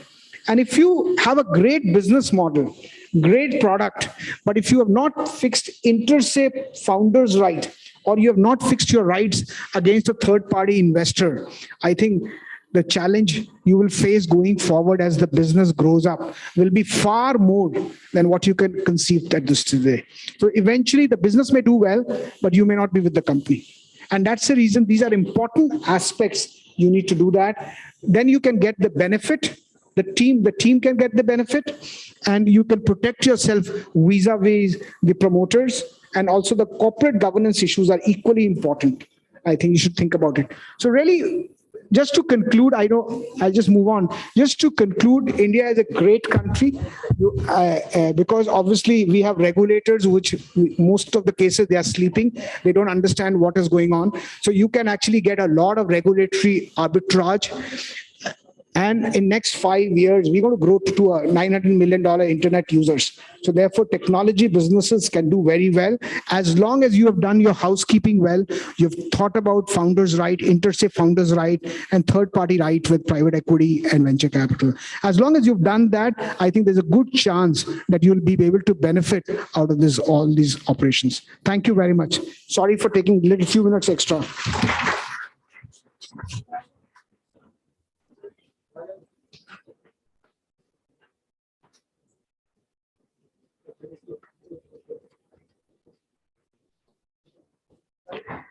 Thank you so much, Mohit sir, for your presentation. Thank you.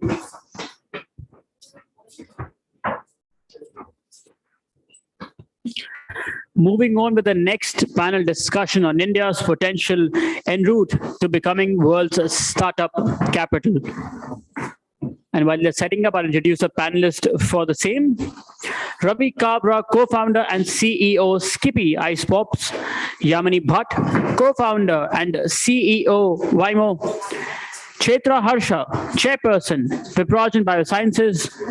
Vishal Agrawal, co-founder and CEO, Locobuzz. Siddhartha Layak, founder and editor-in-chief, IWM Buzz Media Network. And this session will be chaired by Sunandan Bhanja Chaudhary, client partner, Pedersen and Partners.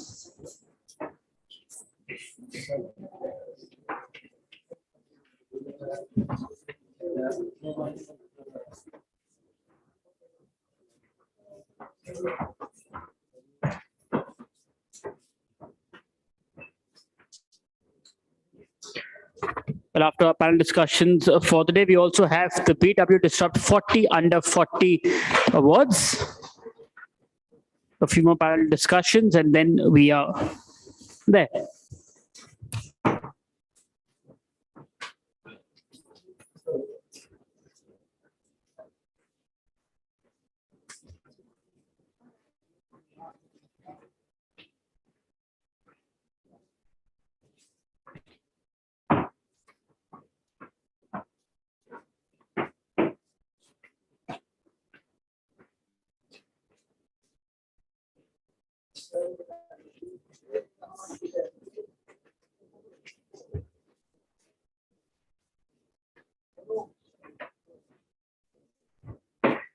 Let's now welcome our panelists along with a huge round of applause. Everybody, please. Sir.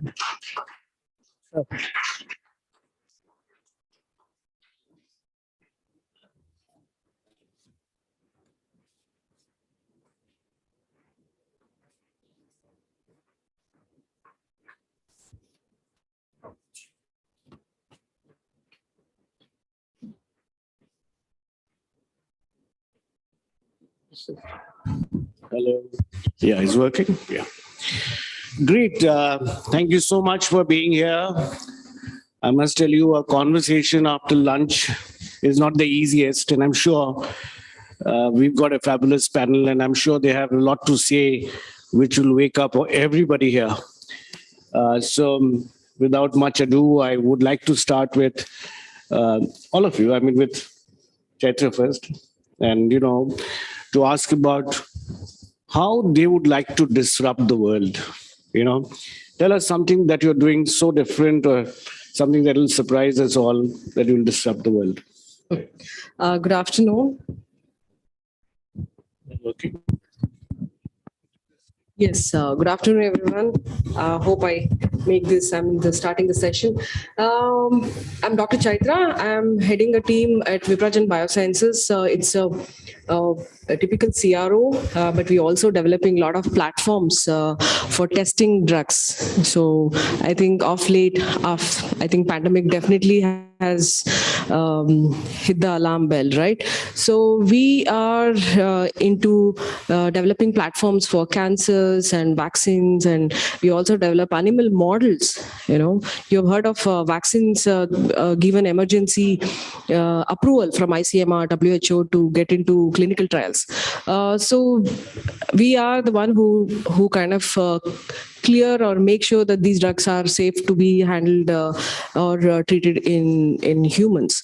So Viprajan Biosciences is such organization. So we also have an R&D unit wherein we develop IP.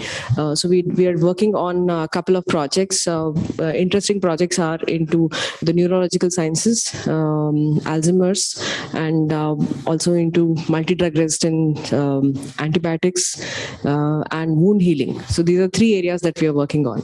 So something, yes, I'm not sure at this context, I can say it's a disrupting, but definitely this kind of work is definitely required, on a longer run. And vaccines, especially vaccines, have proven that they are the life-saving drugs. So that's where we are.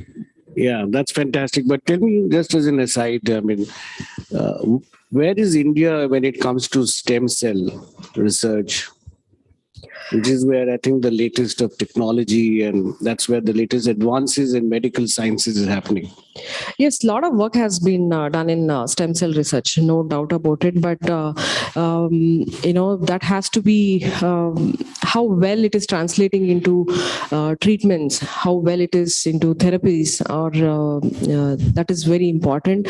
India is still need to mature as a market there, and a lot of cross-border collaborations are happening for the same in the similar area, especially the treatments like autoimmune diseases. Stem cells are used extensively. Initially, it was discovered for cancer therapies, but now there are so many life-threatening, not life-threatening, there are chronic diseases, even including diabetes, arthritis.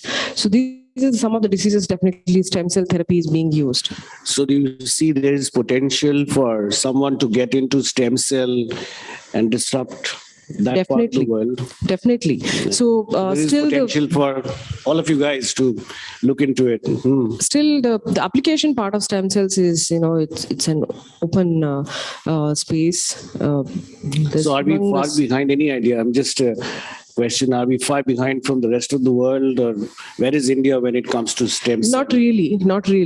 When it comes to pharma and healthcare related innovations, I think India is almost on par with our counterparts in US or any other. That's great to hear that. Yes. Yeah. Next to Ravi. Ravi's got a product which when I heard about it, I felt and I thought that I wish I had thought about it. So as simple an idea, sometimes simplest ideas are the best. So Ravi, tell me, how are you going to disrupt the Indians marketplace. Yeah. Hi everyone, I'm Ravi Kabra from Skippy Ice Pops. So in case if few of you are wondering what's an ice popsicle, let me just first start with that. That ice popsicle is something, the ice Pepsis or the Chuskis that you would probably be enjoying during your school days. And I'm sure you would all agree that for the last 20, 30 or even 40 years, none of you would have probably tried it out for various reasons. Apparently, we ventured into the ice popsicle by chance. We had just moved back from Australia and we wanted to do something different and exciting in India. And looking back over here, when my kids wanted to have ice popsicles, we realized that there was absolutely nothing in the market that I, as a parent, could actually, probably go ahead and give it to my kids without any kind of a guilt. India being such a hot and humid country was absolutely having nothing here to offer, whereas countries like US, Canada, and Australia, which are much colder, had amazing billion-dollar industries in the ice popsicle, and this was completely surprising. So I was just telling everyone in the panelists also while we were having a discussion that sometimes the simplest of ideas are actually sitting right next to you and we tend to ignore it, assuming that yaar, ye to ho hi nahi sakta. But again, Skippy now has become the first brand in India from the ice pop segment. We are the first of its kind, which is again 100% natural. So absolutely no guilt for anyone to actually try it. But when it comes to disruption, I want to add is that what ice cream industry say 20-25 years was back. It was just getting picking up from there, and now ice pops is going to be the next big player. I've already seen that in the last 18 months of our launch, we have seen smaller brands coming in regional level, and to be honest, we are never scared of them. We're rather welcoming brands to join in because this is how a category has to be developed, and Skippy will definitely be on top of these brands as a market leader. And we're disrupting the market because a simple little product which is enjoyed and loved by everyone, we had to do is create a product in terms of confidence, create a proper supply chain, make sure that the product is packed amazingly well and then delivered to the consumers. And India is a country where foodies are always there. People want to try new products, new beverages, and that is why Skippy picked up pretty well. And obviously, to take to it to the next level, we gained popularity in the Shark Tank India series there last year, and thankfully after that we've been you guys even come up with this idea. So I say, as an entrepreneur, when you want to do something, ideas will come running by to you, and disruption for such kind of a markets is something very challenging, but then it is even more exciting that you're actually creating a new category all by itself in a huge country like India.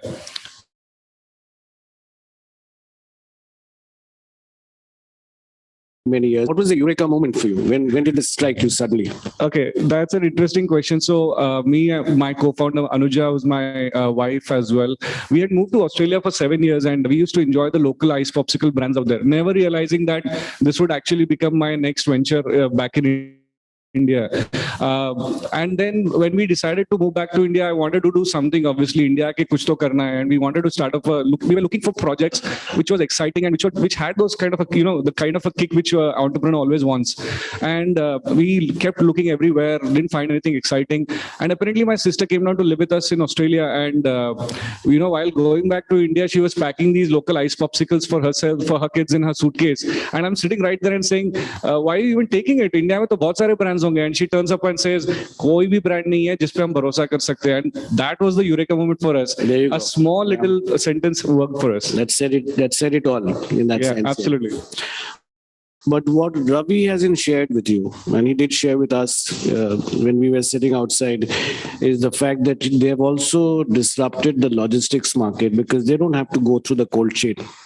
Right? Absolutely. And they've got a product and packaging that even if it's sold outside and someone doesn't have a refrigerator, you can heat it again. I mean, you can freeze it again. Home. Sorry, yeah. Freeze it again and you have it without any kind of loss of flavor, taste, Absolutely. or even, of course, quality of it won't change. So, as an entrepreneur, we always need to understand what are the challenges that's actually thrown at you in terms of your product or your service that you're offering to the market. And we realize that India mein sabse bada problem, the biggest challenge is always the supply chain, especially in the refrigerated van or a refrigerated supply chain, especially in tier 2 and tier 3 cities. Very few retailers would actually be able to take kind of a freezer or something to store your product, and then electricity cost is always on top of it. So we decided to try something new. Apparently now we cracked the code. Skippy now is manufactured, distributed, and retail at an ambient temperature in a liquid form itself. As a consumer, you and I can actually buy the brand, take it home, freeze it, and then enjoy it for the next couple of days. And we can carry it in our pocket to conferences like this. Or absolutely, absolutely. Okay, yes. over to you, Vishal. Thank you. Hi, my name is Vishal Agrawal. I'm co-founder of LocoBuzz. LocoBuzz is a unified consumer experience platform. To put it simply, we help brands connect better with their consumers, engage with them, understand what people feel like about their products and services. We help them gauge their marketing spends to get a sense of ROI, especially in this world of influencer engagement. It becomes extremely important. All in all, the idea behind the platform is to help brands increase the lifetime value of their consumers. So don't be surprised if after this session that both Vishal and Ravi get together and work together as well. Absolutely. I'm already exchanging all the flavors he has. There you go. Siddharth, tell me the exciting stuff that you're doing. Or tell all of us. I'd like to thank BW Disrupt for the opportunity. Thanks a lot, Anurag, sir, for this. I think, sir, I don't know about disruption, but we are essentially in the space of internet publishing. When we started this 5 years ago, we could see the mobile revolution coming. You go in the streets, you see everyone's heads down, watching or reading on the phone. The so-called internet consumption on the mobiles had gone up. So we create entertainment content. We write about what's happening in the lives of celebrities, influencers, gamers, in English and Hindi, via which we reach out to over 2 crore audience organically on a monthly basis, via which we sell our ad spaces, we do native advertising, we make margins out of it. And on top of that, we have some 7-8 IPs, innovative IPs focusing on the OTT space, gaming space, movie space, etc. So we are a new age media company. We write, we create social media content, we create video content. We are 1 million plus organic on YouTube. We're part of the Google News MCN network of YouTube. And as we go, we want to kind of venture out in the regional market space down south. That's a huge market for us. And of course, look at more opportunities to create more IPs. That's it, sir. What about challenges? I mean, what are the key challenges that you face, and how do you see it in the coming years? How do you plan to kind of disrupt that as well? So challenges essentially is that, there are one too many when it comes to creating content on the internet.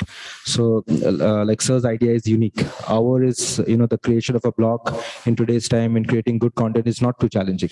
But the idea is to understand the overall ecosystem of keywords, how the search engine works. You have to constantly engage with the so-called the Metas and Googles and YouTubes of the world to understand the changes they are doing so that you can create content accordingly. Challenges again is the advertising model where the CPM rates might fluctuate. If the ad spend industry goes down, then your P&L takes a hit. But this is also an opportunity where with the 5G coming in, with more and more internet consumption increasing, so the space has great potential to increase. So the competition is there, but the propensity of more and more consumption patterns are also there. So the challenge is the revenue, but I think, like I was talking offline with you, it would be a publisher's delight if tomorrow people pay for your content. Subscription model from AVOD to SVOD model maybe, but it's too early days, especially for new players like us, because larger players are yet to experiment in that place, like a Times of India or an Express Group or a BW Group. But I think eventually with more internet awareness increasing and the UPI is becoming stronger and stronger, I think subscription model is something is definitely on the cards. Being from the advertising world, and I've spent maybe too many years not to ask this question, and that is, how would you differentiate yourself from rest of the competition? Anybody can come in and do this, right? So what do you guys do? And I'll go with all of you. And how do you differentiate yourself from competition? You want to start with me? So you're absolutely right. So we are not doing anything which is very, very different from what has already been done. But when you start something, you tend to do what you have knowledge of. So that's how your initial entrepreneur journey starts when you're from a middle class background. But आप वही करोगे जो आपने सालों साल सीखा है, उसमें try करोगे, and then you try to kind of branch out. In this case, how we differentiate primarily is to constantly look at the changing algorithm pattern that happens, the keyword pattern that happens. So it's a constant evolution of the content generation process. Like if I had to write on his product tomorrow, the way I write, the way I send, the audience I'm targeting will be very different from maybe a target audience of say a MyGlam or something else. So audience targeting, audience content creation, understanding of the new age of way the patterns are happening is very, very important. So you can't think आज जो मैंने किया एक महीने बाद भी same तरीके से content consumption pattern होगा. It's changing every day, and you have to be smart enough to tap it. So it's about how you create the content and how you package it that makes you different, right? I mean, the same goes for all the news channels. You know, they have Also the same news to distribution, talk about, right? How do they package it and how do they put it across? I mean, I guess the same applies to you. Vishal, what would you do? So for us, it's more straightforward. You know, we have to ensure that there are enough and more USPs because when you talk about the space we are in, there are players, right? What we have done to tackle it is to do more for less and be very clear on a value proposition.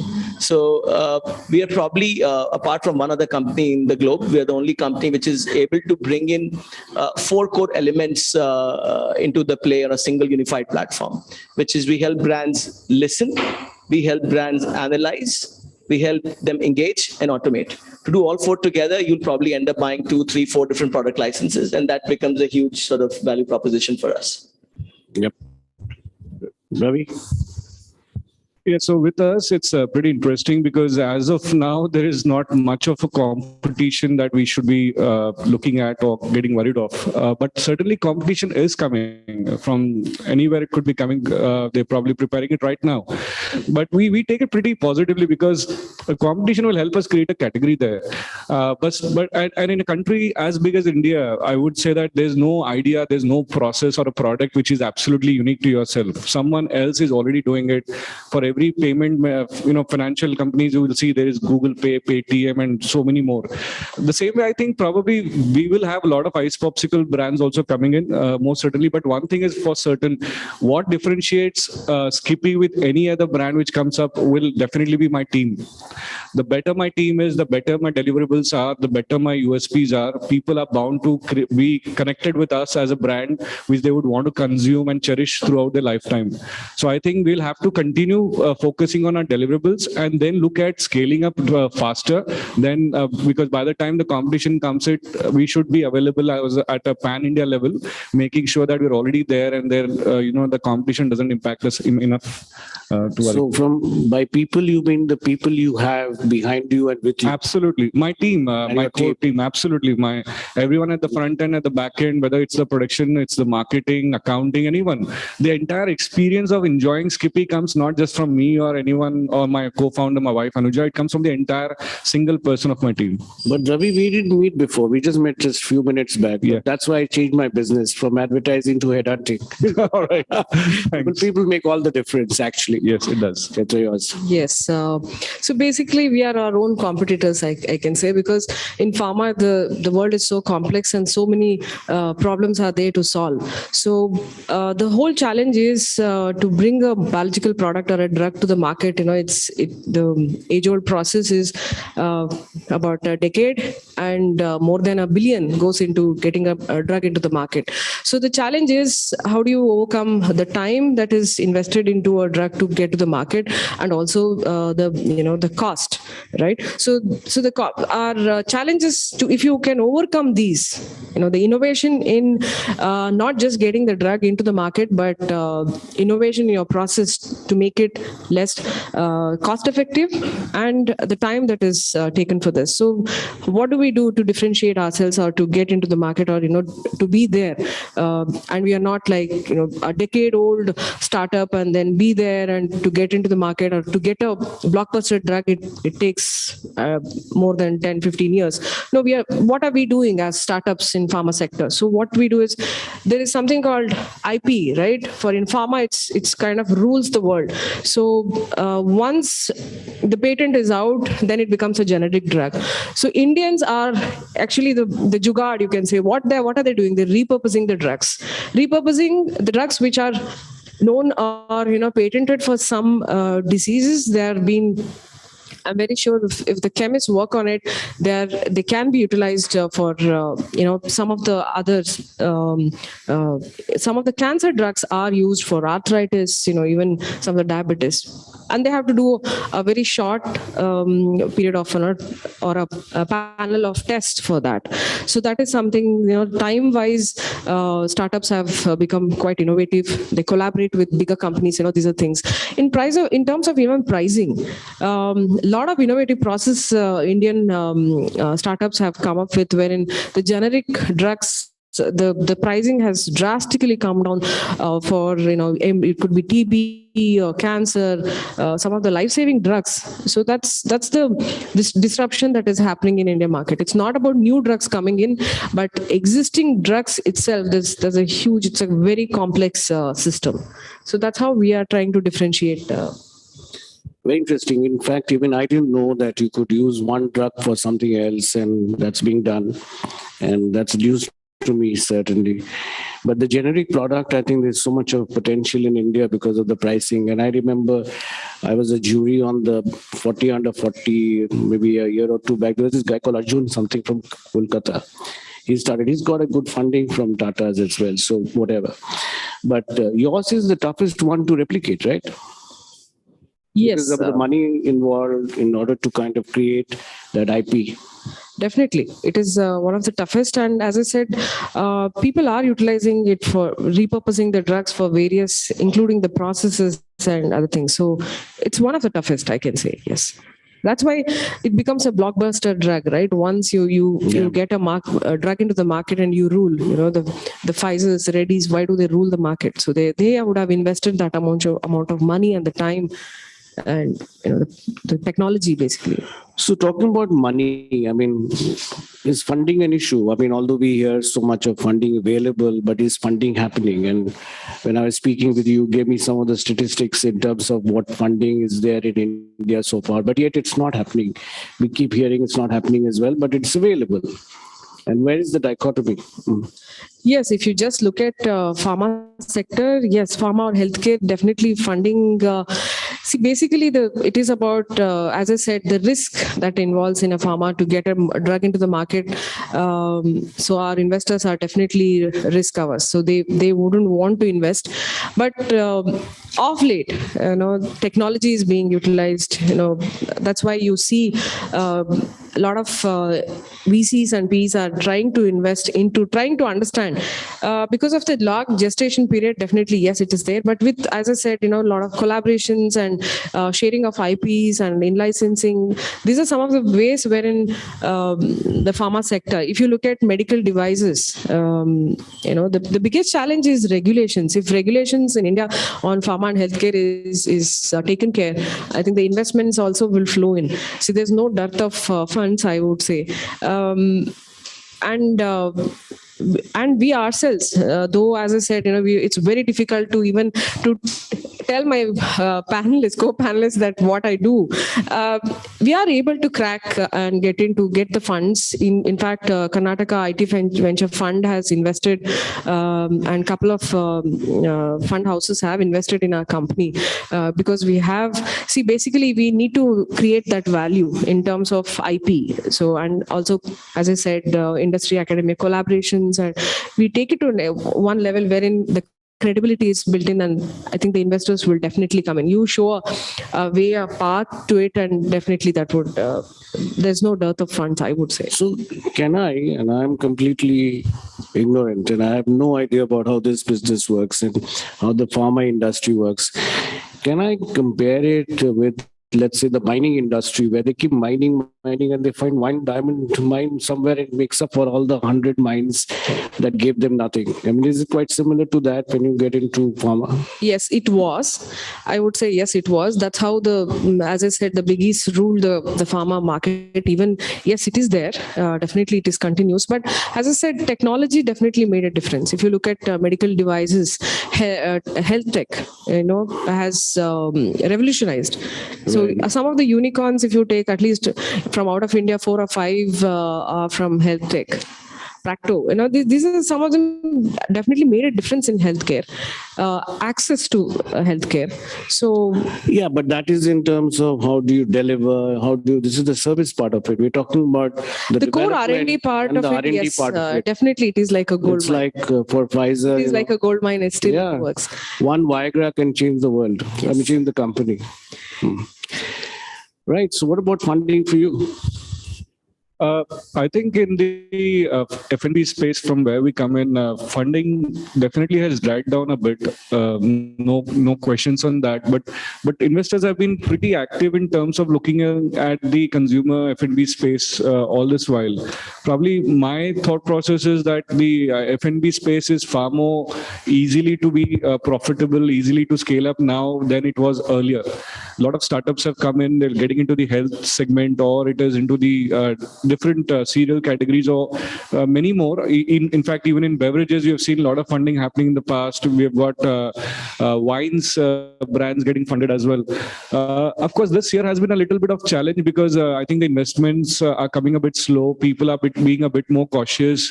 But certainly a brand which is having a good structure in place, those who are in the process or in the path to create profitability are very well addressed with, and they are also likely to get funding pretty soon. But yes, as a startup, everyone who requires this funding at certain amount of time, especially like a startup like us who's looking at the next level growth, we will definitely be looking at raising funds as soon as possible. And if you're lucky, we'll definitely be able to do it sooner. So is it acceptable to investors to not make profits for a lifetime? That topic is very debatable because there are a lot of startups today who are actually raising funds to burn them, right? That's the word which you use. What's your burn rate? Absolutely. I mean, Kotler didn't hear about it, didn't write about it. So there you are. In fact, even I didn't hear about it until last few months, I would say. And I was telling you that Abraham Koshi, who's to teach in Ahmedabad, and he's never heard of this word before. He's written a book with Kotler. Absolutely. I'm honestly, I come from a family business background, and the first thing that my dad probably taught me was profit chahiye, right? That's how I have learned to do business, because I can't imagine how startups are burning hundreds and thousands of crores in losses and still managing to get a good sleep in the night. I can barely sleep in case if one day has not been very profitable for me. That is why as a startup from day one, we have been striving to be very profitable. We are profitable today. And in such times where the funding is becoming very difficult, those startups who have actually been having their entire structure or business process based on funding are now struggling. Many of them have even closed doors today. They've shut the shop and they've probably went back on whatever they were doing earlier. But a startup which is profitable, who have got the basic structure right, the business model right, who are profitable, we know that we will have a good amount of runway further. Whether we get funded or not, that's a different story.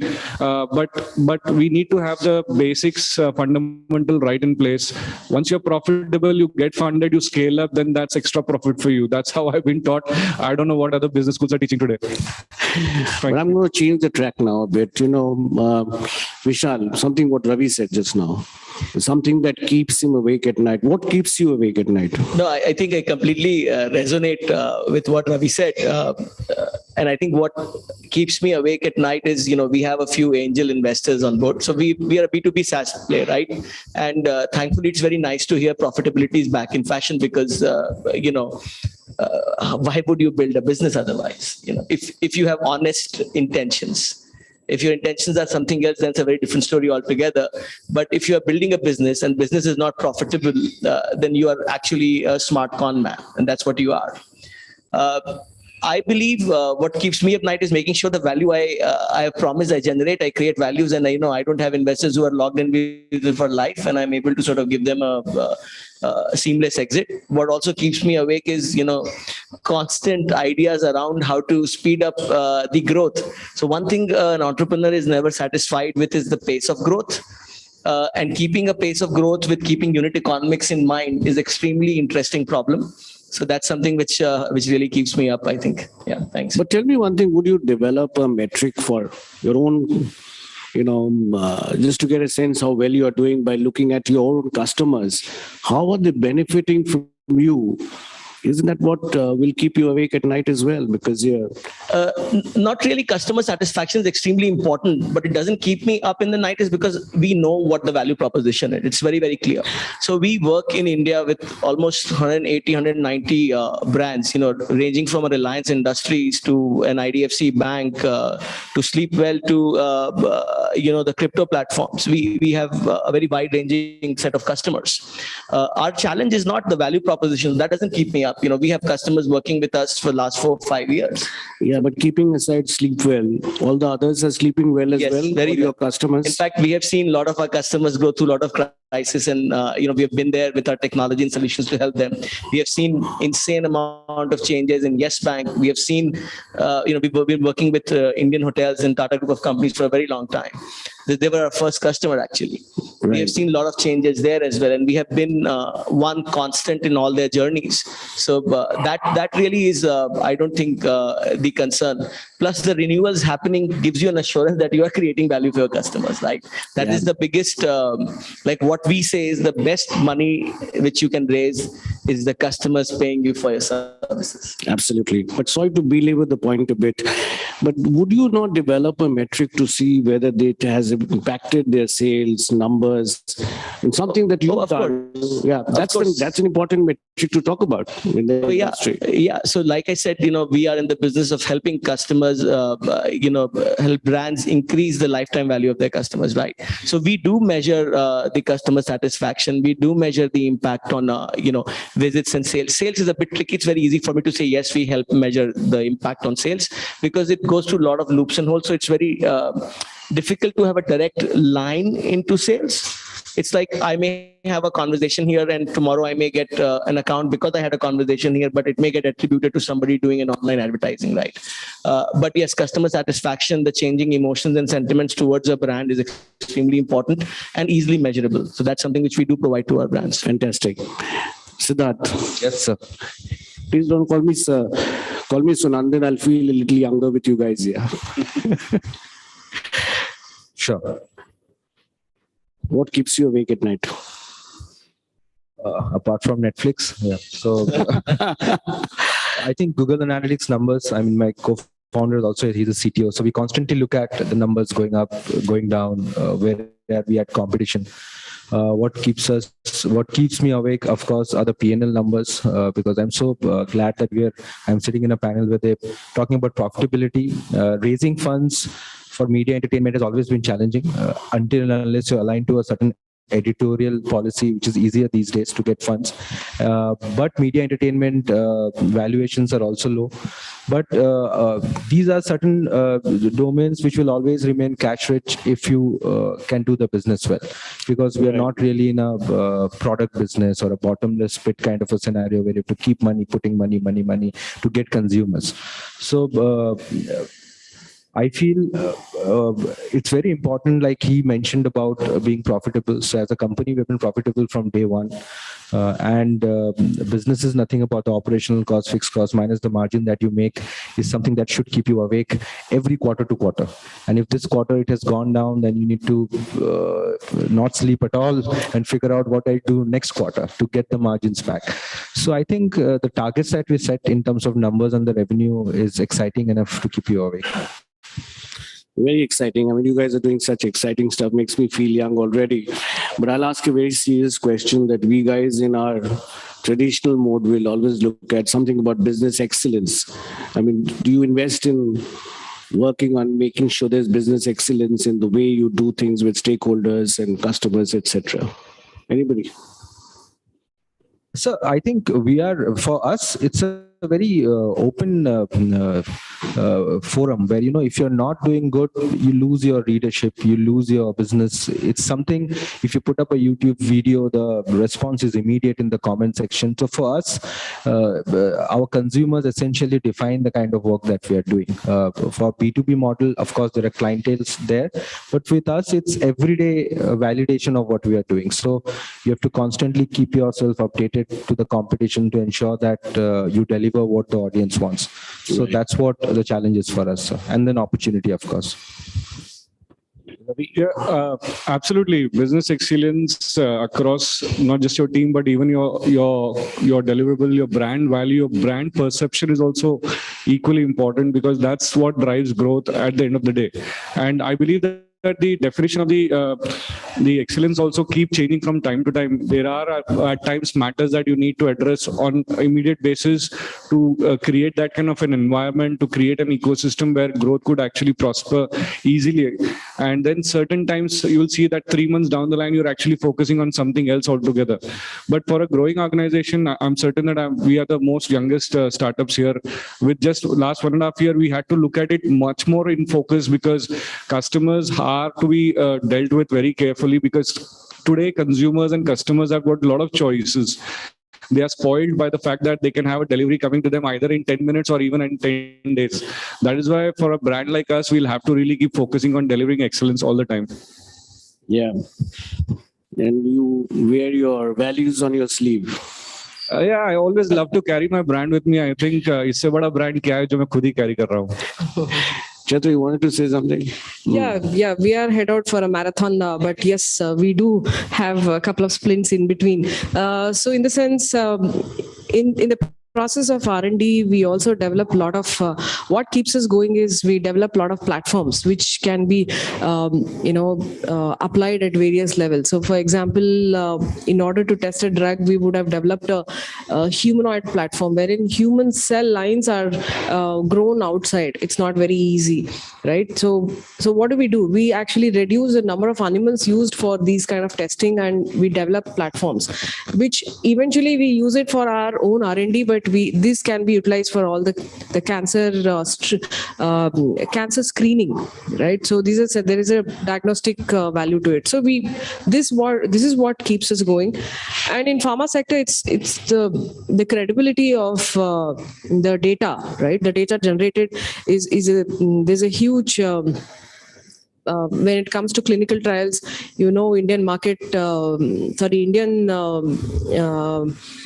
startups, there is an issue of credibility. So what do? We involve technology to kind of differentiate ourselves so that our clients know what is happening in terms of the data generated, the credibility of the data that goes to US FDA, and end of the day, US FDA or the European regulatories decide whether these drugs which are innovated here or discovered here in India can be utilized or can be brought into the market.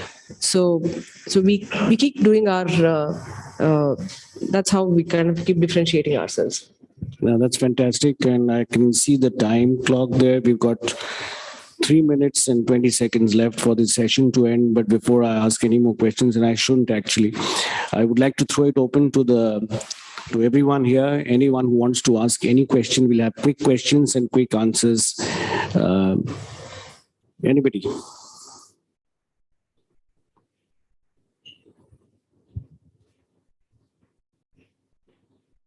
No questions? All clear? No, you got a question. Can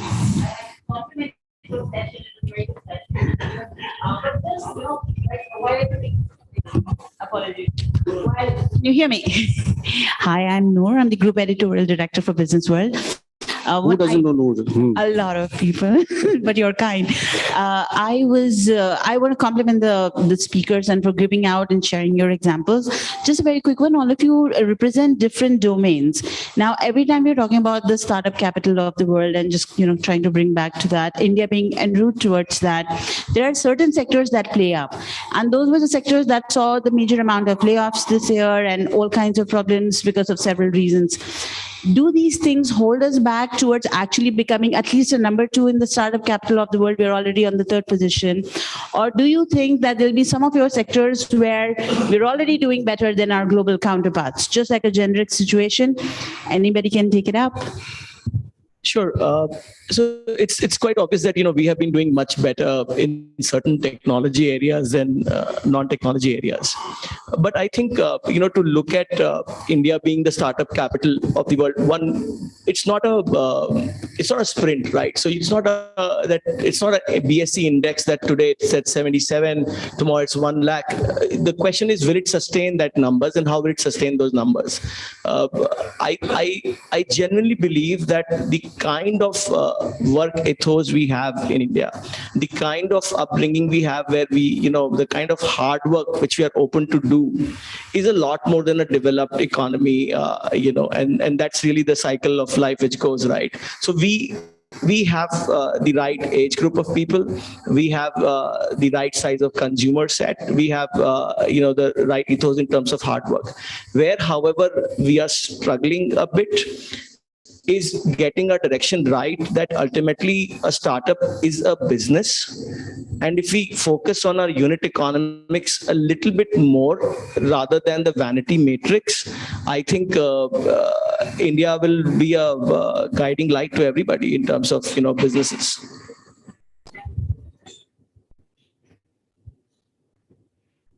I just wanted to add here to what Vishal has said, that absolutely looking at what India is creating today is a great ecosystem of a lot of startups coming up. And unfortunately, what has happened in this year with a lot of layoffs and all, like you rightly mentioned, a lot of businesses are going to be learning and evolving out of it. Going forward, I'm certain that with these kind of changes in the market, a lot of startups will understand what's more important for them in building a great brand, not just running behind probably becoming the next unicorn or probably the biggest talk of the town, but certainly making a better model. And then India will definitely prosper, is what I probably believe, especially when I come from, lived in Australia for 7 years. I used to look for opportunities to start something there. And India has got opportunities right next to the door. Every street has got a great opportunity for you to work on. So absolutely nothing can stop us. So what are the positives? This year I heard, SoftBank and, Tiger Capital have come in, and 211 funds, new funds, it seems, have invested in India. So what does it show? We are there. We are heading towards, yes, there is all possibility that, we become second or maybe number 1, you never know. So we've surpassed many such ecosystems to come third. So let's hope for getting into second or first. Yeah. Thank you. Thank you. That was great. And time is up. I can see I don't have time for any more questions. And I know Noor and Anurag will throw me out if I do. But having said that, like it started, a conversation after lunch is not an easy one. And I think I had an exciting time talking to these guys, young guys who are doing so well. And I hope you guys had fun and enjoyed the session. Thank you so much. And thank you all for being there. Take care.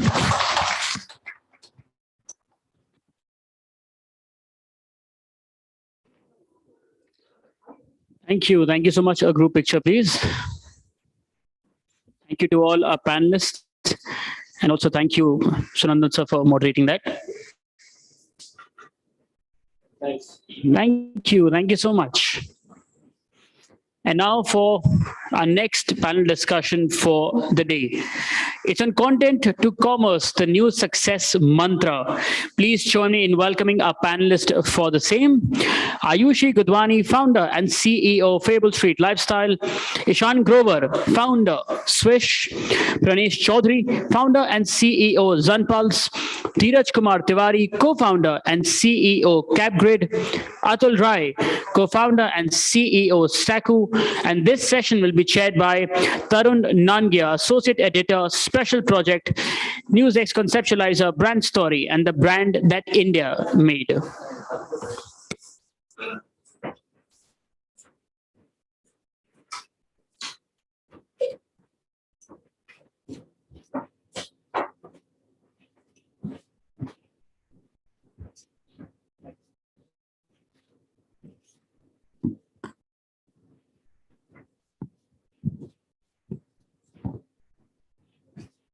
Good afternoon, all of you. And I'm very happy to be moderating a panel of really 5 very interesting people. Just before we started this session, I had a quick chat with each of them to understand what kind of businesses they run, and truly some really interesting ideas they have gone on to implement.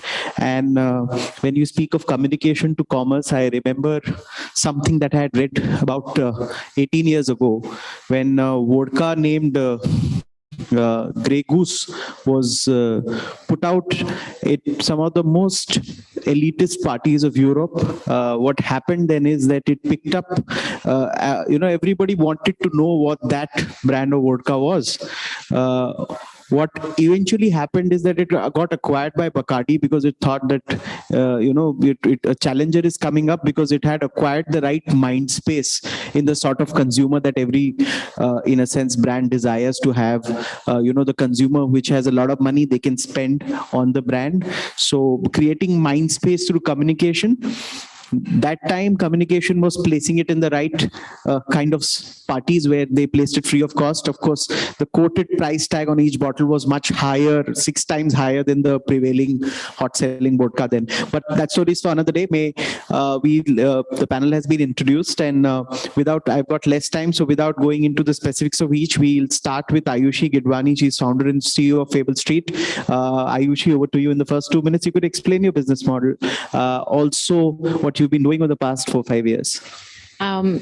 Thank you. Glad to be here. I run an organization called FS Life, which was previously called Fable Street. We are actually an online apparel brand, transitioned from one brand to House of Brands over the last 2 years. Started Fable Street about 6 years back with the idea to break through the supply chain challenges of India in apparel. The brand is corely anchored around fits, but at the back end, we are a supply chain tech company. We build inventory in 2 weeks, as opposed to the competition, which takes about 6 months to build inventory. That's the core for us. Over time, we have built one brand for last 6 years. And then from 2021, we transitioned from being one brand to a house of brands. We have supply chain as well as demand generation technology with us. Therefore, we decided to capture the brands in the entire women's premium Western to all apparel spaces. So that's how the journey looks like for us. Thank you. Thank you, Ayushi, for briefly explaining it. I'll go to Ishan Grover. He's founder of Swish. Ishan will speak about his journey and his brand. Thanks. Hi, I'm Ishan Grover, co-founder for Swish on the Go. We are a personal hygiene brand. We started in 2020 during COVID times, and our prime focus was to bring hygiene as the most important discussion topic in the country. And we basically target the audience between 16 to 35, which is Gen Z millennials, and that's where most of our business revolves around. And currently we are more focused on men intimate hygiene, which is an untapped market which has never been explored, and hoping to be category leaders in that. Thanks. Thank you, Ishan. This also reminds me of about in the late 90s and the early 2000s, you had a series of articles in newspapers in the USA and Europe talking about why men who are clean shaven are more desirable to women. This ended up increasing the sales of Gillette because in the end, Gillette never advertised. It was simply an article was placed in each newspaper saying why clean shaven men are more desirable. These days, of course, it's the opposite. You say bearded men are more desirable. So, the marketers decide how men, because there is always this cliched thing that women are in a sense, wooed by ad campaigns and articles. But history teaches us that men indeed are also influenced by things like this. So, if you see an article why these days men with long beards look cool or they are desirable to women, you must know that a lot of startups have now been funded by the kinds who make these kind of products. But that's a discussion for another day. I'll go to Pranesh Chaudhary. He's founder and CEO of Zun Pulse. Pranesh, if you could share the story of your brand. Thanks for having me here. Hi, I'm Pranesh Chaudhary. I founded Sunroof Tech Private Limited, which is the company's name, about 6.5 years ago, with a bunch of friends and ex-colleagues. And over the last 6.5 years, we have tried to solve for electricity's consumption and supply in Indian homes. What we mean is that electricity has been a very neutral technology. Not much has changed in the last 100 years. You know the fans, lights, and heaters and geysers that you have been using, and nothing has changed. With the advent of internet and how all of us want to control all the electrical products as well as everything in our home on phone, we thought there is a possibility to get it to IoT-enabled electrical products. And what we have done is we have created hardware, firmware, and software, all three in-house, to ensure that you have the smart bulbs, the smart doorbells, smart cameras, smart fans, everything at your fingertips. And we've been doing this for the last 6.5 years, as I said, being present in already 150,000 plus homes, growing very rapidly. That's been our story thus far. Thank you. Thank you, Pranesh. This reminds me of an anecdote of Queen Elizabeth, how you have to change with the times. She was dining with Barack Obama. They were staying at the Buckingham Palace. Queen has a time that she has to sleep at 10:30, but she can't annoy, in a sense, be rude to the President of the United States. So she nudged to a butler that I want this guy to now leave. So when she nudged, and then Barack's assistant was nudged, told Barack Obama that, the Queen wishes to sleep, that's her time. Barack was in a mood to drink. So they, in the end, ended up drinking till 2 a.m. Guess what happens when Barack Obama goes to sleep in the bedroom? There are no toilets in Buckingham Palace bedrooms, because Buckingham Palace was made long ago.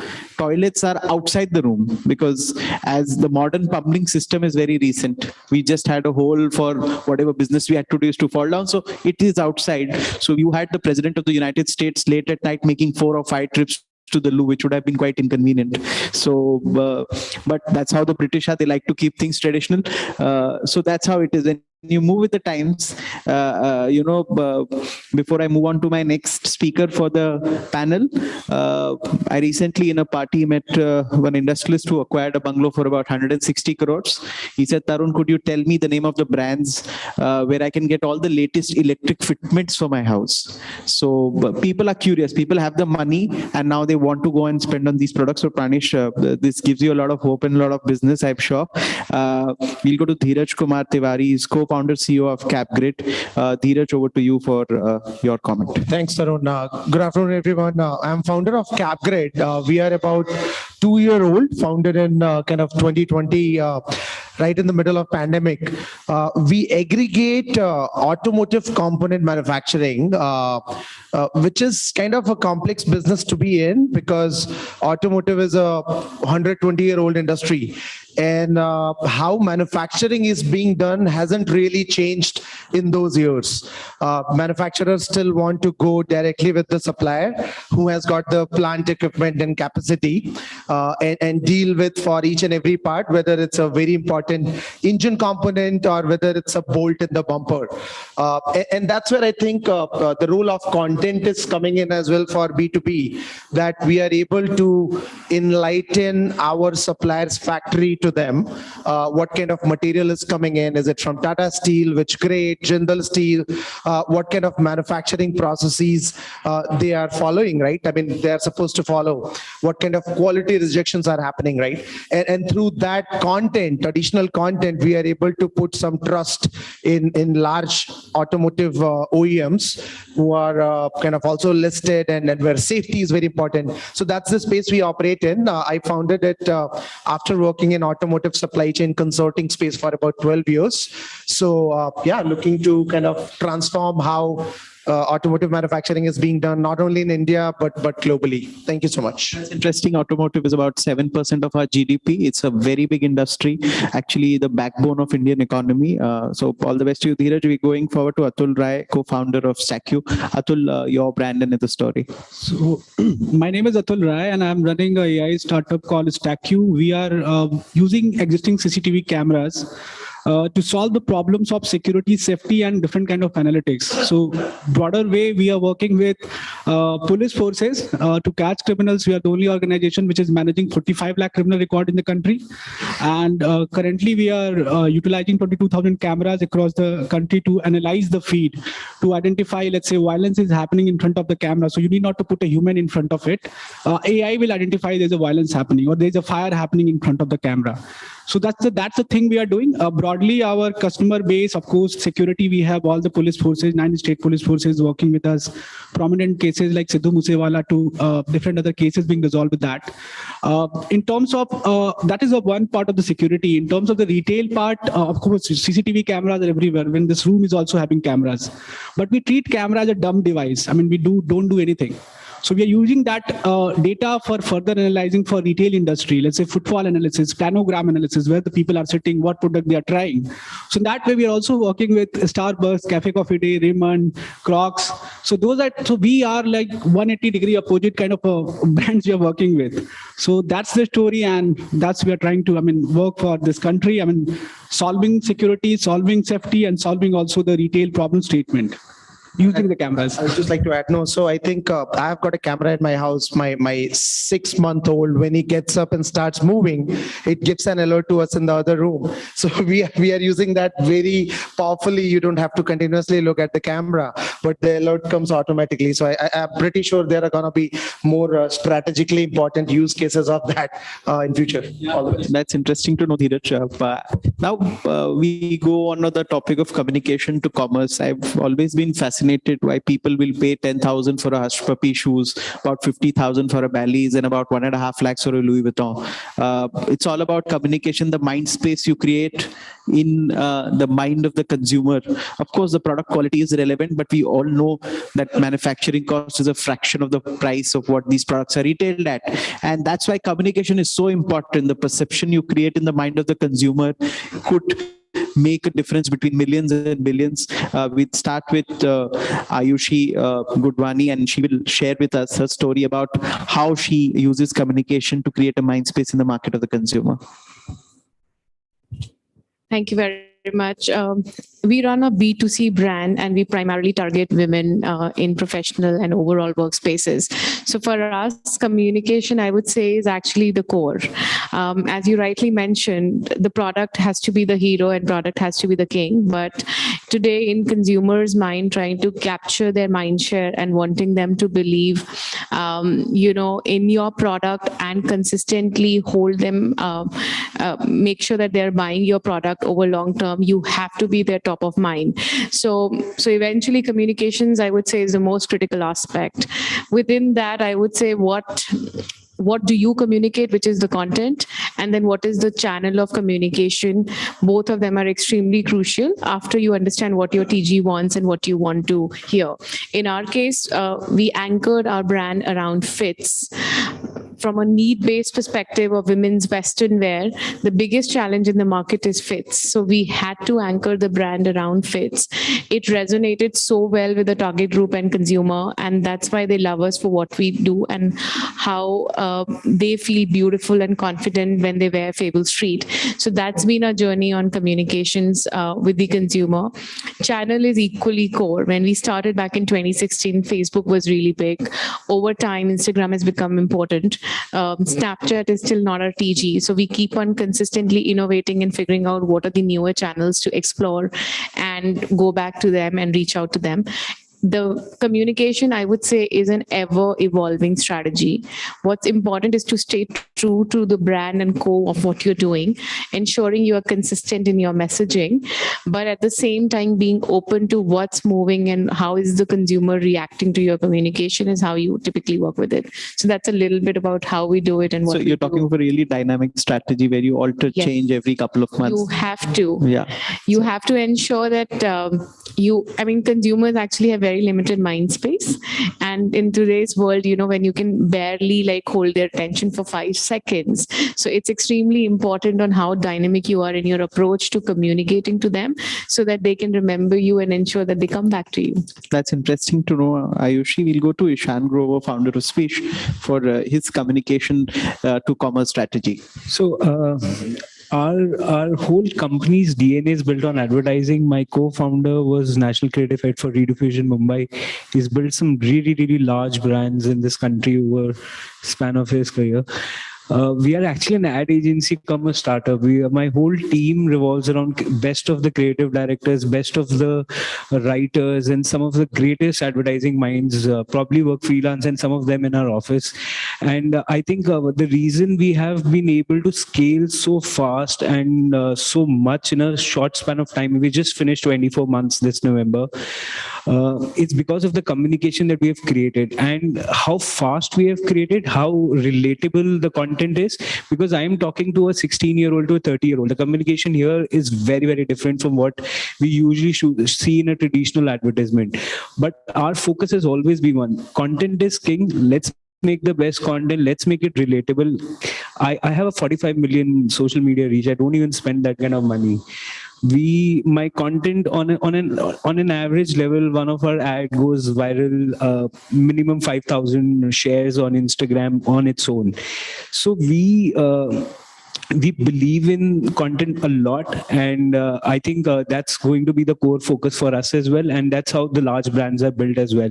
If I'm able to communicate my product and tell people what my product does, how it solves their problem, and connect with them at emotional level, that creates a larger impact in the market. Yeah, indeed, when you speak about building brands, it's so important. During COVID, most hotel chains dropped rates. I spent a lot of time staying at hotels all over. In my interactions, I found out one hotel chain didn't drop below 12,000 a night. And I had an interesting chat with the cluster head. He says, you're losing revenue. They say, no, we're creating mind space. People will know we don't discount, and we will earn more money after COVID because they will know that we are a premium brand, while all other hotel chains will lose value because they're discounting 60, 65, 70%. So that's one of the ways to look at it. We'll go to Pranesh Chaudhary, co-founder of Zanpulse, for his communication to commerce strategy. My thoughts are a bit primitive, actually. I think content has, like the topic was content to commerce, new success mantra.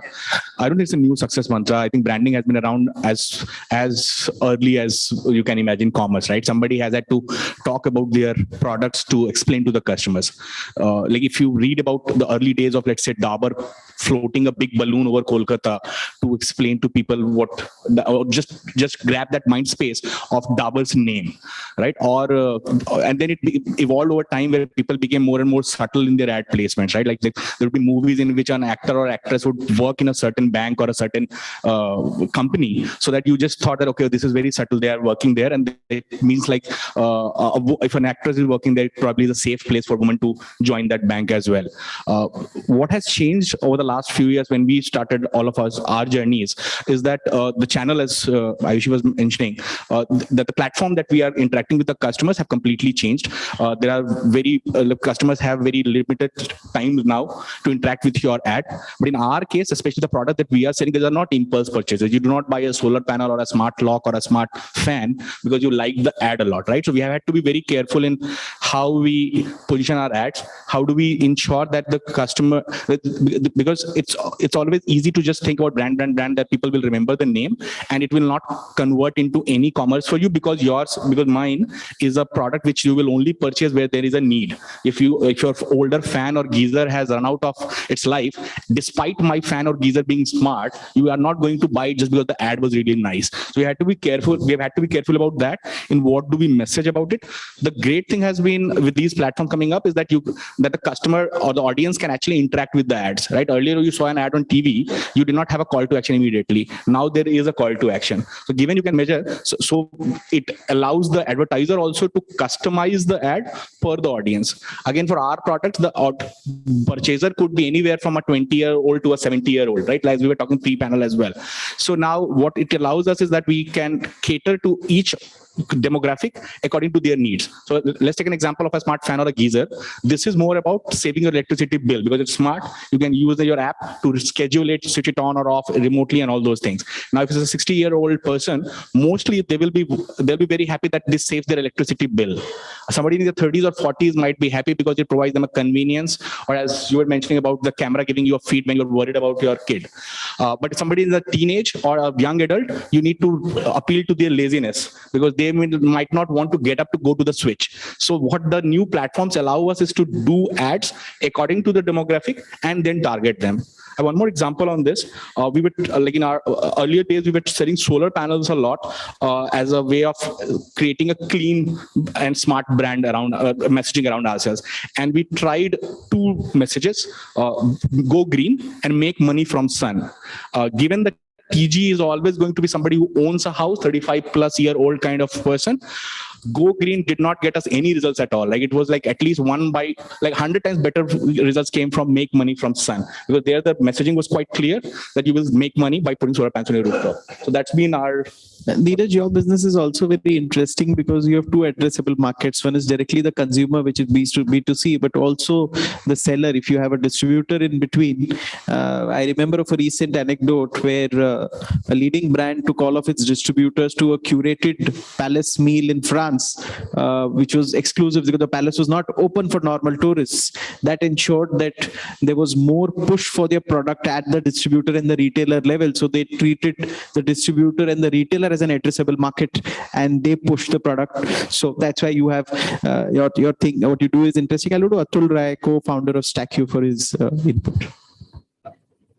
Of course, Dheeraj can come. Yes, Dheeraj Kumar Tiwari of Cap. Thanks. No, so see, we are a B2B startup, and I think the whole advertising or content or communication is very different for us. An Instagram ad or a Facebook ad kind of is not valid at all. And we are also in the early days of learning the ropes of communication. But I see kind of two phases of that. When we acquire an OEM to whom we are supplying kind of components, it's not like it's a one-time contract which we do, because they are producing 1,000, 10,000 vehicles every month. So we get that recurring demand. And to make sure we are that trusted partner for next 5 years, right, which is we typically sign a 5-year contract with them, we need to make sure, like I was earlier pointing to, that the quality is being communicated very clearly. He doesn't have to scramble what all has been done with their part, right, and doesn't lose confidence in the quality. Very important that if I have promised I will deliver these 50,000 kind of shafts for your factory so that you can make those 10,000 cars, they need to be there, otherwise they lose a full day of production. So giving them, communicating them on where is that part right now, how much I have in my warehouse, how much is on the way from my supplier manufacturer to my warehouse or my warehouse to their factory. I think that's a very important part where we have largely focused so far, that acquiring a customer is mostly a direct sale, but making sure he stays with us for 5 years. We are now trying to kind of break into that kind of advertising, marketing activities to drive new sales. So for example, at Auto Expo, which happens every year, after 2 years in Pragati Maidan and Greater Noida, we are one of the largest kind of advertiser to capture that mind space, because every major OEM in India, as well as a lot of them from globally, buyers are coming to attend that. And I thought we may not have a lot of kind of components to show, but if we can grab that mind space later when my team reaches out to them, they will have slightly easier recollecting those thoughts. So I think that's how we are trying to grab that mindset. We are also looking to organize kind of discussion events like this with kind of maybe head of supply chain from each and every manufacturer in India, right? Planning that in next 6 months. So that's our way to kind of manage the content, which is helping indirectly in our business. Thanks. What the takeaway is that familiarization helps. People are familiar with your brand name. It helps your sales team push sales, because the second part. And then the first part, which I think is more important for us, is kind of that continuous visibility into what we are doing. Yes. So now I go to Atul Rai, co-founder of StackU, because you are also, in a sense, B2B. Your addressable market is, in a sense, government departments. Also, now you spoke of Starbucks, and that's your another market. So you'll have to tell us two strategies that you use for both of them. Yeah, so we actually, what we did is we started with a product, which is our platform is called Jarvis. So, of course, the name is taken from Marvel movies. I will not cover up it. But when we started Jarvis to basically capture, like using the CCTV cameras to analyze the feed, the initial target was to basically go for, let's say, a B2B market and of course the retail stores. But just think of like camera, when you see like the camera, the first use case for anyone who is putting camera is security, right? So if I'll go to the retail store and say, hey, I want to put analytics on this in 2015, I'm talking about. So no, maybe they will not give that kind of attention to you, right? So we decided, let's go first this technology with the security agencies. And in that we chosen the police forces. I mean, that was one of the most toughest sector to target. And even in that we targeted Punjab police because when you perform a facial recognition on Punjabi faces, so you have a beard, you have a turban, you have a mustache and all different things, right? So we went there and within a month, we caught around 300 criminals with the facial recognition. And the product was like super success in that way. So we didn't have any marketing team there. So 9 states, which I'm talking about, is all inbound leads. I mean, we didn't have any. So trust was first thing, which we had to get in the market. After that, of course, when we started getting the trust, we targeted the manufacturing, where we're working with Tata, we're working with Tata Projects, we're working with Tata Consumers, we're working with JK, Borosel, Marico, everyone, right? After that, then we came to the retail part. So trust is the first thing which you want to capture through your whatever you are doing. Of course, for us, initial was our media interaction, because media also wanted to capture, I mean, what we are doing with the cameras to catch the criminals, right? We didn't have that lot of money to basically invest on marketing event and all, right? So this is how our strategy worked, getting the trust while what you're doing. Of course, if you have a capability, you can show in terms of your accuracy. We caught around 22,000 criminals, 8 terrorist module got busted. So that basically give you the trust for the market, right? And with that trust, when you go to someone in the private sector, of course, they welcome it. And we are now, I mean, one of the largest video analytics and video management system in the country, which is actually started from India rather than from Israel or Japan. So this is how, I mean, we are capturing while building the trust and going to the market. Thank you, Atul, for sharing that experience. And recently, I booked a meal of a Michelin star chef where 6 of us went. We had a good time, and many of people did not know that there are no Michelin star chefs. There are only Michelin star restaurants. So what I'm talking of is a tire company which managed to enter a restaurant space and started to brand restaurants, and in turn made so much of free, what you can say, ad space or mind space it could gain, because you bring out a list, it gets followers, and you get virtually free ads because people are talking of Michelin all the time, not realizing it's in the end just a tire. And whenever you see a Michelin ad, it's a multiplier effect. So that, I think, is one of the most successful brand building campaigns that Michelin undertook, and I don't think many other brands have been successful at this. With that, I think we have to move to a round of closing comments. I'll start with Ayushi Gudwani and then in about 30 seconds each.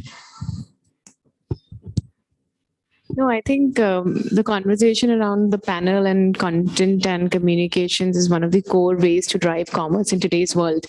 And as he rightly pointed out, it's just the times that have changed, but the core principles really haven't changed. So just ensuring that you know your consumer well, you are finding the right content for them and the right channel to reach to them is the core way to go. Thank you. Thank you. Thank you, Ayushi. I go to Ishan Grover. Sorry, can I take slightly more than a 30-second? So yes, Michelin is a great example that you gave. I remember MRF bat for longest of my time. I was thinking Sachin's bat is by MRF and MRF makes bat, and I had no idea. So it's a great example, and there are several people who have done that. Just wanted to highlight while I was just listening to everybody, and one thing that I've seen has changed is now we get so much of data that we have restricted ourselves in creating brands. People are so focused on what are the ROAS, what is the metrics, what is the demography, who's my audience, because Facebook gives you every single insight. Now in that race, you forget you're not creating a brand, you're just creating a performance marketing tool. And moment meta disrupts happen, you know how like people in D2C understands this, and this is a pain point for all the brands as well. Moment the CAC goes high, moment something goes up, you are screwed. You really have not built anything. It's just the sales that you're getting with very focused targeting, which was able to get you that certain run rate, but you actually never built a customer base. So for us, I always believed in that and always tell people is branding goes very, very long way. Content goes very, very long way. It might not have a very immediate effect, but if you genuinely believe in building a brand which is at a large scale, you have to invest in content, and content is the king. And that's it. Yeah. Thank you, Ishan. I'll go to Pranesh Chaudhary for his closing comment. I think hearing what Dheeraj and Atul said kind of got me thinking that if your product is really winning the game, you probably don't need that much of marketing to begin with. So I'll keep that in mind. And and then one point was which was I think Dheeraj mentioned in his first part was about how every touch point that you have with your customer should be used to communicate your ethos, what your products stand for. And that is what the brand is just not what you see in a TV ad or the line, or the catchy line that you remember. Brand has to be about what the company promises to bring to you in terms of the product, in terms of every touch point. It could be a simple packaging, it could be the simple dashboard that you show to a B2B client, and that is how communication should be thought of. Thank you, Pranesh. I'll go to Dheeraj for his. No, sure. I think my closing comment is more like an ask from this group, right? We have a lot of creative people here. We have got a lot of founders who are continuously solving that brand problem. One thing which we struggle with, if we are going for let's say a PR campaign, right? I need to give each and every line of what needs to go on that in that article, unlike maybe Ishan or Ayushi, right? You tell like it's a grooming product and then maybe a couple of features. And I'm sure there are creative people who can come up with like a very good ad, which will, not discounting your effort, but I mean your team itself, right? Can come up with a very creative ad, which may go viral. But for us, literally, even if it's a PR agency or even if it's a very cool kind of marketing kind of brochure, I need to write each and every line in that to rightly communicate what we are doing. So I believe we need kind of more content or like PR agency, media agency, who also have the functional depth, so that as founders we don't have to kind of handhold that much when we are running a campaign. I think that would be my ask. I don't know if this is the right audience for that. Thanks. I understand you need to be really more creative because the product itself is not, it's in a sense B2B. So creating an appeal is even more harder. But Atul Rai, your closing comment. So of course, I mean, when you talk about content, it is more about like getting the mind share of someone, right? And of course, in our case, it is a bit different because we are dealing with that content, which is video data. I mean, 70% of the content on internet are videos or images, from TikTok to Instagram to everything, right? So getting the information from it and getting the depth from those information and creating a right, basically knowledge base for your audience is something which is important. Of course, so we are working on the one layer up on that. Those content are coming to us. We are just trying to create a knowledge base so that the decision making can be done.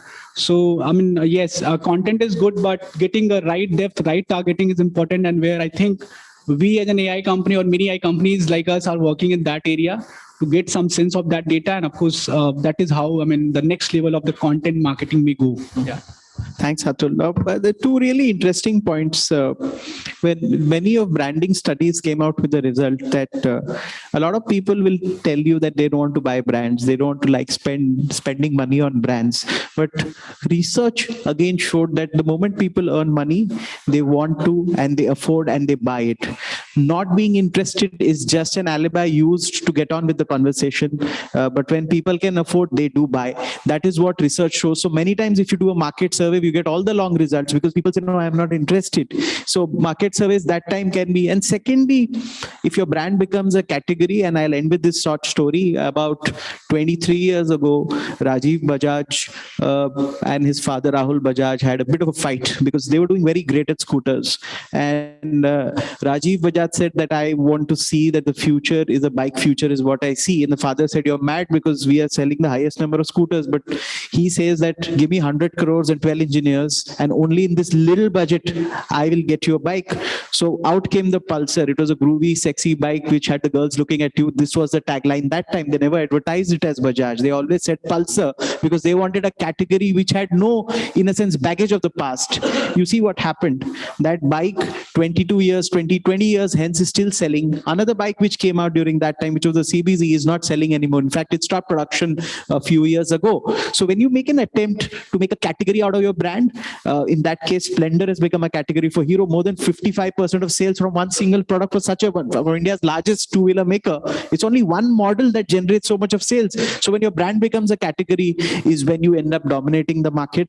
But I would like to thank each of my panelists. There's, pearls of wisdom from each one of them. They run businesses on a day-to-day basis. So what comes out of them is out of real life experiences.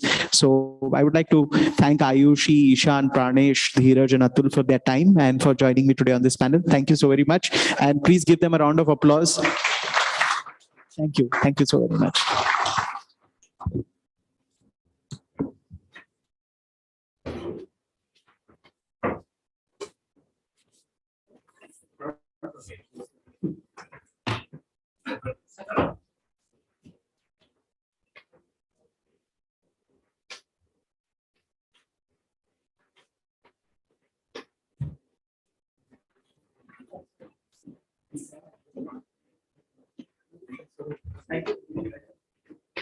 Thank you. Thank you so much to all our panelists and to Arunji for moderating it. Before we move forward with the last keynote address for the day, which will then be followed by the awards, may I please request my team to play the Legacy AV to give our audience members a glimpse of our community, please. Businessworld presents a rich legacy of curated events that enable conversations on policy issues in India. I feel that the Indian automobile industry's future is very bright. Presently, the size of the industry is 7.5 lakh crore. And I'm confident that at the end of 25, it will be more than 15 lakh crore. Businessworld has brought this to Bangalore. And earlier also they have done it. Bangalore is the right place to talk about startups, unicorns, decacorns.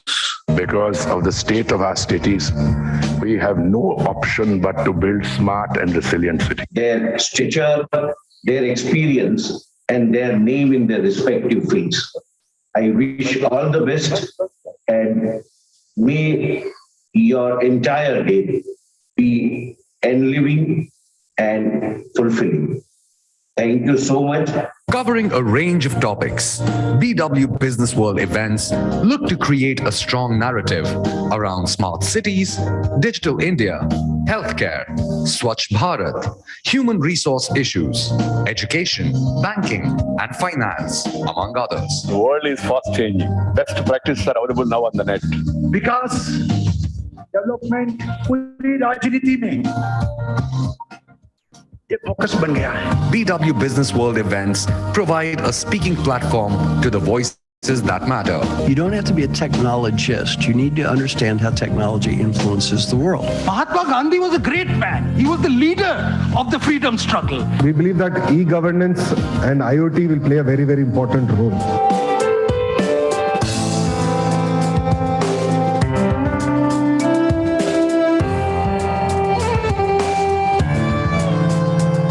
BW Businessworld is an excellent exhibition platform that helps you showcase your services to the right audience. BW Businessworld's digital transformation went on the fast track in 2020, marrying its legacy of credibility and robust business journalism with the power-packed content like BW Dialogue Series, Festival of Life web series, and custom-created webinars.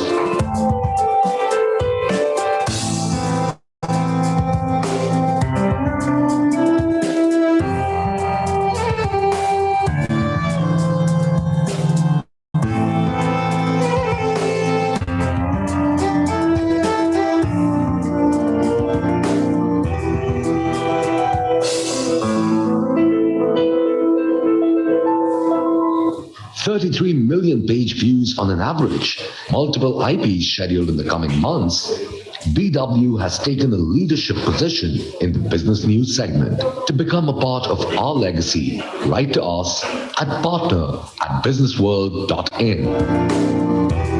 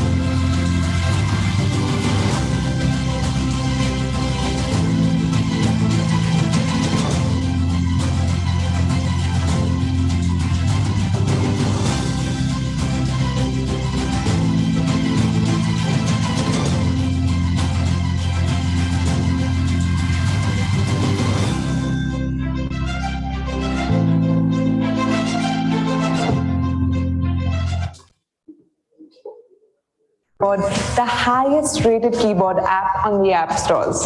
Let's find out. You can share stickers with your very own face and any custom message. Have a big laugh or scare with big anger. Well, Bobble gives you big emojis. Regular black text? It may work for some. We don't judge. What works for us though is the pop text. Bobble lets you use personalized branded stickers, GIFs, by strategically and contextually integrating brands and conversations happening on WhatsApp, Facebook, and other social or chat messaging platforms across the country. An average smartphone user spends 25 minutes of their daily 3-hour screen time on their keyboard. Since you spend so much time with us, we understand you and work towards only showing you content that interests you. And before you say it, no, your privacy and security are not an issue. All your data is anonymized before being used, so you don't need to worry about a thing. A wide array of patented and patent-pending innovations in areas of content tech, language tech, and keyboard tech will help you stay hip to the ever-evolving language of the digital world. And we made sure you can use it in an expressive and personalized way. Bobble has made conversations human again.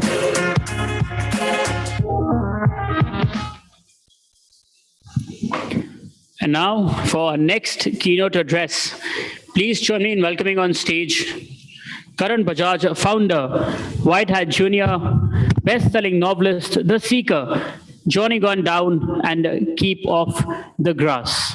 Ladies and gentlemen, Karan Bajaj.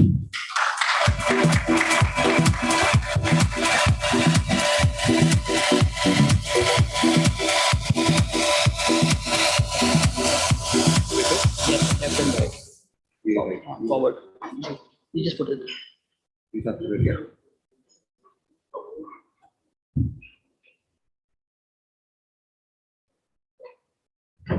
Hello. Hi, how are you? Great to see you. I'm Karan. I was the founder of Whitehead Junior. Before that, I was the head of discovery in India and did a couple of other things. So thank you for Anurag invited me to this, and I'm very, very happy to be here. Some of you may know a little bit about my background. I'll give you a little bit of context of my background in the context of what I was about to speak about. But I thought you guys are obviously extremely successful, qualified professionals. That's why you're here, top 40, under 40, etc. So I decided to talk a little bit for the next 10 minutes on a little bit of a personal journey, and hopefully that can inspire some provocative thoughts about your own life. So I won't talk much about business. You guys are experts in that. I'll talk a little bit about how I made some strong personal decisions that were very useful for me. And I thought I'd share some frameworks that could be useful for you as well.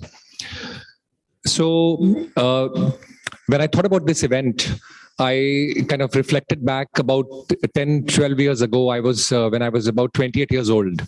I had got my first 40 under 40 in the US with Advertising Age. I was with Procter & Gamble in the US. I was doing quite well. And I thought my life would end up becoming a little bit like the chart on the left.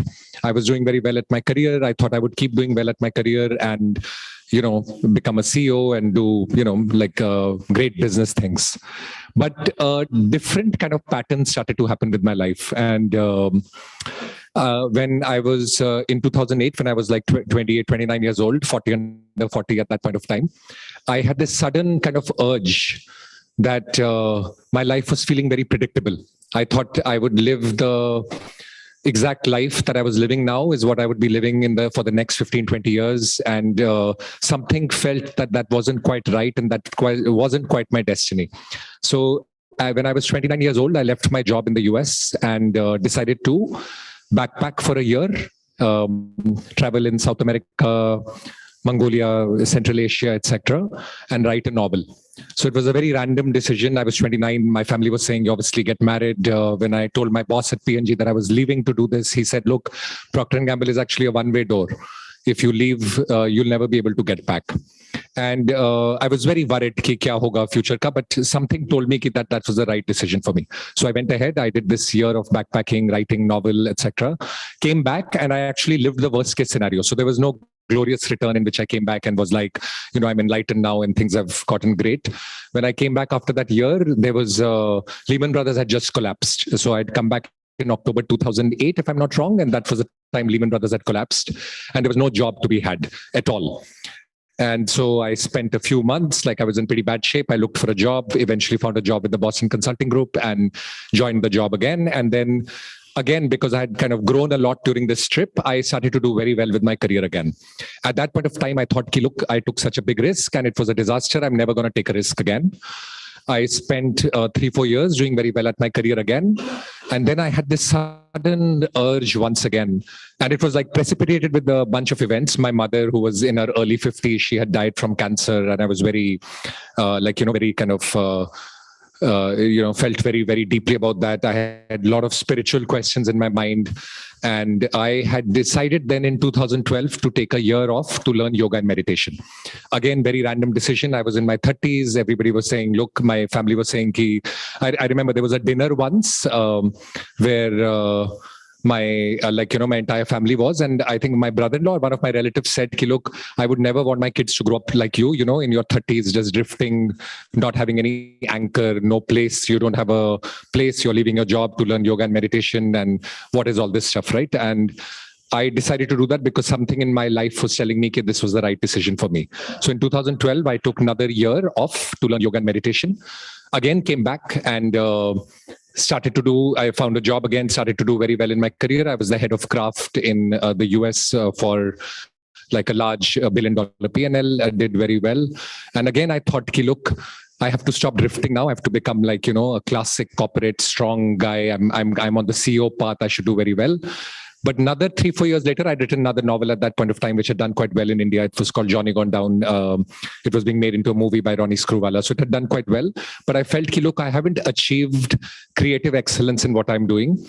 I should really take a chance at becoming a full-time writer in the US and really really deepen my creative ideas, right? So I took another leap in 2015 or 16 to become a full-time writer. And I became a full-time writer in New York for about 18 months. And I published my third novel, which again didn't do too well. And at that point of time, I was married. I had 2 small kids. And I said, after that whole novel experience happened, writing experience happened, I really said, look, I'm 40 years old now. At what point will I take up the stable, strong path that I was supposed to take up, right? Because at that point of time, all my kind of classmates from business school, I graduated from IIM Bangalore. I'd done quite well at IIM. So everybody was like, like very stable. They had houses and cars and kids, and they were talking about which schools their kids were going into. And I was like, still, living like in some ways like a hippie-ish kind of life where I would take my jobs, do my yoga, write, etc. And I thought, look, at this point I should settle down. I'm 35 years old now. I should finally settle down. So I got a chance to be the Discovery India CEO at that point of time because they were looking for somebody with very strong creative expertise as well as business experience. And I was the rare combination who had done writing, and I had a good business background. So I became the Discovery India head, which was a dream job. I thought, look, this time I'm going to become a classic media CEO. I'll go from Discovery to a bigger media network. And now I'll be, the person who realizes his potential as a business executive he was meant to be. Another 3-4 years later, I was like, I'm not really growing. I'm doing much more of the, I'm doing more of the same work and I can see myself doing it, but I'm 40 years old. I really need to know tech very well in this world. This world is going to be run by technology and I should know technology very well. And I took a leap again. I started Whitehead Junior, which, as some of you know, sold to Beju's eventually for $300 million and obviously was a successful exit. Lots of ups and downs since, but very successful exit. The reason I wanted to share this story is that obviously you guys are extremely successful and you'll have a classic path which will be well laid out for you. But if you have these inside you when your time is up, when whatever you've learned in a particular domain is the maximum you could have learned. And at that point of time, if your heart is urging you to take on a huge growth adventure, my life has taught me that that's actually the right thing to do. Because when I look back at the 20 years of people who graduated with me in business school in 2002 from IIM Bangalore, we saw a very clear pattern emerge. The people who were choosing growth all the time, they had very similar outcomes as me, which was in the beginning years, it was very tough for them because they would be the only ones who would take these very disruptive, almost irrational chances with their life. At that point of time, it was very tough when they took those decisions. Everybody would be like, "Ye kya kar rahe ho? Sab barbaad ho jayega. Ye kya, where is your future going?" and all of that stuff. Eventually, they would take these growth experiences, come back, and there would be a period of time when they were struggling to integrate back, but they always ended up at a little bit of a higher plane than where they would have been if they had continued in their respective paths. And the growth that was happening for them internally was actually being always rewarded by the world externally, but over a period of time, not immediately. And I saw a little bit of a path emerge that there was a very strong regular career path, which I think is outstanding and excellent if that's your real desire, which goes in a very good linear line, kind of the line I was with when I was a 40 under 40 myself in Procter & Gamble. I could have continued on a very linear line. And then there is a bit of a learner's path. The learner's path is following your instinct for where can I maximize my growth, where can I maximize my learning, taking big leaps of faith based on your instinct, going through lots of ups and downs, a lot of crashes and pickups, but eventually you'll start to see that the dots connect for the learner in a way that it doesn't connect for the regular path, and they achieve extraordinary things over a longer period of time. So, for example, when Discovery was looking for a CEO in India, they had been searching for almost 2 years to find somebody who could actually disrupt the very steady business of Discovery. And they couldn't find somebody who was a creative professional to take some creative bets and had business rigor. And they found somebody like me who was right at the intersection of those two. When I started Whitehead Junior, for example, at that point of time, Indian companies were not going international early. The belief was that you would perfect your model in India over 5 to 7 years, then go international. I knew from my backpacking days when I was 28 and I'd taken my year off and I was in like Amazon in Brazil and crossing the Amazon by river from Brazil to Peru, like classic backpacker who didn't know the Portuguese language or the Spanish language at all, but was getting by in the world very easily. At that point of time, it sunk into me, look, the world is going to be more similar than different. So when I started Whitehead Junior, I actually launched in the US, Brazil, etc. very early, because I always had this very strong conviction that the world is more similar than different. Similarly, I mean, there are multiple things around this whole thing. All the writing failures made me actually a good startup entrepreneur, because I'd gone through, so for my third novel, for example, was rejected about 61 times. And I kept making it better and better and better so that I would eventually get published. But by the time I started a company, I was like completely unfazed by rejections, because I knew that every creation journey starts with, all creation journeys are at the edges of a system. They're never at the center of a system. And you'll always be rejected when you embark on a 0 to 1 project, because edges of the system, nobody knows whether it'll work or not. So I'd experienced that with writing, that if you write a more conventional novel, you might get published, but when you're going and writing something really 0 to 1, it'll be very hard, because all creative journeys will be at the edges of a system. So life taught me that the one stream view, which is have a singular career journey, the view that we were always taught in our schools and in our families, led to a good outcome. But if you looked at extraordinary outcomes, they always come from this very drifting, meandering kind of path, or what appears to be a drifting, meandering path, but what is actually a path of following your instinct to choose the maximum growth that you're possible of as an individual, connecting the dots of multiple streams, and then finally identifying how you bring that value back to the world. So, the reason I said that today is because it's a 40 under 40 event. You're all very successful. And as a result of that, there'll always be a pull towards your comfort zone. And the more you break out of it, you'll realize that your life will be much more panoramic and actually will eventually lead to very, very good outcomes, because the world will always reward. The growth that's happening inside you will always be rewarded in the world outside, because it'll just show in whatever work you do.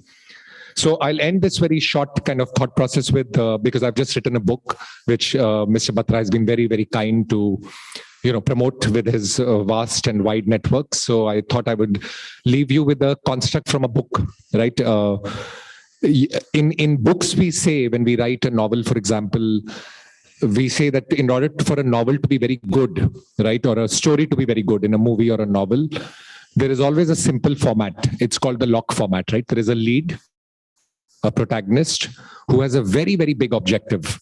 And the bigger you make that objective, the bigger the story ends up becoming, because the bigger the objective, there'll be a lot of conflict in their path, right? Which is a C for conflict.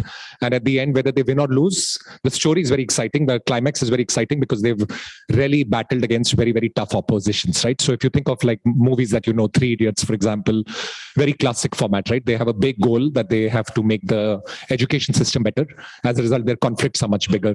If you take any superhero movie, Batman, Superman, same format, right? They want to save the world. The lead wants to save the world, has a big objective. As a result, they kind of fight with the biggest villains. And that's why the story is very interesting. Sometimes they win, sometimes they lose, but the story is very interesting. And when I was writing these books, I realized that life is actually very similar, right? If you choose a very big story for yourself, a very big objective, you realize that there'll be a lot of conflict in your path.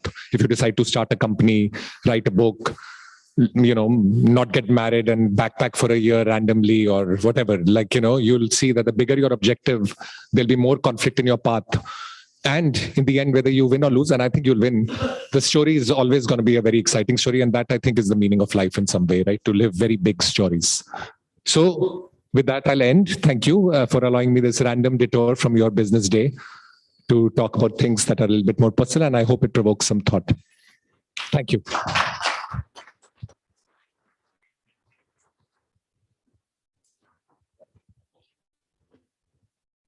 Wants to ask. Thank you so much. One more mic, please. Mike, one more. Yeah. So we have, please give Karan a bigger round of applause. He's come all the way from Goa. He doesn't live in Bombay, he lives in Goa.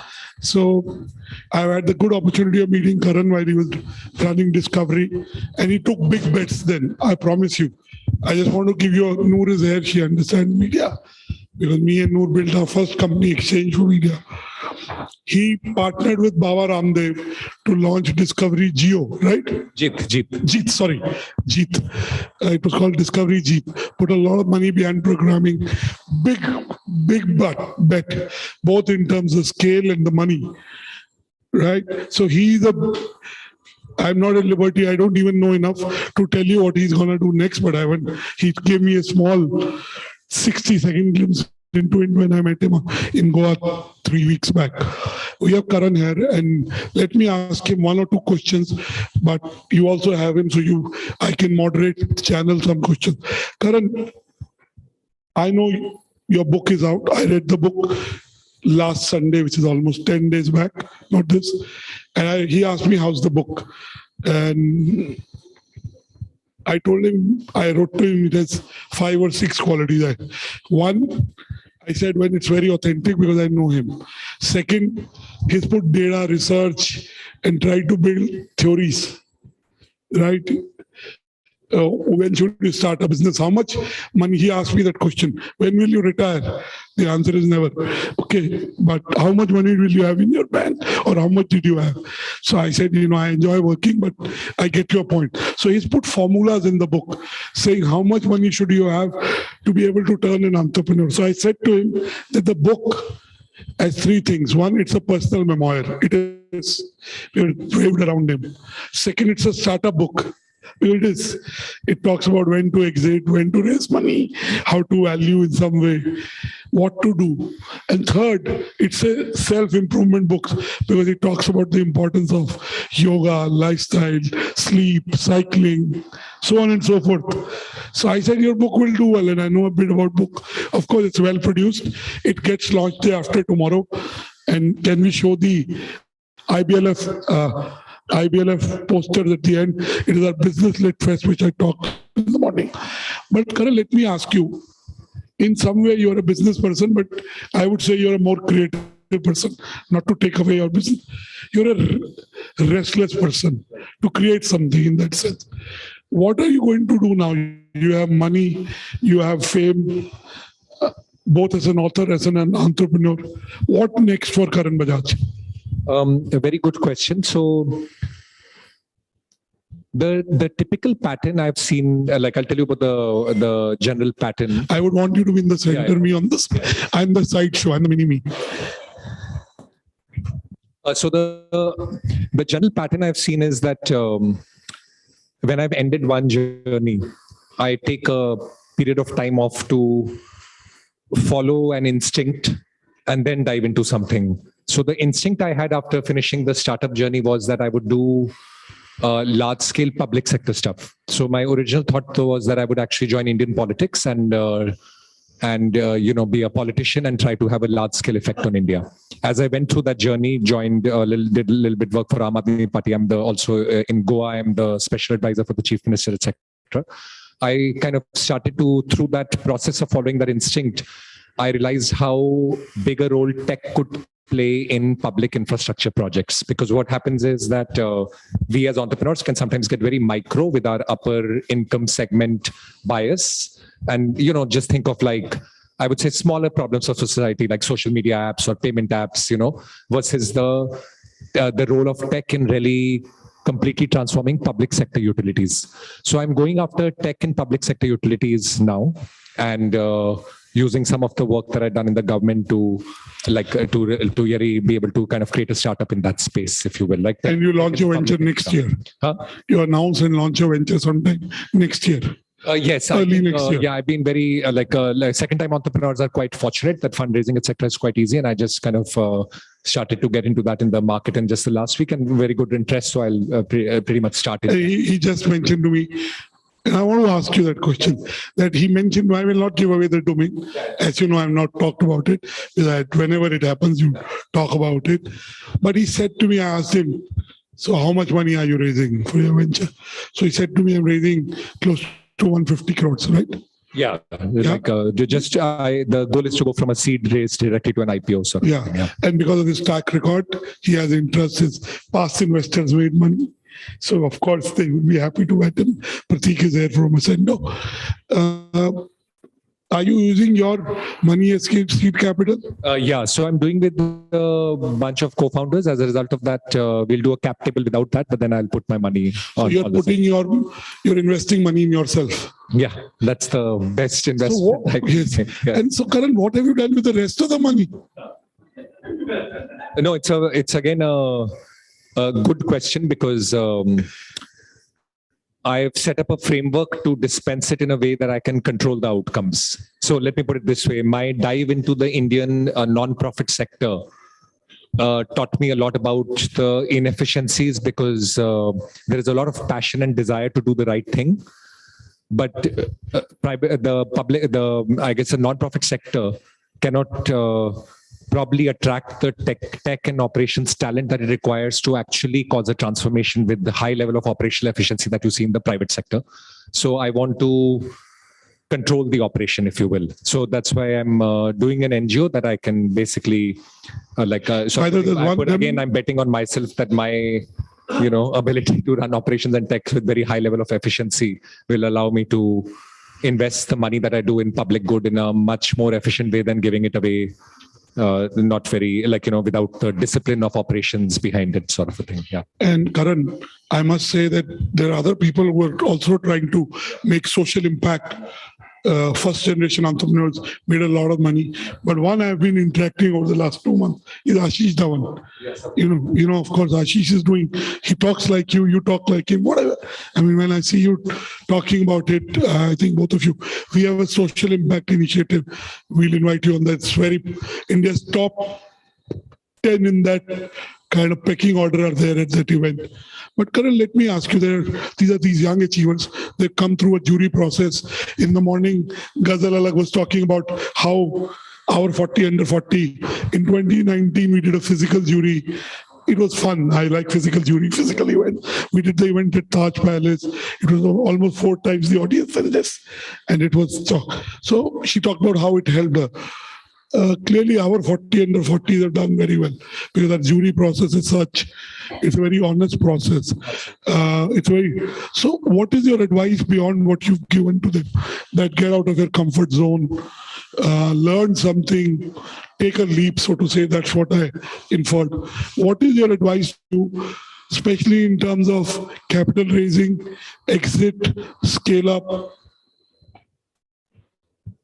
So I would say the best advice is that every time you have a real powerful idea, right, like a startup idea, it'll always be at the edges of the system, right? So when things are at the edges of the system, the best thing you can do is to launch the product very quickly and get market feedback very early and know whether that idea has potential to be at the center of the system. So for example, 3 years ago or 4 years ago, when I came up with the Whitehead Junior idea, everybody thought it was a disaster, right? Like, who would leave the Discovery India CEO role to launch coding for kids? It's such a small idea. This country will, go after maths and people would buy products on maths. And my thesis was always that, look, all of education technology, very similar to physical education, is focused on the left brain, right? So maths, science, offline classes, online classes, etc.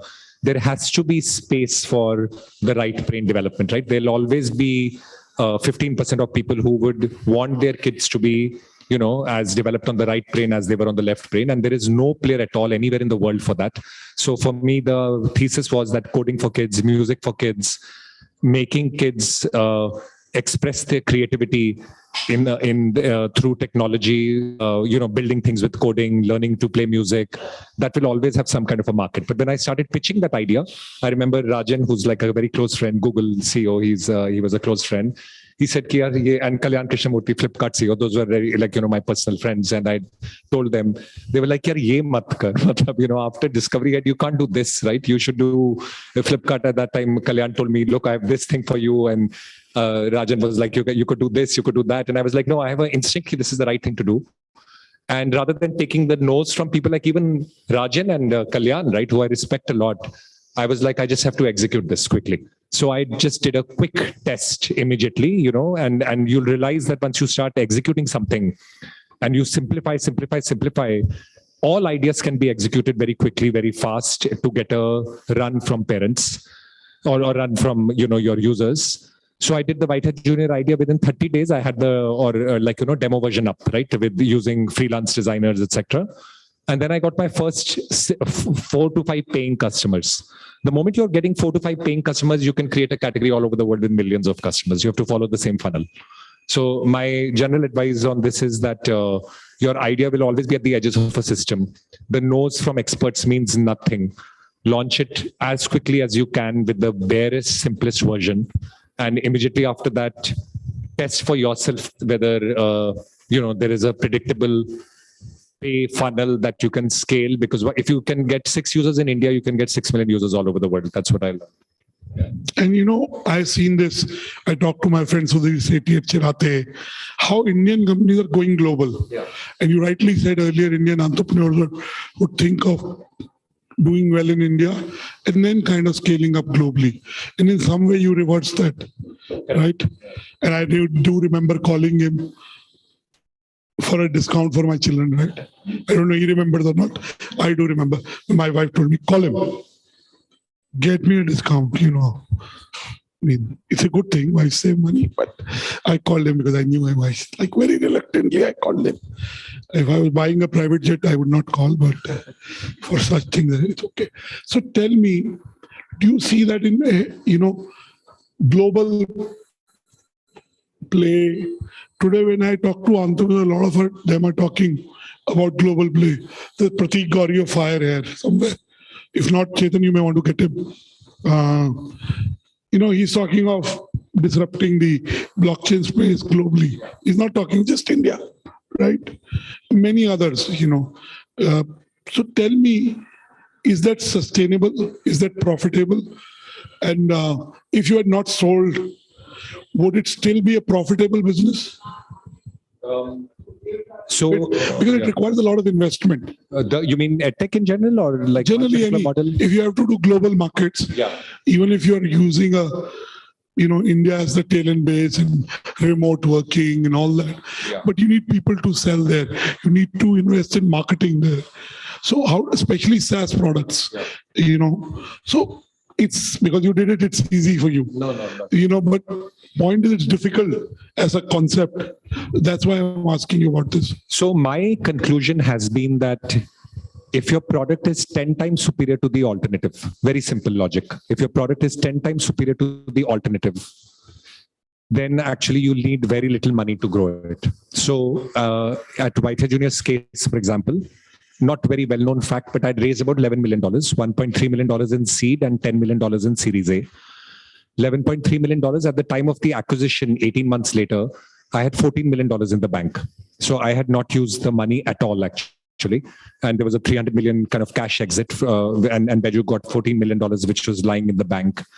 Because when your product is actually 10 times superior than the alternative, now in Coding for Kids, the great thing was there was no alternative. So the alternative was that kids would do creative activities completely unstructured around their home, going to some Didi or this or that, doing some art class. So the Whitehead Junior disruption around the creative activity with very measurable outcomes done at your home was 10 times better than the alternative. After the acquisition, actually, the company could not sustain because alternatives had caught up. And we weren't, I think that's my conclusion. We didn't invest enough in the product to be truly 10 times better.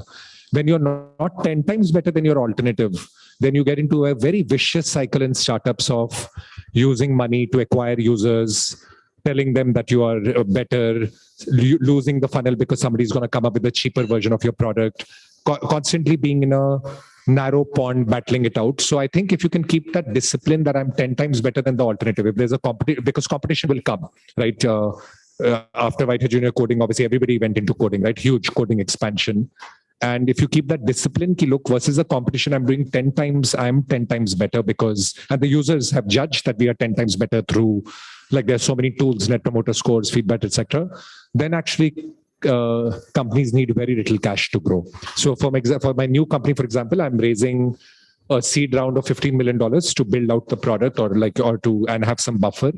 And my belief is that it'll go straight to IPO from there because like the places I'm choosing, like in my opinion, don't have very compelling alternatives, and we'll create it 10 times better, and then keep that discipline of always making the product better and better, 10 times better. And you actually don't need funds to grow either in India or outside India. That's my personal kind of growth thesis. And I've seen when people raise funds, it's typically because the alternative, like, A versus B is so similar that it's a detrimental price reduction game, not a, like a user clearly experiencing it and giving it a viral word of mouth, which happens for a good product. So build a product that is 10 times compelling. It can't be 5 times, 3 times, 2 times better, because startups have huge barriers to entry, right? There are going to be established systems that are well captured. You have to change a user's habit. So it has to be like an explosion for a user that this is truly 10 times superior versus what I'm doing. So I change my habit. Karan, my 2 questions, and you can keep your question. One is, what has changed since the time you were a first-time entrepreneur and now? What has changed in the market? What has changed in the market or myself? Market. First-time entrepreneur, I was an entrepreneur I started my company in 2018 November. So it's not too far ago. It's about just 3 years ago. The biggest thing that's happened is that very, very strong, structurally solid thesis is what, because I've just spoken to investors over the last week, everybody's looking for structurally sound, profitable, unit economics positive thesis from day one. 3-4 years ago, the mindset was still the land grab. That blitz scaling, those popular terms around spend a lot of money to acquire. Uber scaling. Uber scaling, land grab the user, and eventually the economics will work out. Now the belief is that if the economics don't work out in the first day of operation or in the first day of after you built out the product, then the economics are not going to work out in 7 years of creating bad habits with users. Okay. And what has changed in you? What's changed in me is a lot, actually. A lot has changed. So in the year that I exited the company, I did a lot of things, a lot of deep meditation, and then I did this 800-kilometer walk, which I highly recommend if you ever do. It's a pilgrimage from the mountains in France to a place called Santiago de Compostela in Spain. It's an old, ancient Christian pilgrimage. I'm obviously not a Christian, or I'm not religious in that sense, but it's 800 kilometers of walking. So you just walk for 20 to 30 kilometers daily. You sleep in the basement of churches who open up the church for you, and you're basically living on and you carry very little with you, because the more you carry, obviously, the more you'll suffer, right? So you kind of get into a rhythm where 30, 40 days, you're just learning that you don't need much in life, right? You just need your backpack and you need to keep walking, and that's what life is about. And so I did a bunch of these kind of things, which I've done before also, but I'm much more, I would say, deeper in how I'm approaching it, much more making sure that none of my decisions are very short-term oriented. Every decision is a very hard, enduring decision for the long term. So a second-time entrepreneur obviously is kind of fortunate, or I don't know how you think about it, but it's you go through a lot of bumps and learnings in the first time. So I guess much more deeper this time. Yeah, Stephen Covey said, you do the right thing for the right reason in the right manner, you get the right results long term. So clearly, my last question. What is your bucket list? Karan, you've done so much. This is your 5th book, which gets launched in Delhi on Saturday, the IBLF, and we'll show you a preview. And then it gets launched and go on 14th December. Yeah. The Chief Minister of Goa is launching it. You have lots of money in the bank. You're famous. You're doing your second venture. Family is doing well. What else? What does Karan Bajaj want to do? What is your bucket list? No, the only bucket list is to use whatever potential I have to truly move some KPI of India in the next decade. That's the only thing. I should look back at the. When you read his book is like that. Yes. Even the title of the book will show you. So if there are any questions for Karan, raise your hand and make the question more Twitter-like short. Any questions, comments? Gentlemen here, can we have a mic for him? Fast. Karthike, Prashant. You can take my mic. Take it, catch it.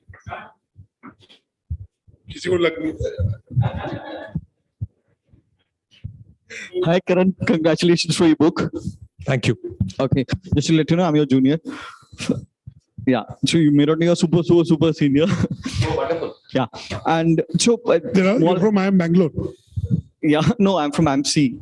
IMC. I'm Calcutta. Yeah, Calcutta. Okay. So do you plan for, especially for the young entrepreneurs, for in terms of angel investing into them and probably make something for them to understand, though your book is there for a lot of motivation and teaching them how to run this path. So do you have any plans for investment? It's a very good question because obviously after the startup exit, most founders do. Ready for the next person. Most founders do angel investing, but the reason I didn't do any angel investing is because for people who know me, I'm a very hands-on operator, extremely hands-on operator, very passionate about details. I'm a terrible investor because I'm not hands-off at all. So I can't just put my money and like see things happen. I'm a person who wants to, build things out with my hands. So that's why I decided never to, I'll just be the worst investor because I'll be asking questions which I shouldn't be asking entrepreneurs and getting into executional details that nobody will want me to do, so, but I can't help it. That's how I like details very much. Okay. Any other questions? Noor, Harvinder, Prasar. By the way, Prasar is your junior from Bangalore. Oh, wonderful. Great to see you. 2003 batch, right? Oh, wonderful. Yes. And I know what is IMB, by the way. I also know what is IMC. I almost went to IMG, but it's MDI. Okay. Yeah, that's a true story. But yes. Yes. Any other question? Harvinder? Harvinder leads our healthcare and well-being community. Yeah. So Karan, my question is related to well-being. So you did that 800-kilometer walk and it did personally change you, as you said, but has it changed your working style? And would it be something which is going to be evident in the next project that you do? Yeah, so it's a good question. I don't know yet. I'll see when I start full-time working again. But I will tell you that immersive experiences like these in the past. So in 2012, as I was telling the group, I'd done a 30-day yoga teachers training where we were living in an ashram in I taken a year off in which I'd gone from Europe to India by road, backpacking, and then come to India. In Madurai, I'd joined the Sevananda Yoga Teachers Training, which was a very rigorous, morning 5 o'clock till 10 o'clock in the night. You just do yoga theory, yoga practice.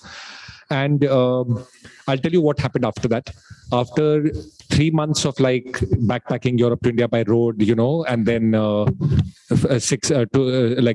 weeks in the ashram, there were 60 people in a dorm room and there was one bathroom and we were all sharing that because it's a very bare ashram that it is. And then I did some more things like that. I think one very fundamental shift happened after that.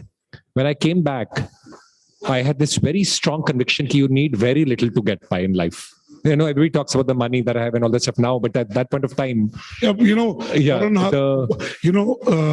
Warren Buffett said, "Don't say money doesn't matter till you make a lot of money." I think Karan fits that. But now I fit that. At that point of time, I think I'll tell you how it liberated me. Immediately after coming back, I decided to become a full-time writer when my wife was pregnant with our second kid. And I obviously didn't have much savings because, I traveled and spent it, but I had it wasn't something which was superficial. It was very deep conviction in me. Look, if I can just survive for months with 60 people in a dorm room and I'm kind of reasonably satisfied, then I can't prioritize my life around stability and materiality. I'll prioritize my life around where my energy is flowing. So that really changed me because after that I just sab log bolte hain na ki bachcho ke baad your risk taking goes down. I don't know, my risk taking just exploded. After that I would just leave my job to become a writer, then leave my job to start a company. I became very liberated after that particular experience. So in some ways I'll get to know what has changed. I do know something has changed, but I'll get to know in my working if I'm a better manager or not. I'll let you know. Okay, one more question and then we start the awards. Any other question from anyone? No one. So Karan, my last question. Yes, thank you. Because I was thinking here, I'm doing the wrong thing. I'm doing the same thing for the last 22 years, 21 plus. But I don't think you are. No, your every day is a life. So I think for those of you who don't know Anurag, or everybody knows Mr. Batra here, he reads every book, every non-fiction book which is published. He reads a book a day, and he's constantly growing as a person. As a result of which, you see the breadth of work that he does. I think it's an inspiring thing on how he keeps. He's such an avid seeker of personal growth, and that reflects in all the various endeavors you keep. You keep pushing yourself all the time to do more and more in your current endeavor. So the first time I met him 6-7 years back, he's been kind to me and he's always kind. So anyway, but jokes apart, I believe what I do is a combination of passion, and there is a business to be built. But I'm building IBLF. That's a great example. And the date was done because Karan was coming to Delhi. Yes. But look at what we've done on that date. Can we run that? So IBLF it's India's largest business literature festival. It's big guys talking to big guys who happen to be business authors. Just see the list. It's in Delhi on the 3rd December at the Roseate House. It is a ticketed event by invitation, or you can buy tickets. And it's in Gurgaon on the 11th Jan at the Leela, Gurgaon. So quickly, and because, I keep saying I've achieved a lot because I read books. You also have to implement what you read.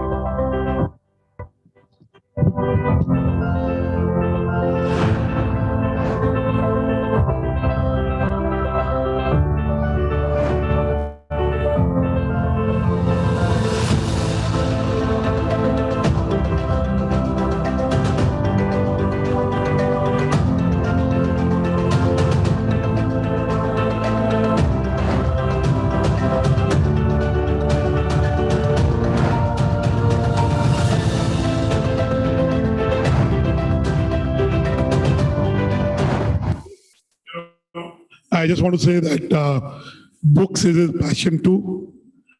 And I took a book for him and I went to Goa to see him. My voice was not there that day. I almost canceled, but I didn't want to cancel. And I said, Tony Robbins' book. He said, I've read every Tony Robbins book. I said, you haven't read this book. So he hadn't read it. I read it overnight after that. Yeah, you like bought a lot of supplements and after that. Yeah. So, I do what I like. I'm a content seeker throughout my life. So we're creating content. Thank you, Karan, for doing what you do. And thank you for being here. He's above 40, so he's not in our list. Neither did he apply. But he's above 40, so he wouldn't have qualified. But we're launching 50 above 50. He's not yet 52. So I don't know where we'll have to launch an award just for people between 40 and 50. 40 above 40, I think. But give Karan Noor's thinking I will, when I get such ideas, I actually launch them because I went to MDI in Gurgaon. Okay. And I swear there was I'm on the board for the last 31 months, not 3 years. There was a proposal to make it into an IIM Gurgaon, but thank God we like MDI. And IIMs are great. I have lots of friends, but we like MDI, okay, the way it is. So please give Karan a big round of applause. Wish him luck for his second venture. I'm sure he'll do very well. I only know one line in what domain it is. I don't know more than that. I'm just thinking, why do you need co-founders? No, I think it's linked to the same idea of building something much more enduring and structurally solid this time. Yeah. Okay, because co-founders also mean that you have to be very open to their suggestions. Wealth creation gets shared, decision making gets shared. Once you're successful, 1 + 1 + 1 is a 10 factor. Yeah. Okay, that's a good answer if you can manage the relationships. Some people are able to, some are not able to. But give Karan Bajaj a bigger round of applause. Thank you, Karan, for coming here all the way.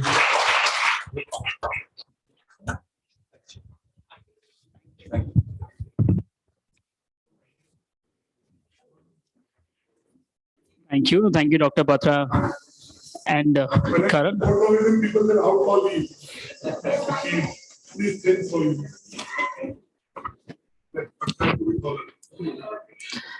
Thank you so much. Thank you.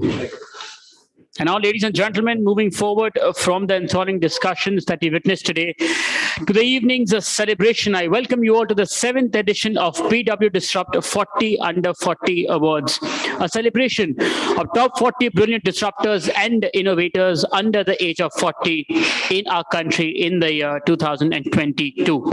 Today's award ceremony is being streamed live across all BW Businessworld platforms, including our social media channels and also on www.bwdisrupt.com. Please join in the celebration on the evening by using the hashtag BWDisrupt40 under 40. That's 40 under 40. And I would once again like to thank our partners for today.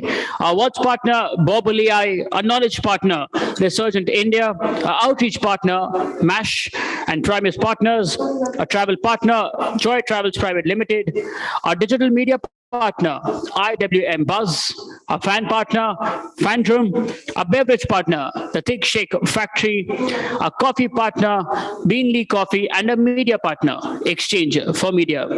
May I please request my team to now play the partners AV. The highest rated keyboard app on the app stores. Let's find out. You can share stickers with your very own face and any custom message, have a big laugh, or scare with big anger.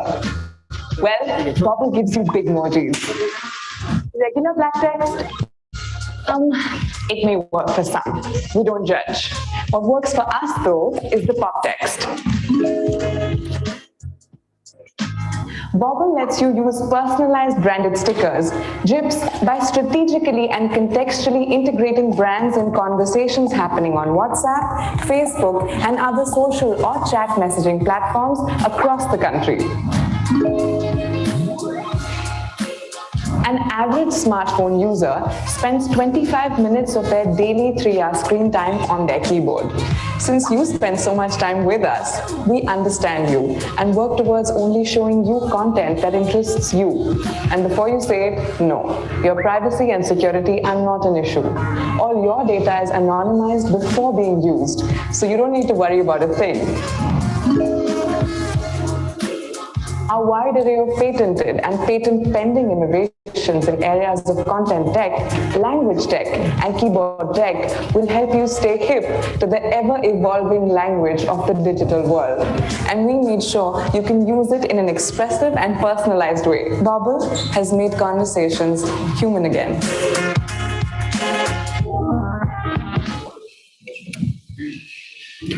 And now to kickstart the award ceremony, please join me in welcoming on stage a student of MDI Gurgaon and the chairman and editor-in-chief of PW Businessworld and founder, Exchange for Media, Dr. Anurag Batra.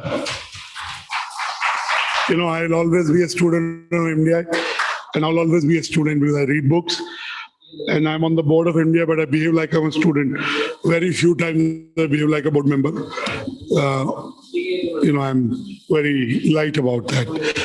Excuse me, sir. Would you like to be a keynote speaker here? Prashant, can you guide them? Okay.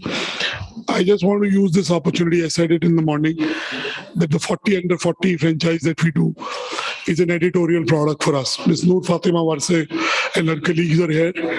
We discover new companies in this. I can tell you over the last few years, we've discovered many companies that have gone on to become big. 84% of our selected companies have done well. Others have also done moderately well.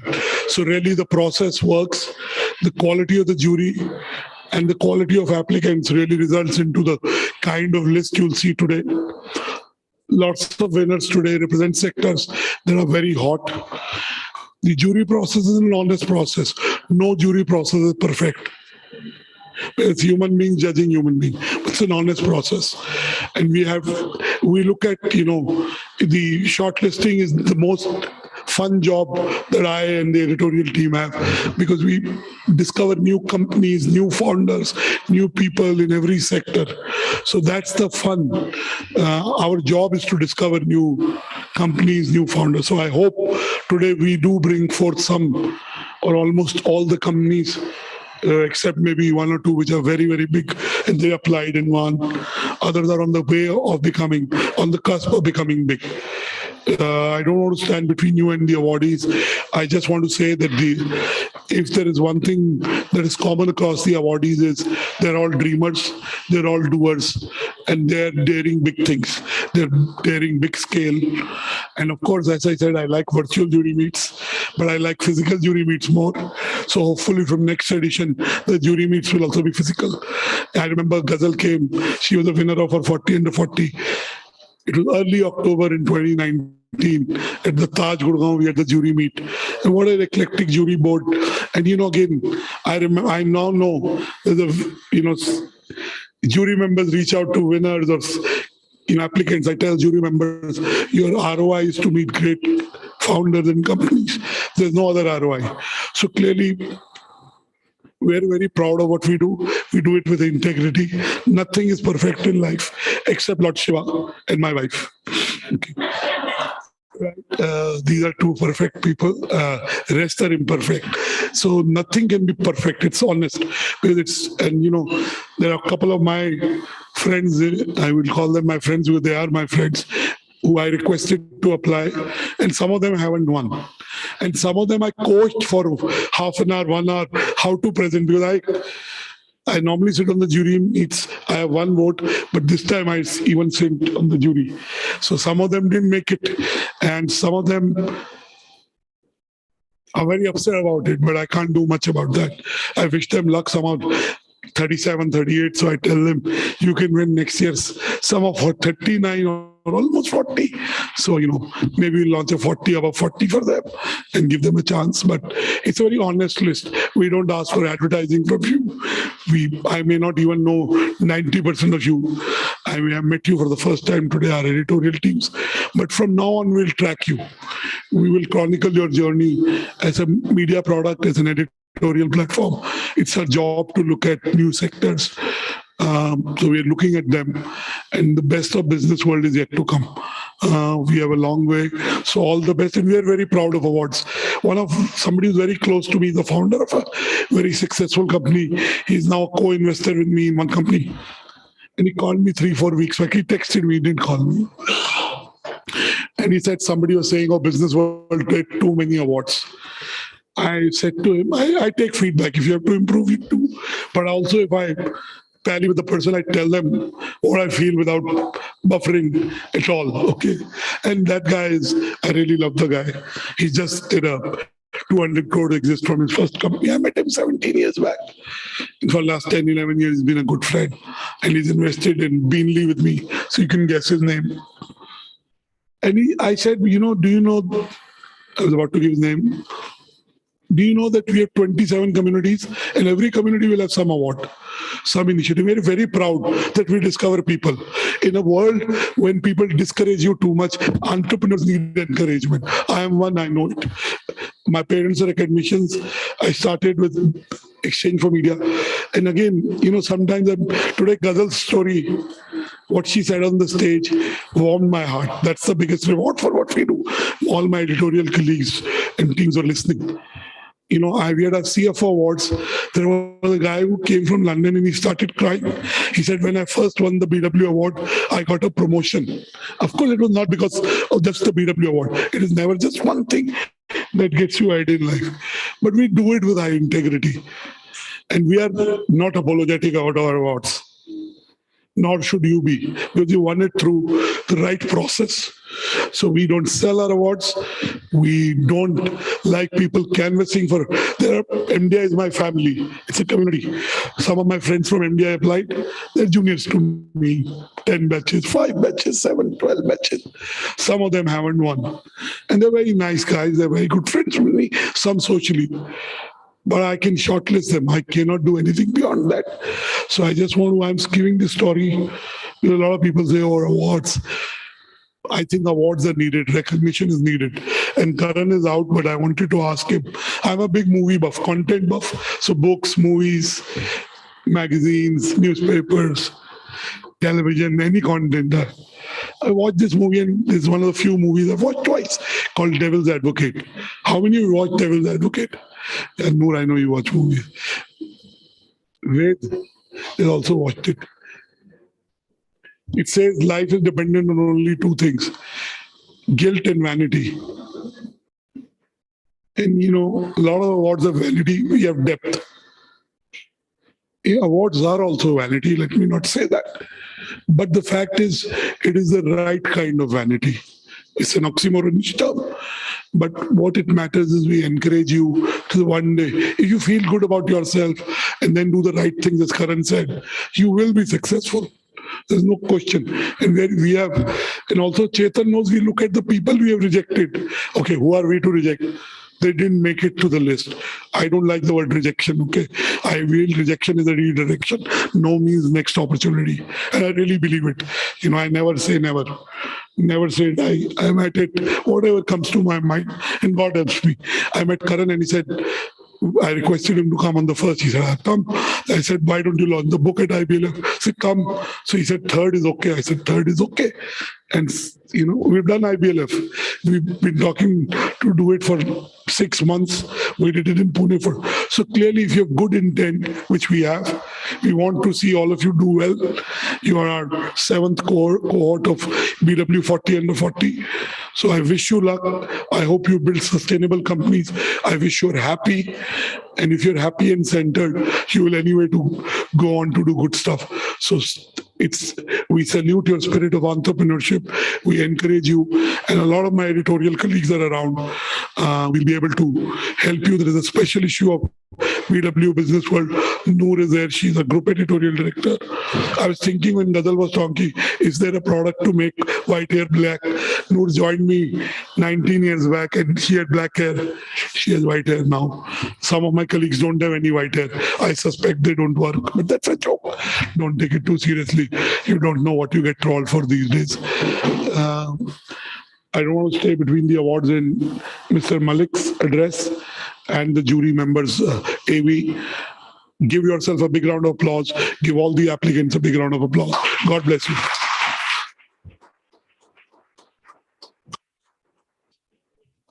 Thank you so much, Dr. Batra, once again.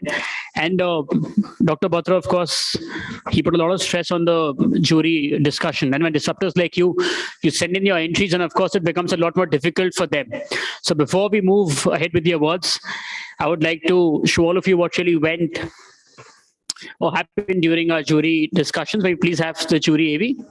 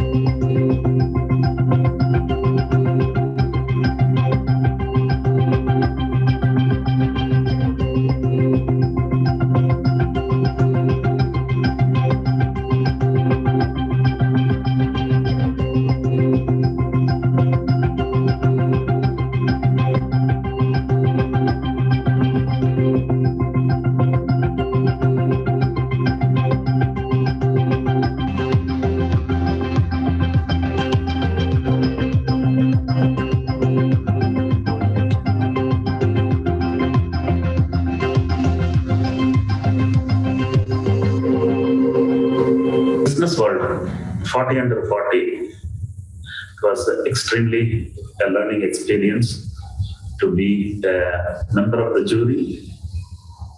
200 plus applicants were there and 125 plus contestants were shortlisted. And it was wonderful to listen to entrepreneurs, some of them who are creating a lot of employment, some of them who are doing such projects which will give huge social impact. Of course, profitability in business, and some of them were doing wonderful journey. And some empowered women with a lot of vision to create change in the society.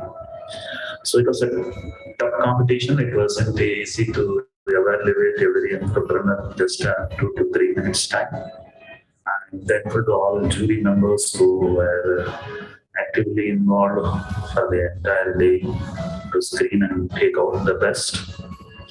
We believe what we have chosen as best 40 are truly the sample in the country to represent the entrepreneurial community. I wish all successful entrepreneurs congratulations, and keep focused, keep growing. All the best. First of all, I would like to thank the Businessworld team for getting me as a jury for the 40 under 40 awards. I have been associated with this particular award for quite a few years, and I would like to mention that the quality has been on the rise. I would like to wish all the winners as well as the applicants all the best in the future endeavors, and congratulations once again to the Businessworld team for executing this particular awards successful. Thank you. Thanks BW team for having me over for this wonderful session that we had over the weekends. You guys did a great job of putting together a very strong list, I would say, of candidates. Each one had a great skill set and career graph to speak about, a lot to learn from. I think I was very excited to be part of a very great, very good panel, I would say, and very enriching experience, very intense, and overall I believe could not have been done anything better. And the top 40 who got finally selected, congratulations from our end. You guys definitely deserve it to be there, and really look forward to seeing some of you in person. An enriching experience as all the nominees, both entrepreneurs and individuals holding key positions in various corporates, took us through the journey that they have traveled so far and also their future vision. My best wishes to all the winners, as I'm sure that this award will help them in achieving their future vision as well as contributing to the country and to the community. All the very best again. Thank you.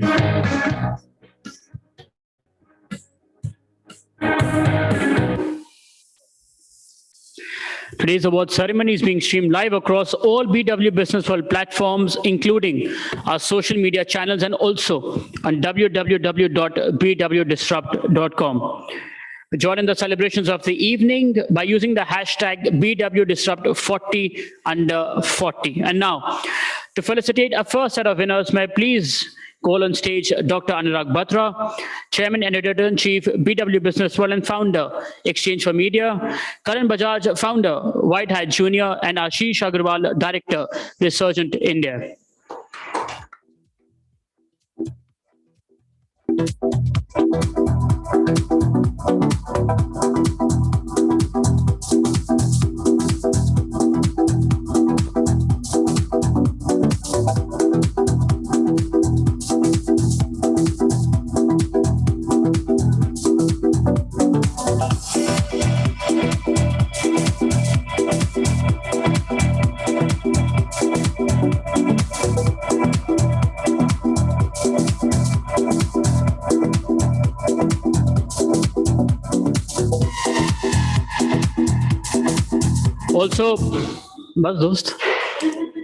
Also, request all the winners, once you've received your awards, please exit from stage left, or rather, because this is a staircase, we request you to please go to the stage left after you've gone down for a picture for our magazine. And also all the winners, towards the end, you have a group picture, so please stay back after you've received your award. And now, in no particular order, the first BW Disrupt Future Master to make the list of 40 under 40 is...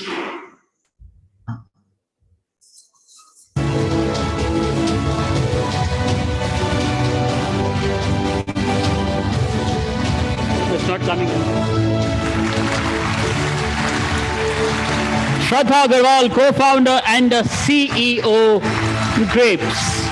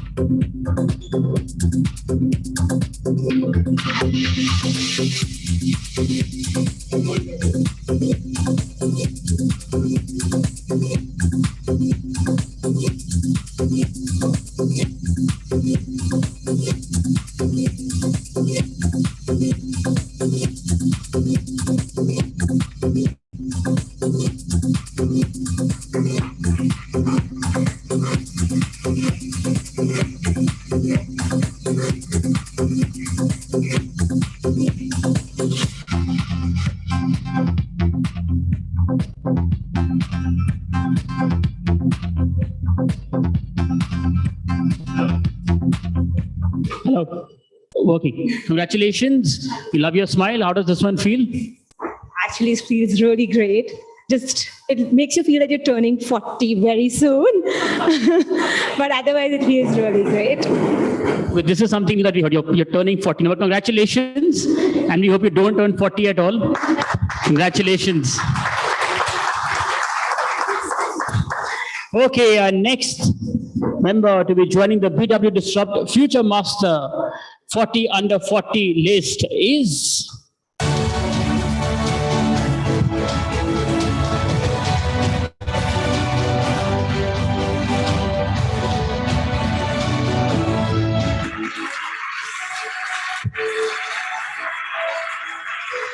Alok K. Singh, CEO, SNVA Group.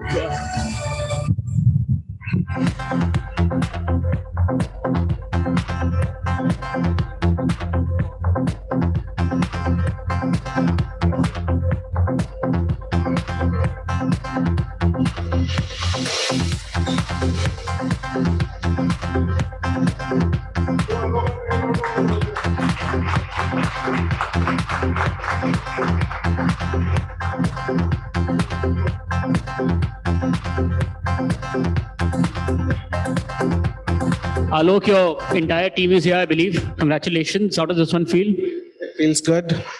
Again, when you are winning any award, it's good for you. And I'm also thank you for BW team for this award. And I also want to thank on behalf of my SNBA group and Career Era team and Travelman team.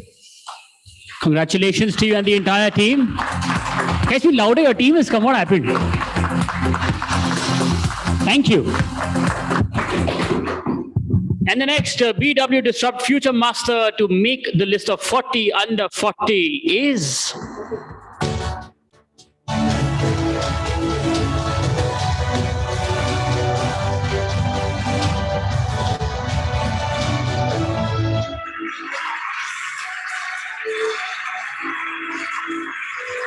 Ankit Agarwal, co-founder and CEO Insurance Dekho.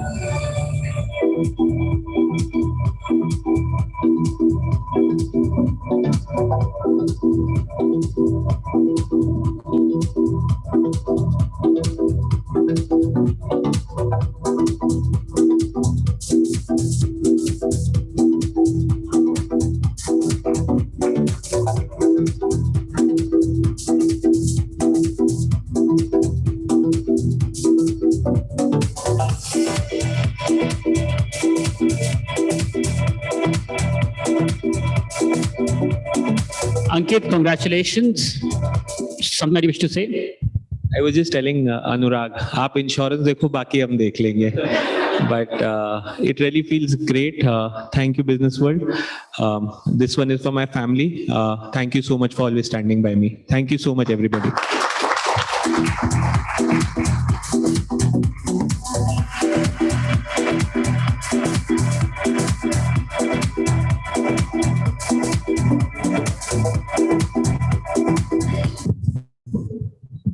There's also a personalized caricature, Dr. Batra, would it be the right word? A personalized caricature trophy, just to build it up, that we have from our world's partner, Bobble AI, for all the winners, which we will be giving them right after this, because तीन चीजें ना बहुत मुश्किल होता है एक साथ, इसलिए. Let's be honest. Yeah? Okay. The next PW Disrupt Future Master to make the list of 40 under 40 is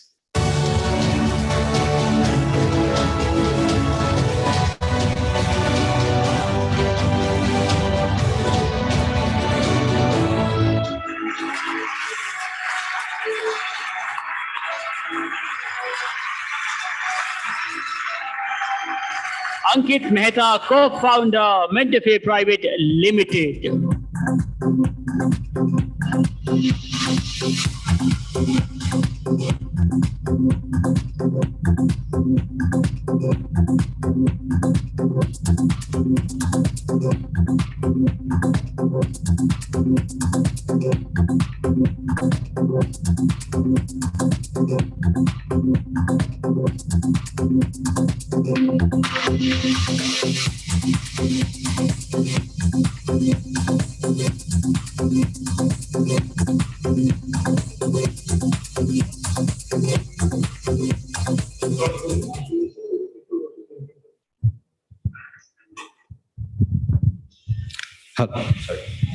Thank you. Yeah, it's difficult. Thank you for organizing this, and I think it feels so good to be recognized.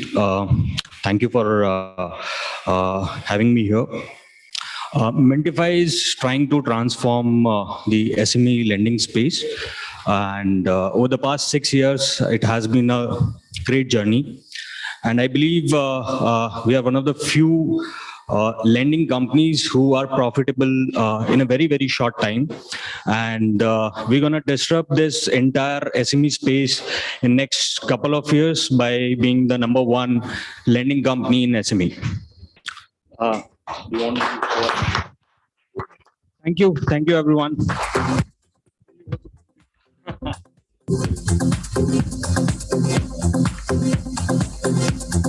Congratulations. Okay, the next BW Disrupt Future Master to make the list of 40 under 40 is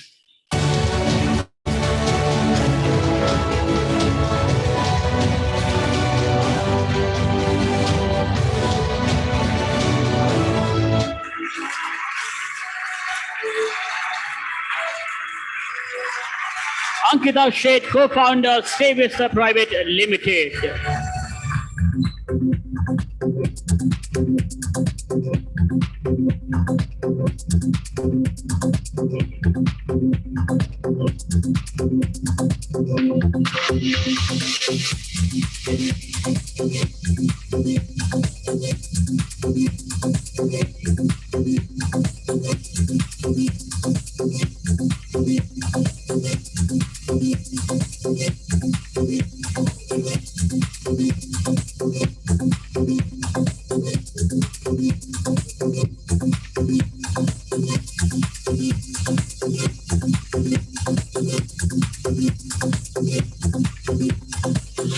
Ankita, congratulations. Should I help you?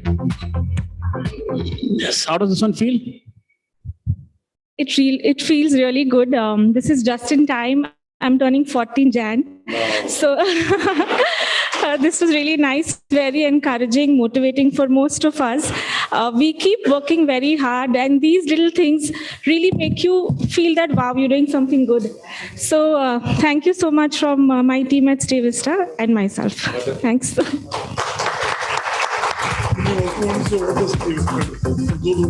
Yeah, so Stay Vista is, so we have holiday homes, luxury holiday homes all across India. Today we have 500 homes in almost west, south, north, these segments. This is something disruptive that we've done. The way people travel in groups has changed. Homes were not really open in India earlier, but today you have these really luxurious homes that you can stay in. So that's what we've changed. Yeah. Thank you. Ankita, do we get a party in one of these homes? Ankita, a party for all the winners? Yeah, offside are At the most luxurious one. She promises us that. So congratulations. Thank you so much. Thank you. Okay, and the next BW Disrupt Future Master to make the list of 40 under 40 is...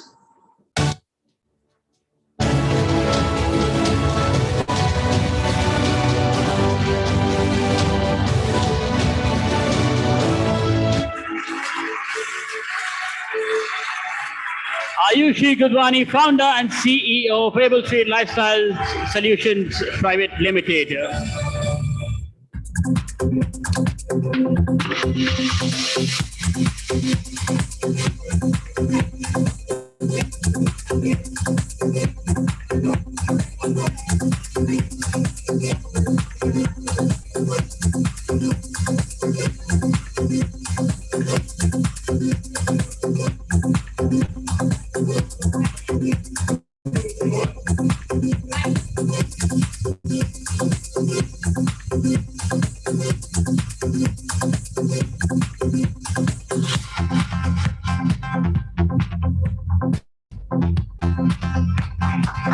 Should I help you? Yes, we will. Why not? Congratulations. Thank you so much. Very excited to be here. I was a recipient of one of the awards, Young Entrepreneur Award in 2019. So now it is 40 under 40. So I tell Siki under 40 hai to acha hai. But this one goes out to the team. I'm only a person who's representing them. We are here for what we've done. So this is totally for the team, and very proud of what we have built together, and hopefully more laurels to come. Thank you. I run this organization called FS Life, which was previously Fable Street. We are a house of brands in women's premium apparel space, and we are here to break through the clutter in apparel and probably change the landscape of apparel, women's apparel in India. We are primarily a supply chain tech company and are breaking through the barriers in that. Thank you. Thank you. Thank you so much. Congratulations. Thank you. And our next BW Disrupt Future Master to make the list of 40 under 40 is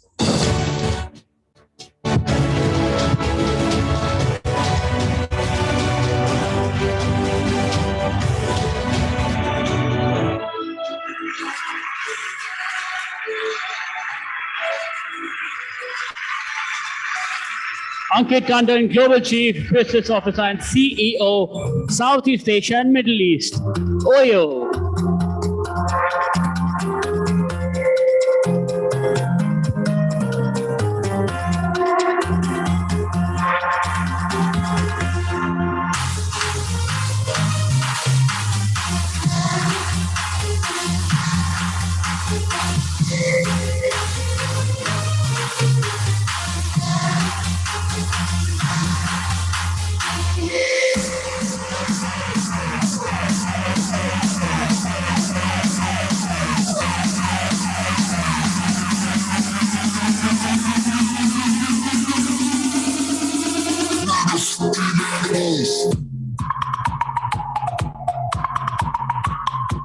Congratulations.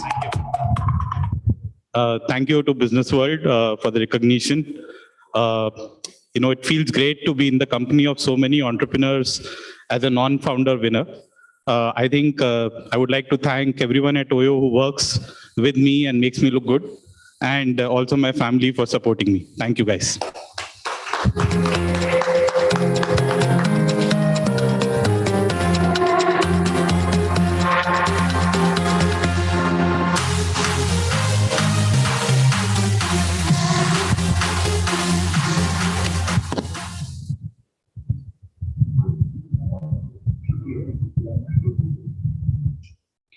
Moving on, our next BW Disrupt Future Master to make the list of 40 under 40 is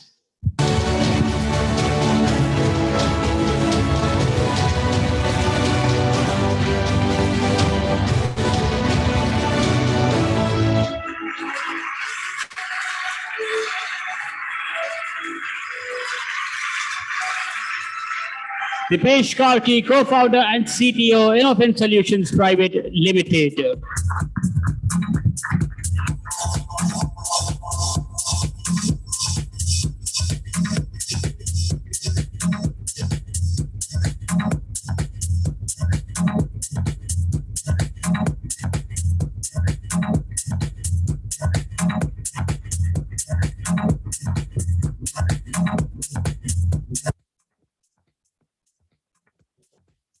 Congratulations. How does this one feel?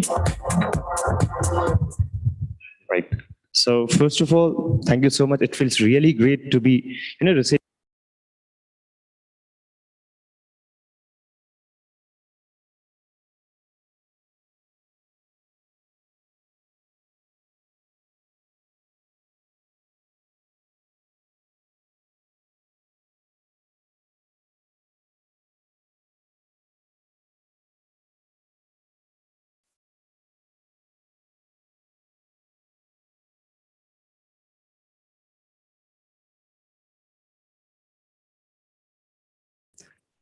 trust me, there was a huge challenge because people are so used to meeting an individual coming to your doorstep in order to get a form signed, right? So as to just give a loan or make an investment. So first we fought with that digital transformation or changing that mindset of people. Later on, we also thought of making it much bigger by, reducing the size of tickets, loan ticket size. So we launched a product called InstaMoney in 2016 odds, wherein the loan was between 5,000 to 25,000. Now that's the kind of loan that not many platforms used to underwrite back then. So we brought this idea. I mean, we were one of the few members, a few companies that brought this idea of being so underwriting at such small scale. We were able to grow and flourish quite well with that kind of volume. And today we are a platform with more than 10,000 crores of disbursal. So that's what we've done. And now, as on today, if you are hearing about 12% return in the industry, we are one of those who have brought this idea into the industry. So we'd look forward to your participation in adding 12% as a return in your portfolio. Do invest through Lending Club. We'd be happy to have you in our digital transformation journey. Thank you. Thank you.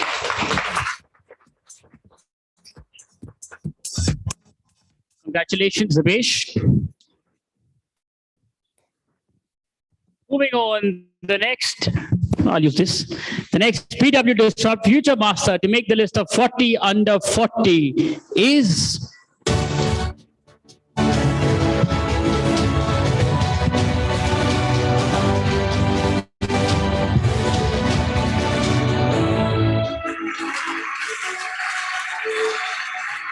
Gaurav Goyal, CEO, Top Ranker, ZTech Solutions Private Limited.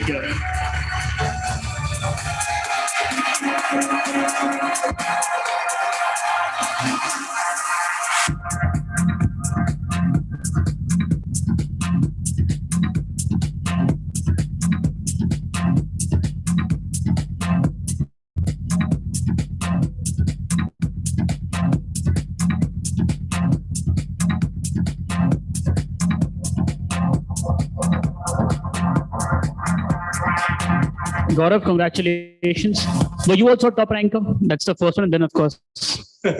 Sure. You should have started with me. And anyways, thank you. So thanks for having me. It's a great feeling to receive this award from dignitaries like what we have on the stage. About our journey, we're a platform for careers beyond medicine and engineering. We figured out that everybody in EdTech industry is either helping students to become a doctor or an engineer. We thought, let's do something different. We have created this platform. And within no time, we now have over 5 million users on this platform. Doing pretty well. EdTech and profitable, though doesn't go in parallel. But yeah, that's what we've been able to do. Thank you. On the stage, I'll also like to kind of look back. Thanks to the entire team of top rankers for helping us to where we are right now. There's a long way to go. Thanks a lot.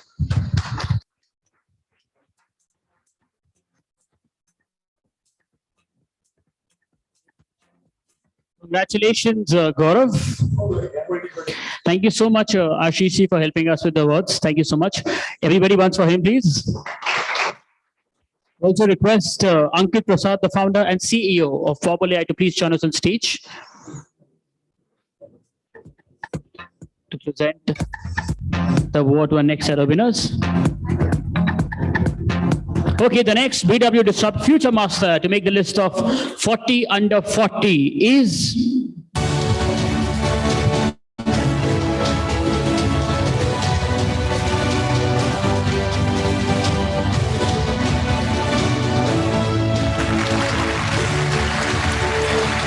Kunal Singhal, Managing Director, Easy ERP Technologies Private Limited.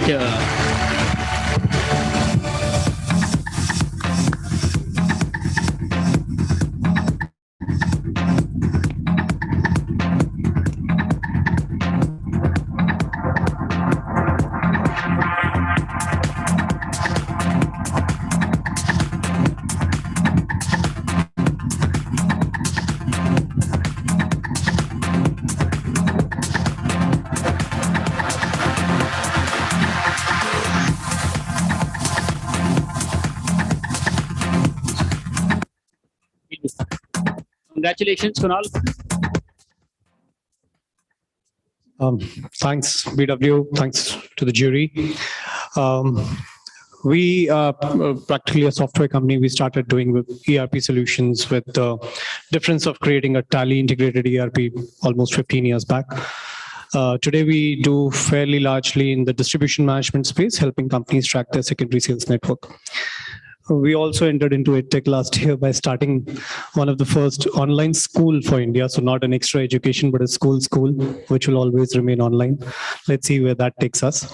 So yeah, it's been an interesting journey and look forward. Thank you. There is a holder for this. This you give on the side. You announced it otherwise.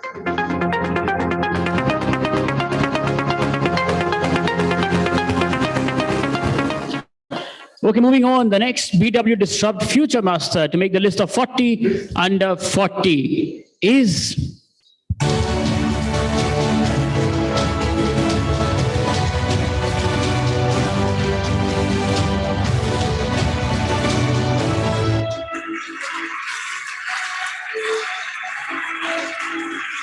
Manan Thakur, co-founder and managing director, ProZeal Infra Engineering Private Limited.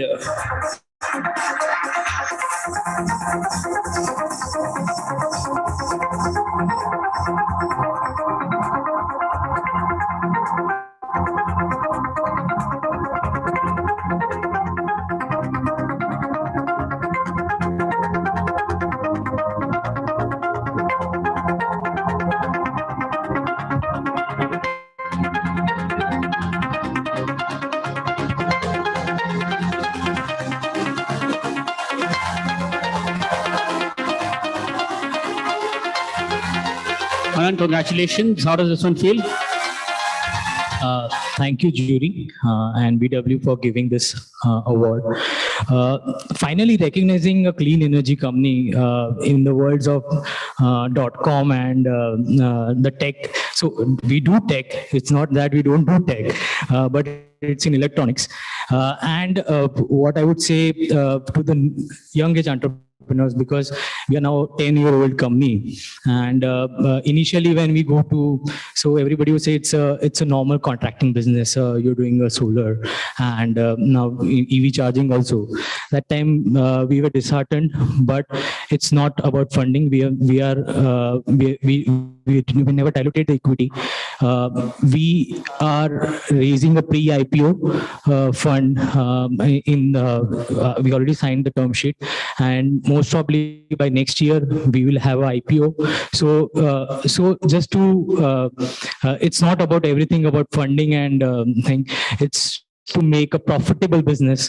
It's not about burn rate, it's about making profits.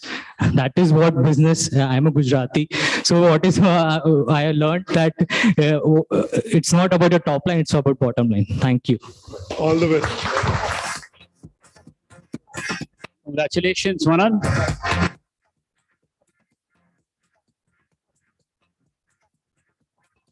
Karan has a call at 5:30. He's going to go out, take the call. It's about his book and come back. I would also like to request Ms. Noor Fatima Barsia, who's a group editorial director, and Mr. Pratik Bose of Ascendo Capital to come on stage and also give the rest of the awards.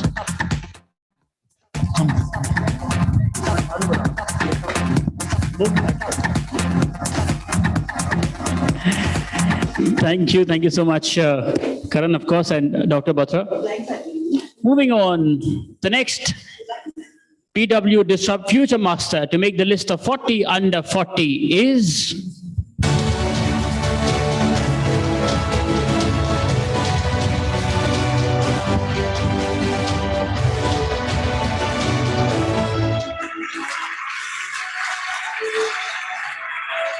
Mayank Kukureja, founder, Etilai.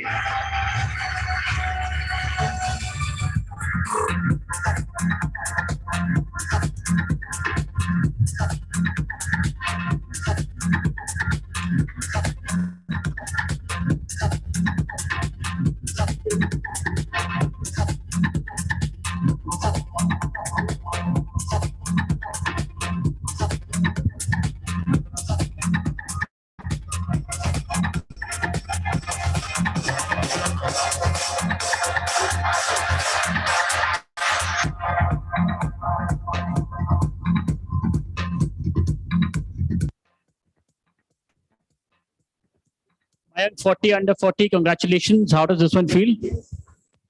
Feels good. Thank you so much, VW. I heard earlier that this is for the career graph. I realized about a year ago the longest I have spent in my career is with Italite now, more than my previous jobs. So this is clearly for Italite, not just for Mayank. So it goes to all the hard work our team puts in. Italite, by the way, is a business travel and expense management platform. We operate in India and US and serve primarily mid to large size companies. The vision is that if I ask anyone today, how do you book your flights and hotels for personal use? Typical answer will be, I open my app and book it. The answer is very different for business travel today.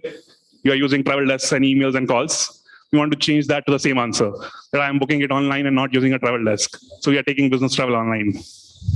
Thank you. Thank you so much. My wife won't be happy. She runs our travel. But that's okay. Congratulations to you and your entire team. Moving on, the next BW Disrupt Future Master to make the list of 40 under 40 is...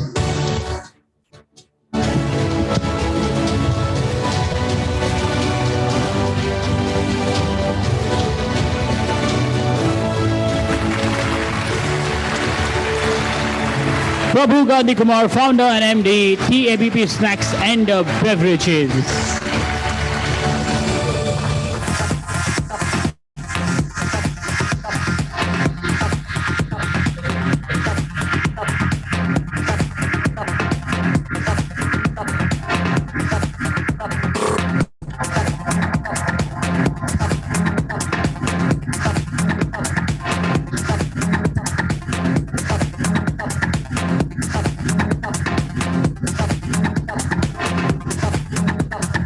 Congratulations, sir. How does this one feel?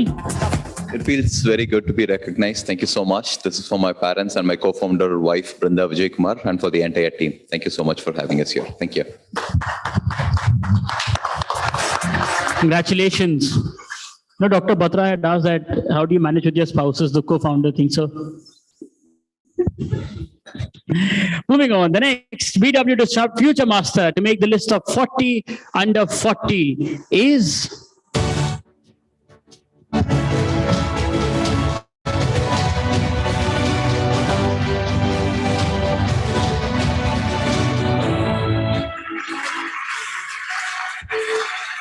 Prasuk Rajendra Jain, Managing Director, Snow World Entertainment.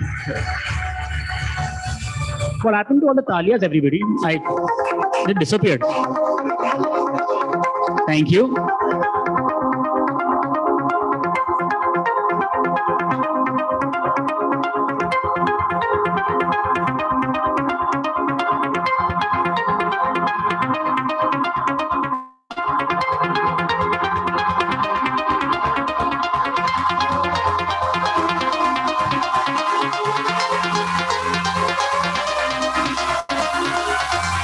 Congratulations, sir. Thank you so much, BW, the jury, and everyone. Validation always makes and gives a smile on a face. So exactly like that today. I'm very happy. Thank you and congratulations. Also, a reminder for all the winners, please stay back for a group picture that we'll have towards the end. Moving on, the next BW Disrupt Future Master to make the list of 40 under 40 is...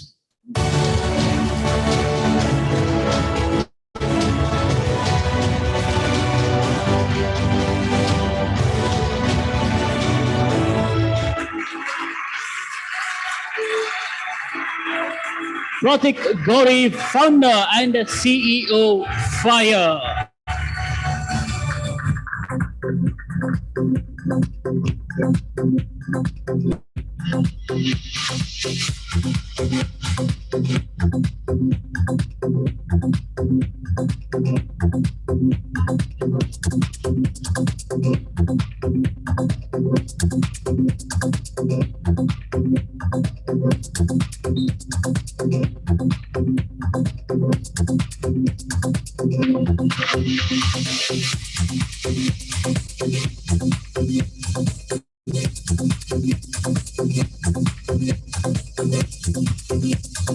Pratik, congratulations. How does this one feel? Thank you. I thought you didn't want to give me the mic, but thank you. So, of course, first of all, thanks to Anurag sir and the whole jury team for giving the award. It's an honor. We've been on a ride at Fire, but first of all, I'd like to say that this award goes to my team because we've been working 24/7. When I say 24/7, we have more than 120 people now in a team in about 15 months. We started this journey 15 months back, but I know there are about 20 people, minimum out of 120, who put in 24/7 of hard work. So this goes to them. We started building the world's first sustainable blockchain. It was an ambitious goal when we started 15 months back with the dream to create the fifth industrial revolution. So FIRE stands for the fifth industrial revolution. We wanted to make the whole world go from a for-profit economy to a for-profit economy to a for-benefit economy through blockchain. I also think this is one of the first Web3 startups getting awarded in this 40 under 40. And as Anurag sir was saying, I think there are going to be a lot more blockchain Web3 startups in the next few years as India becomes the epicenter of a Web3 and blockchain revolution. On our journey, it's been very, very exciting. We started with a team of 2 to now a team of more than 120 on the business side, more than 400 on the dev side. We're just 15 months old. We became a unicorn in 11 months, hitting a valuation $1.5 billion in just 11 months. So it's been a crazy ride for us. And this award actually is a testimony to the fact that if you dream big, anything's possible. So all to my team and parents and all of you, thank you so much.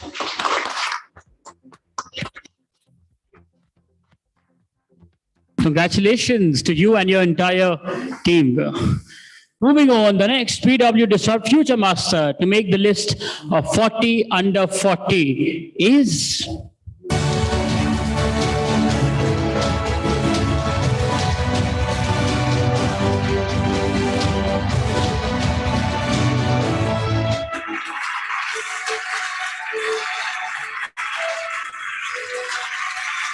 Pritesh Asher, CEO and co-founder, Juicy Chemistry.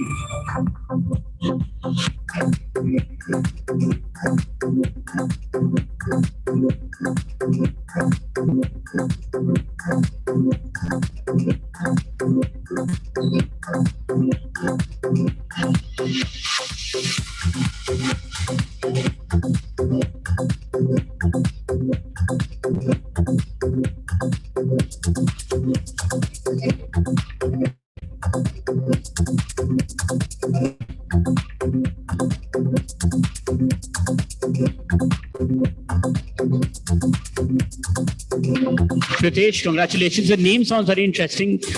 What does the company do for everybody? The chemistry finally feels juicy in my life. Thank you so much, BW and the jury for finding us worthy of this elite award. Like Dr. Batra said, gives us recognition and helps us realize that there is method behind this madness. So thank you so much for that. Juicy Chemistry is into organic skin and personal care. We started this journey in 2014 with 5,000 rupees in our pocket and a dream to change the way India consumed skin and personal care. It happened so on a very regular visit to the mall where somebody tried to sell us an organic, quote unquote, natural product. And while the front of the label said something else, the back of the label said a very different story. And that's when we started looking, and we quickly realized that there is nothing organic about organic in the market. And that's when we took it on to ourselves to make sure that we are able to provide our consumers the best ingredients from around the world, which address their particular skin and personal care concerns. So to my wife, thank you so much for getting me here today. I think it's all the hard work of the team. I'm definitely taking this on behalf of the team at Juicy Chemistry. Thank you so much again for having me here today. Thank you. Congratulations to you and your entire team back home. Moving forward, the next PW Disrupt Future Master to make the list of 40 under 40 is...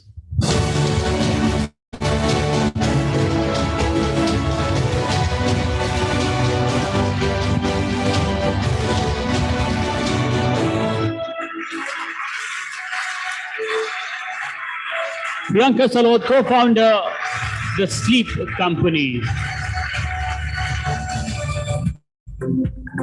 Priyanka, not here. Anyone from her team?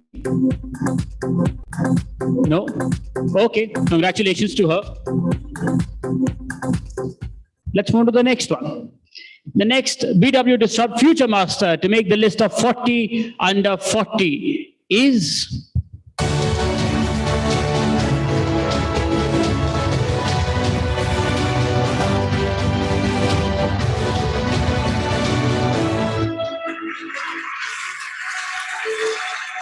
Rashi Agarwal, co-founder and CBO Zip Electric.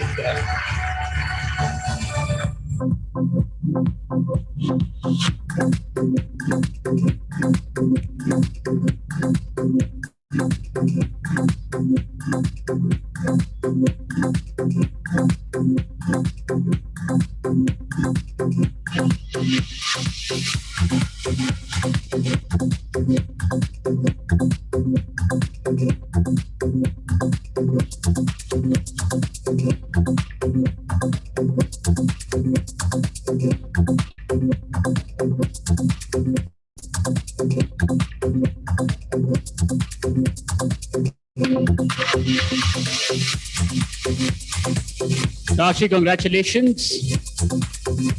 Thank you so much. Thank you so much for, first of all, thank you so much, the jury and the business world for having me here. It's definitely an amazing feeling to be standing on the stage. Well, last year I also won Fortune 40 under 40, but didn't get the chance, to be in the award ceremony. So definitely standing here and getting the award from such influential people is an experience in itself. About my company, Zip Electric is a EV as a service sustainability tech platform.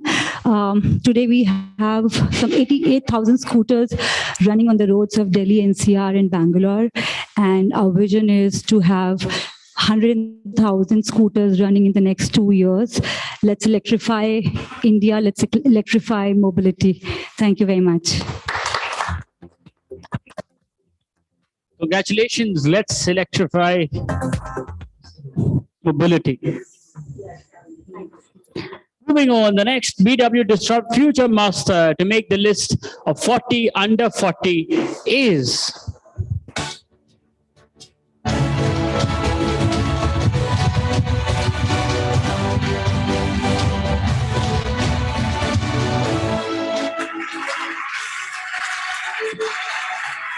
Ravi Kabra, CEO, co-founder, Skippy Ice Pops.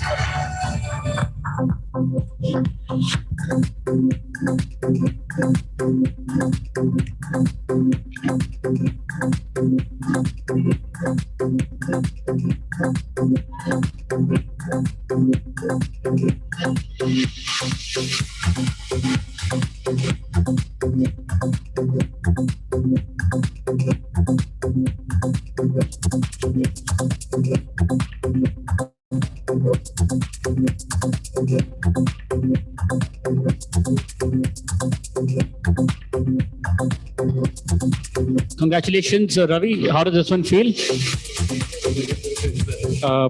For many years, actually, I've been watching the articles of business BW 40 under 40, reading, handpicking few of the entrepreneurs that I really wanted to understand about. Never realizing that one day probably I'll be one of them. I'm pretty excited. Thank you, Dr. Batra, for that. Also, Skippy Ice Pops, for those who do not know, it's a ice popsicle brand, first of its kind in India. What ice cream industry did 25 years since now, creating a category. Probably now Skippy will create a exciting, nostalgic category for all of us by being the master, the market leader in the ice pop segment. But yes, I'm absolutely thankful to Dr. Batra, the BW team and everyone. Also want to thank my mom, my beautiful wife, my kids, and that amazing team that we have been developing back at home to create and build Skippy Ice Pops. Thank you one and all. Thank you. Congratulations, Ravi.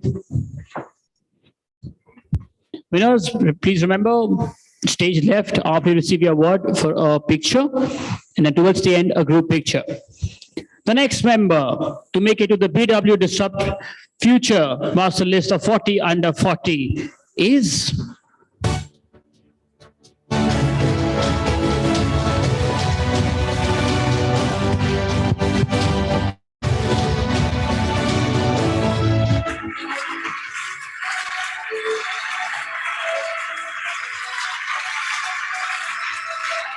Rohit Kumar MS, co-founder and partner, Zen Sciences.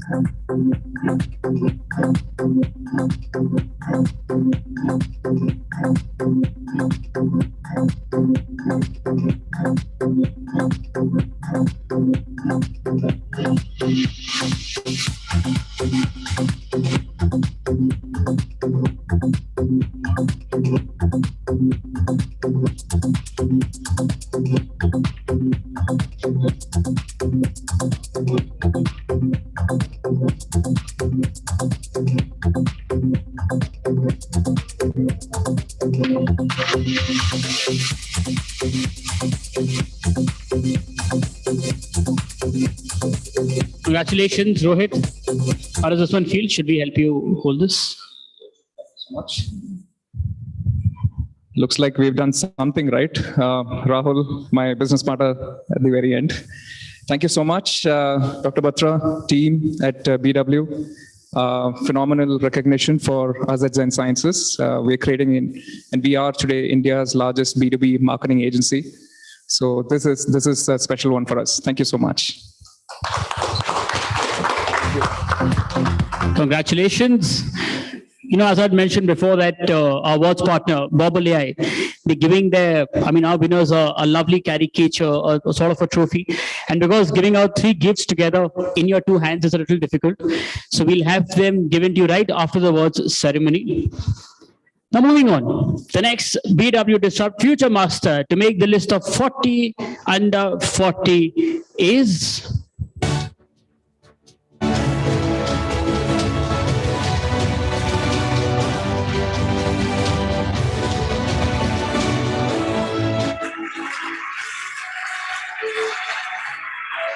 Saim Khan, co-founder and COO of Scalio.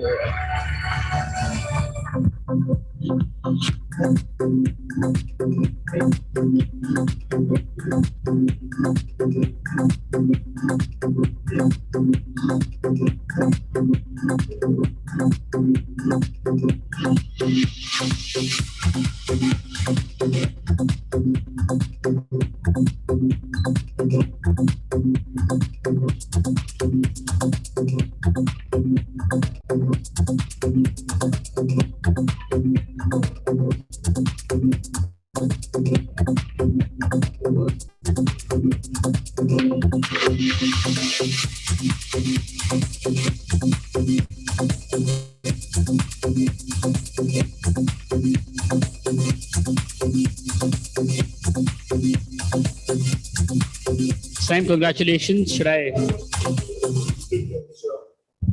Hi, everyone. First of all, I want to thank the jury, BW, for finding me worthy of this award. Upscalio is, we started like 15 odd months back. We are a house of brands, pretty much focused on the utility categories, predominantly home and kitchen and so on, and trying to build brands in pretty obscure categories.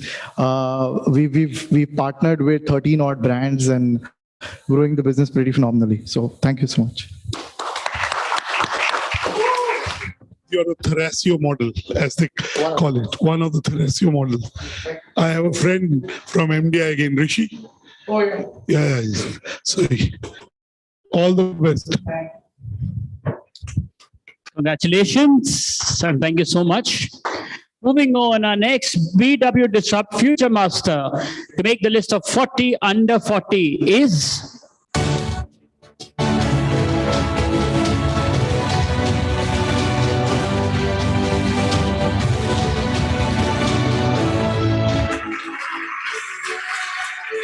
Samruddhi Gatyal, co-founder of Phantom Miles to Go Media Private Limited.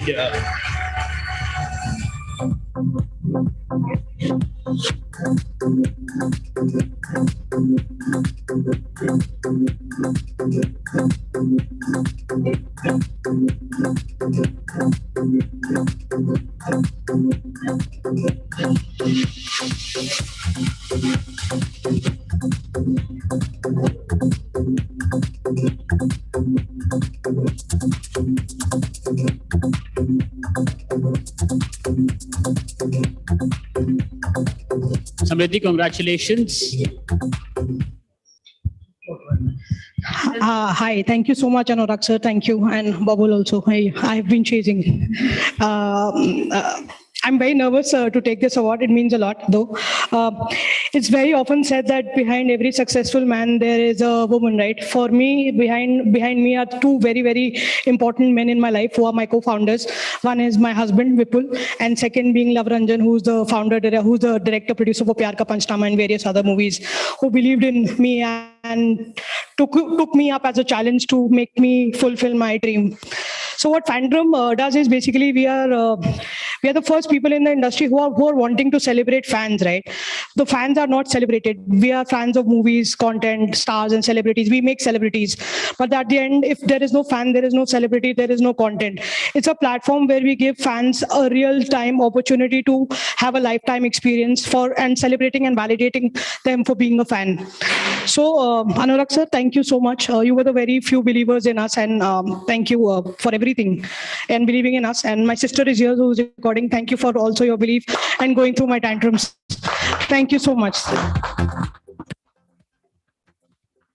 Congratulations to you and your entire team and your co-founders as well, and your sister. Moving on.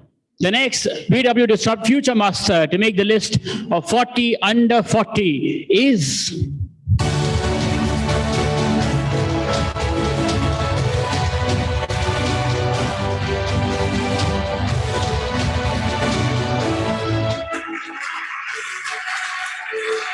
Shreyas Patil, Head of Tech, founding member, Asset Grow Fintech Private Limited.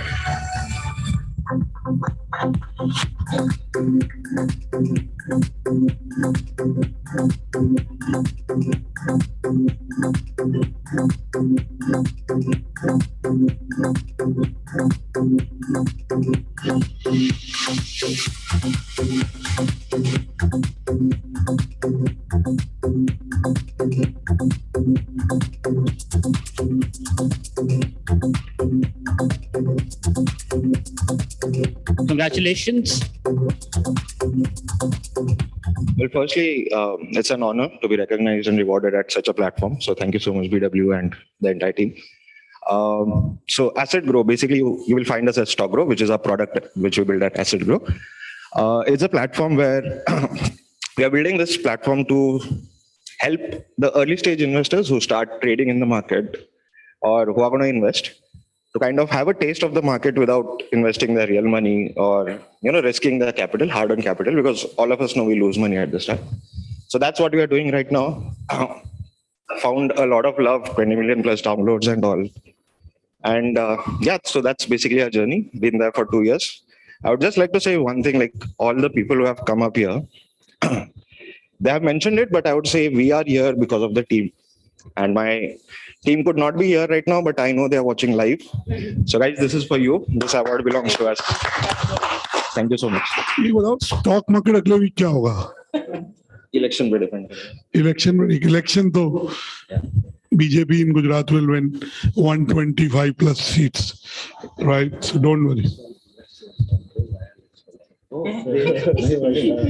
Yeah, so Ankit is one of Ankit's investing company via platform. So anyway, बताया नहीं आपने stock market का क्या होगा, but कोई बात नहीं.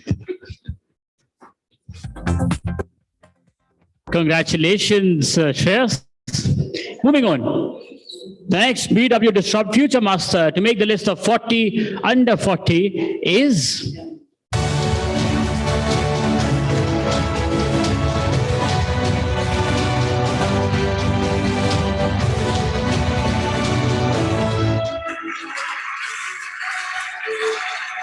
Siddharth Jungaral, founder, 4M Clothing LLP.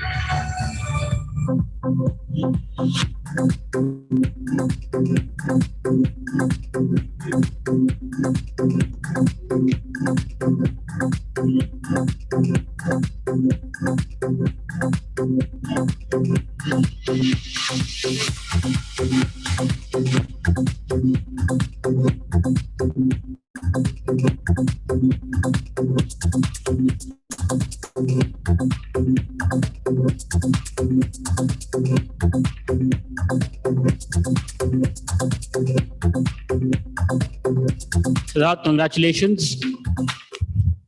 Thanks. Thanks to BW and the jury. The brand is actually called Snitch.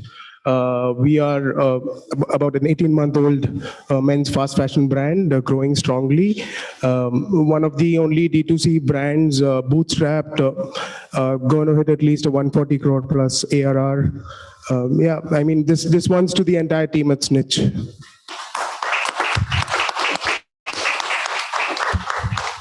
Thank you. Congratulations. Moving on. Our next BW Disrupt Future Master to make the list of 40 under 40 is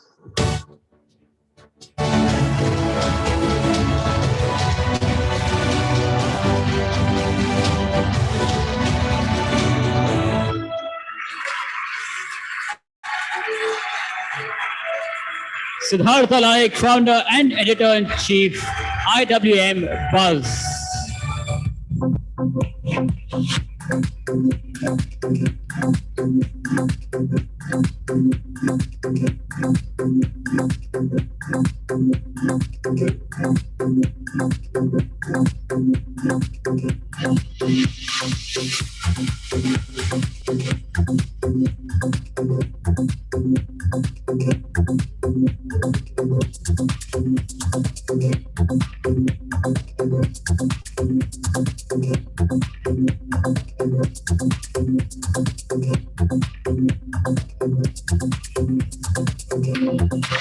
Siddhartha, congratulations.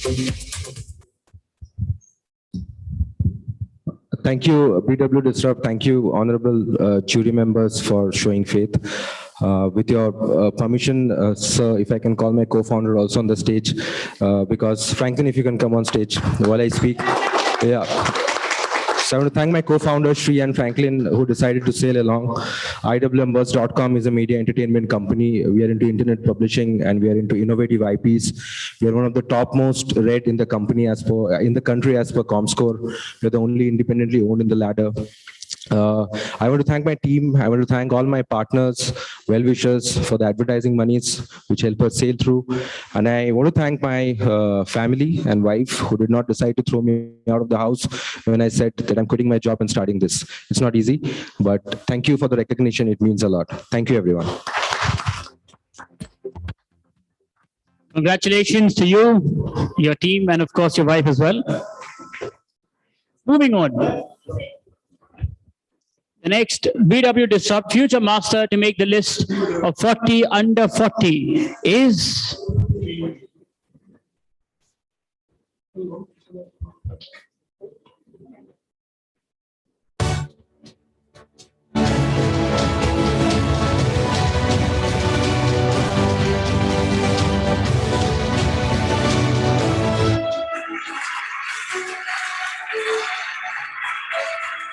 Tanya Singhal, founder and director, Solar Rise India Projects Private Limited.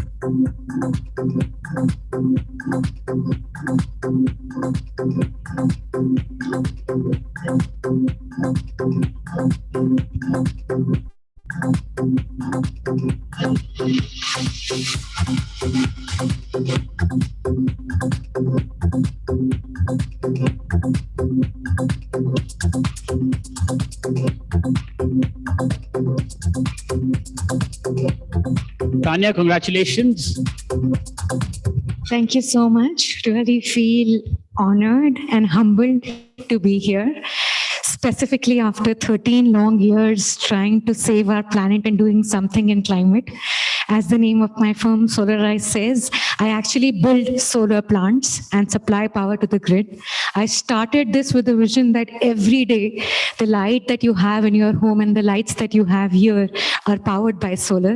And I feel proud that today, as my assets are getting listed on the London Stock Exchange, I'm getting very close to that dream. And, moments like this keep encouraging us that sometimes working on the larger good gives that satisfaction and peace of mind at night. And now more than ever, given the catastrophic climate events happening, it encourages me to take that next step, that all of us become a part of this journey so that there is a planet left for the rest of us later. It feels great. Thank you so much. Congratulations, Tana, to you and your team. Moving on, the next BW Disrupt Future Master to make the list of 40 under 40 is...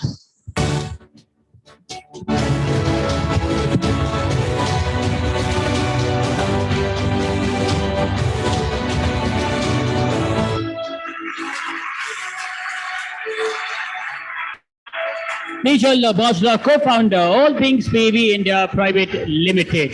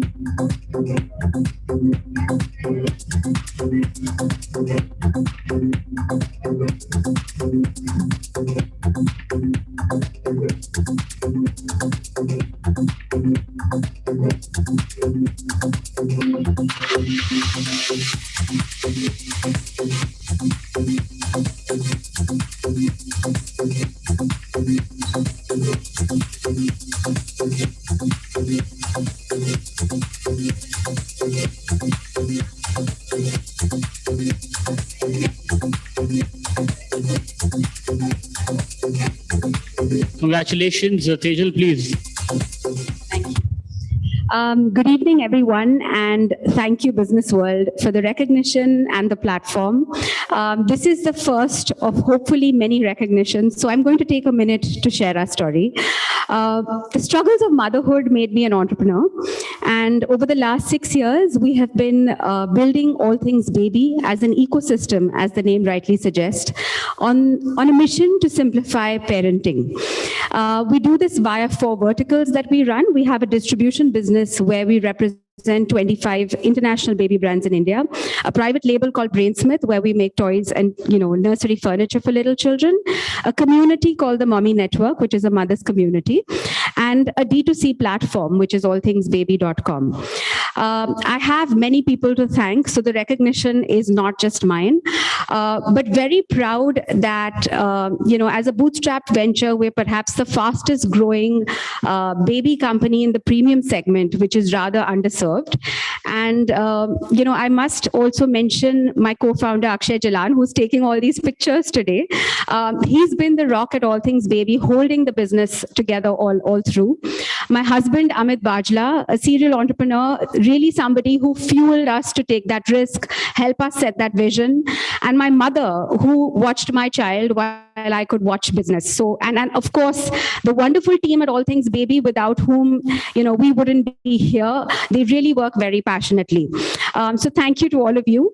And lastly, one last line. I think the entrepreneurial journey in the last 5 years gave me my sense of purpose and something that I'm really passionate about. And that is to really empower mothers to come back into the workforce. In India, unfortunately, we have a very low representation with only 27% who really come back. So I hope this award serves as inspiration to many mothers sitting on the fence to really come back into the workforce and weave their magic. Thanks very much. All the best. Thank you. Congratulations to you and your entire team back home. Moving on, the next BW Disrupt Future Master to make the list of 40 under 40 is...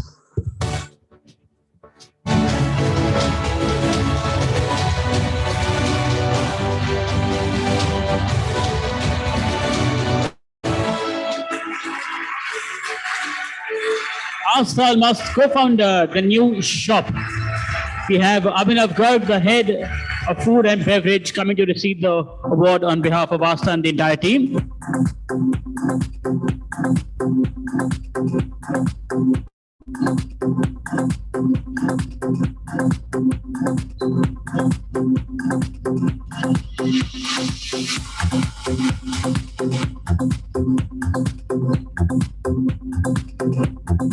Also, I think we're being joined by Anubhav as well.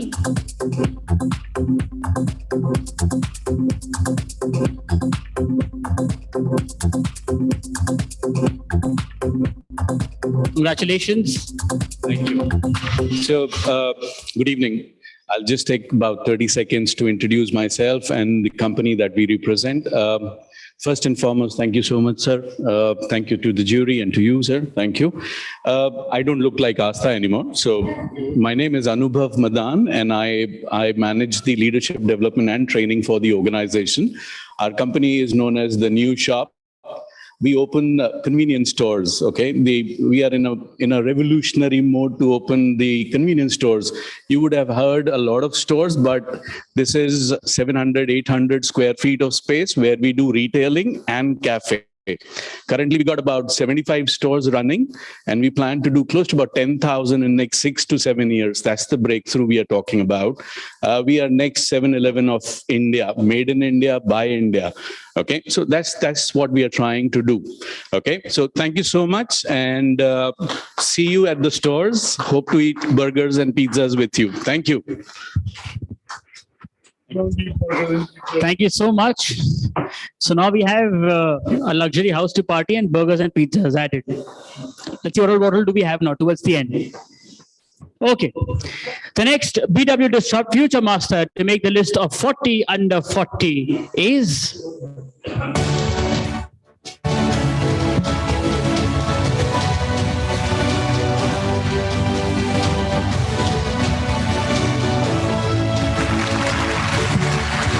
Ankit Agarwal, Managing Director, STL, Sterla Technologies Limited. And they're being joined also by Khushbu Chawla, I believe, Head of Corporate Communications.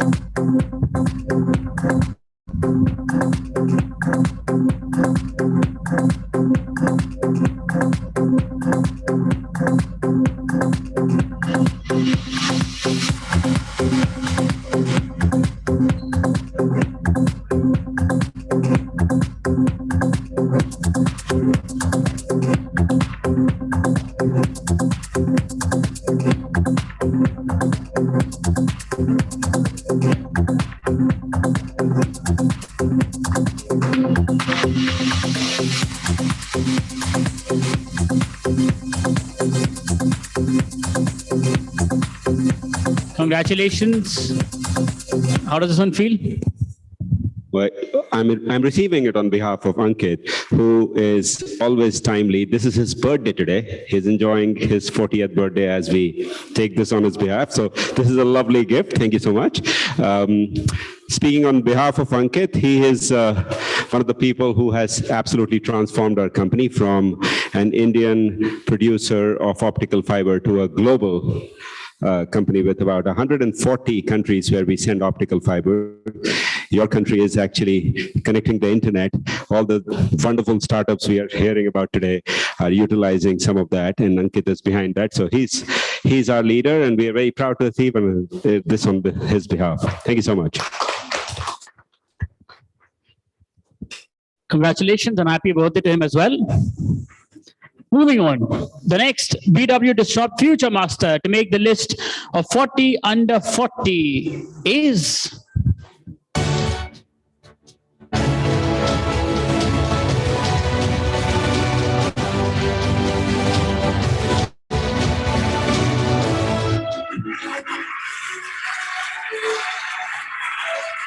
Ananya Sarthak, co-founder and CEO of Vigno. We are being joined by Aditya Thakur, Head of Client Engagement.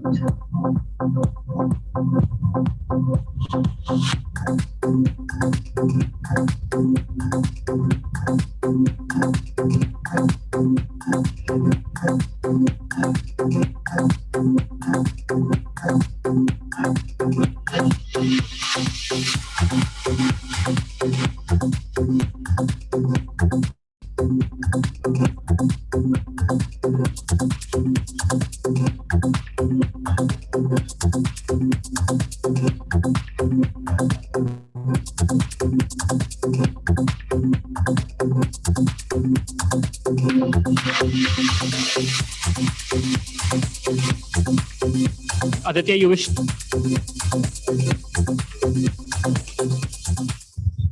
Hi, thank you, first of all, to Dr. Batra and BW. Actually, Sarthak wasn't able to make it today because he is on personal commitment. However, regarding Avegna, if I may talk about for next 10 seconds, we are in the model wherein we are trying to gigify the core jobs, which is there being given in enterprise and MSME sector. Stating so, the vision here, how we started was to help the underemployed and underskilled worker which are present in India. So I hope you will see us around more and help us in gigifying some of the jobs which is there in your organizations. Thank you. Congratulations. God bless you, Dr. Batra. Moving on, the next BW Disrupt Future Master to make the list of 40 under 40 is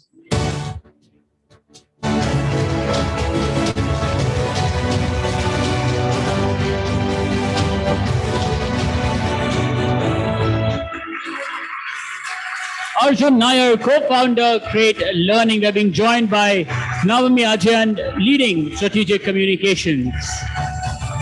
To receive the award on behalf of Arjun and the entire team.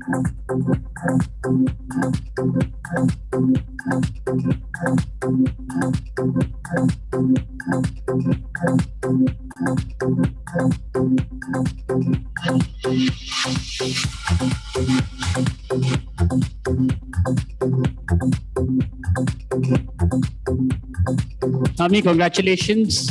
How does this one feel? Thank you so much. It's an honor to be here on behalf of Arjun. I think we are all trying here to transform lives of people by providing high quality education. We all believe in this impact that we are creating at Great Learning, and now being part of the Byju's family, the aim is to get bigger and bigger. Thank you so much, BW and Anurag and the team for providing us this opportunity. Datla was there, no? Congratulations.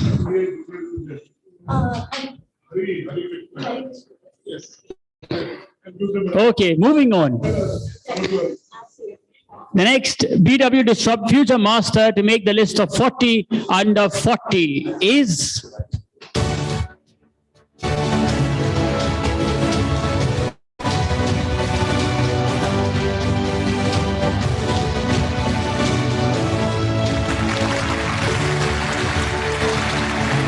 Arun Balakrishnan, CEO and Chairman of the Board, Exceedance Group. We're being joined by Amit Ranjan, EVP and Chief Administrative Officer, to receive the award on behalf of Arun and the entire team.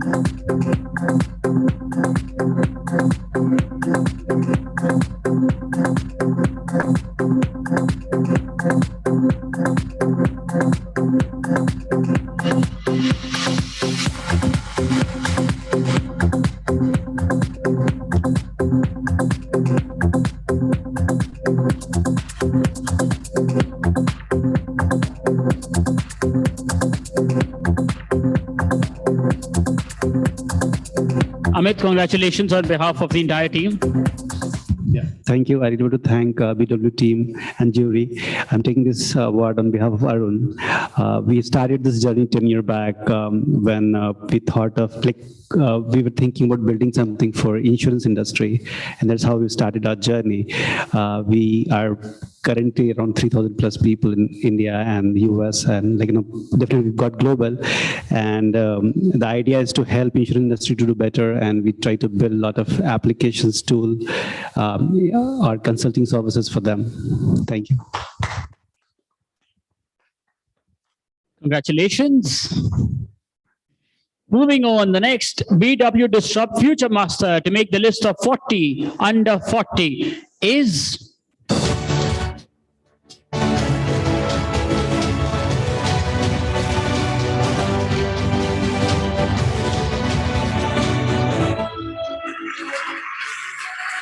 Mayank Tiwari, founder and CEO, Resha Mandi, and we're being joined by Abhishek Singh, Chief of Staff, to collect the award on behalf of Mayank.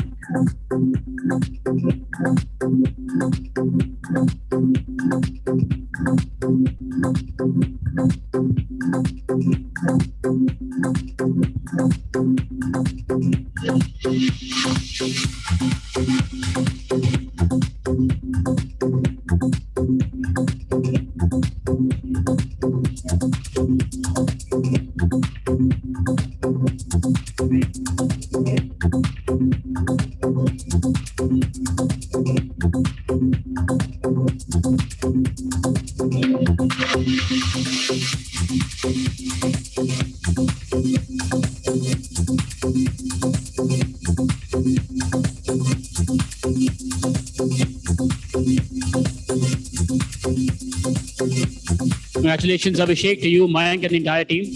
I'm sorry? Thank you so much.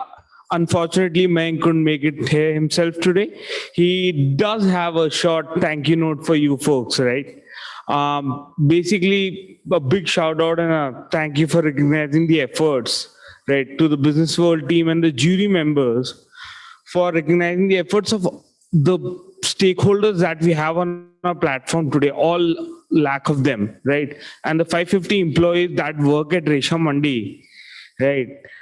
As we continue on our journey for creating a sustainable revenue and profit for our stakeholders, and these people, this team that we have is what is going to be our backbone.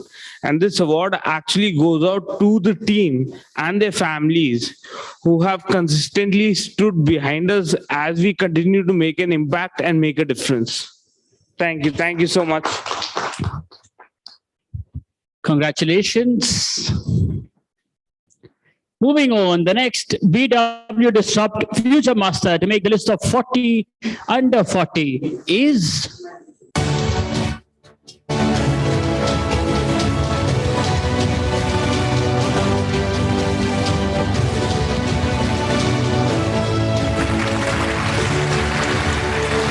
Vinita Singh, CEO, Sugar Cosmetics. We're being joined by Shruti Dubey to receive the award on behalf of Vinita and the entire team.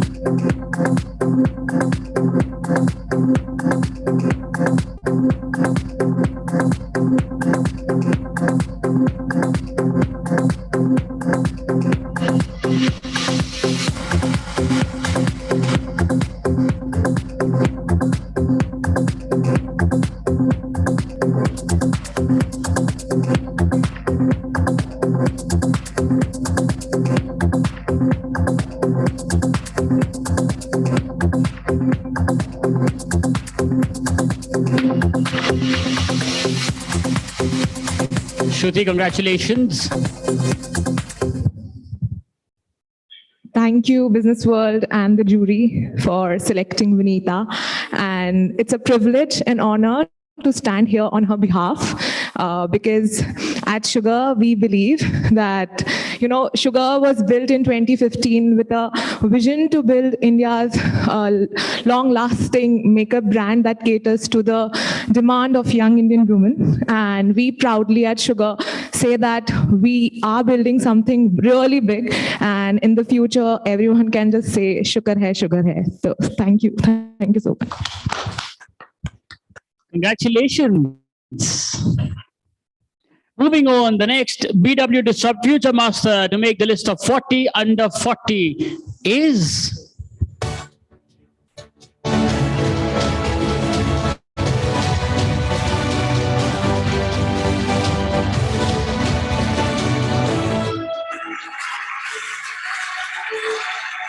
Abhishek Sharma, co-founder and COO Fashions. To be joined by Suraj.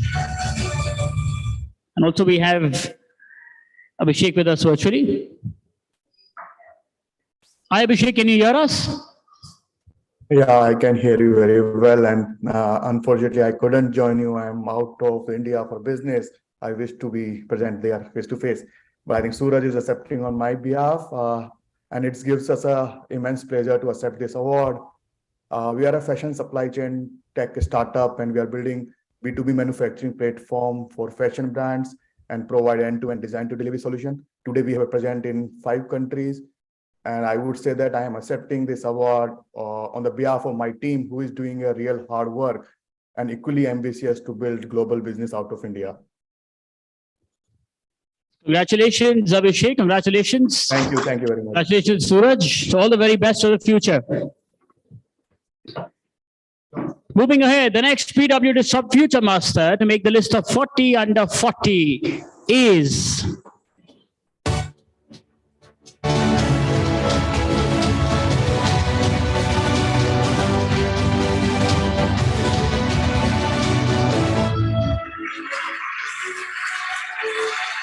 Aman Ashwin Desai, promoter, whole-time director, Ather Industries Limited.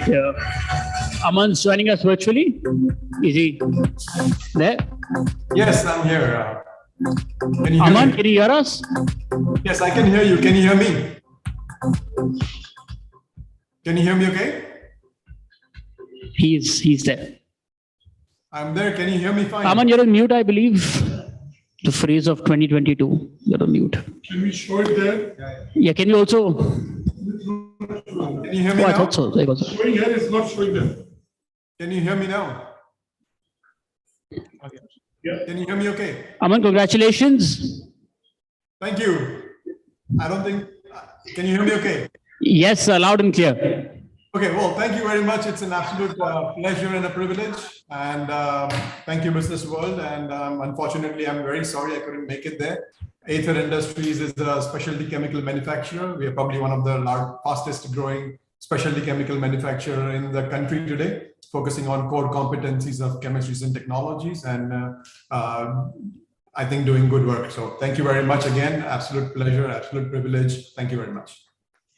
Congratulations, Aman, and all the very best. Moving on, the next BW Disrupt Future Master to make the list of 40 under 40 is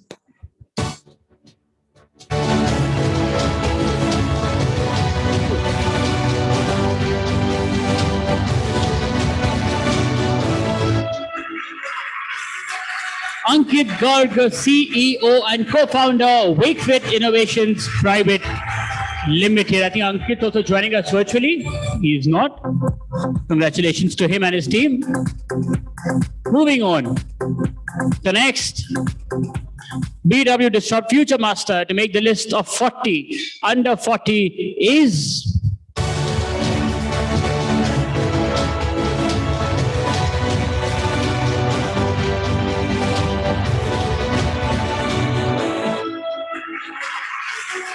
Anusha Ramakrishnan, Chief Operation Officer, CEO Fin Technology Private Limited.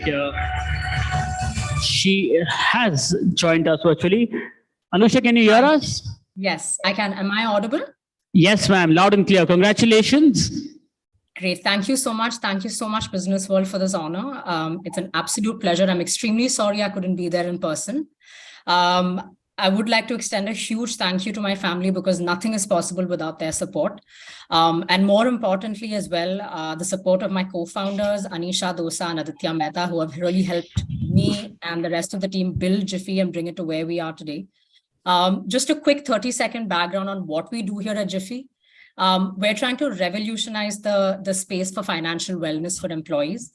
We've built out a mobile app that allows employees to, number one, get complete control over their own salary, where they can access their salary real-time, instantly, and completely free of cost. We give them analytics on their spends, and we help them, invest and save their money better. We've seen a tremendous growth in our business over the last 18 months, and we hope to become the household name in the space of financial wellness.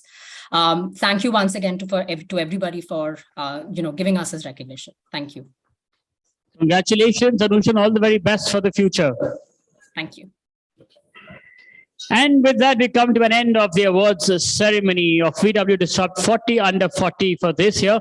Thank you so much to all our presenters. All the winners on the stage, please, for a group picture. We request you to bring your trophy.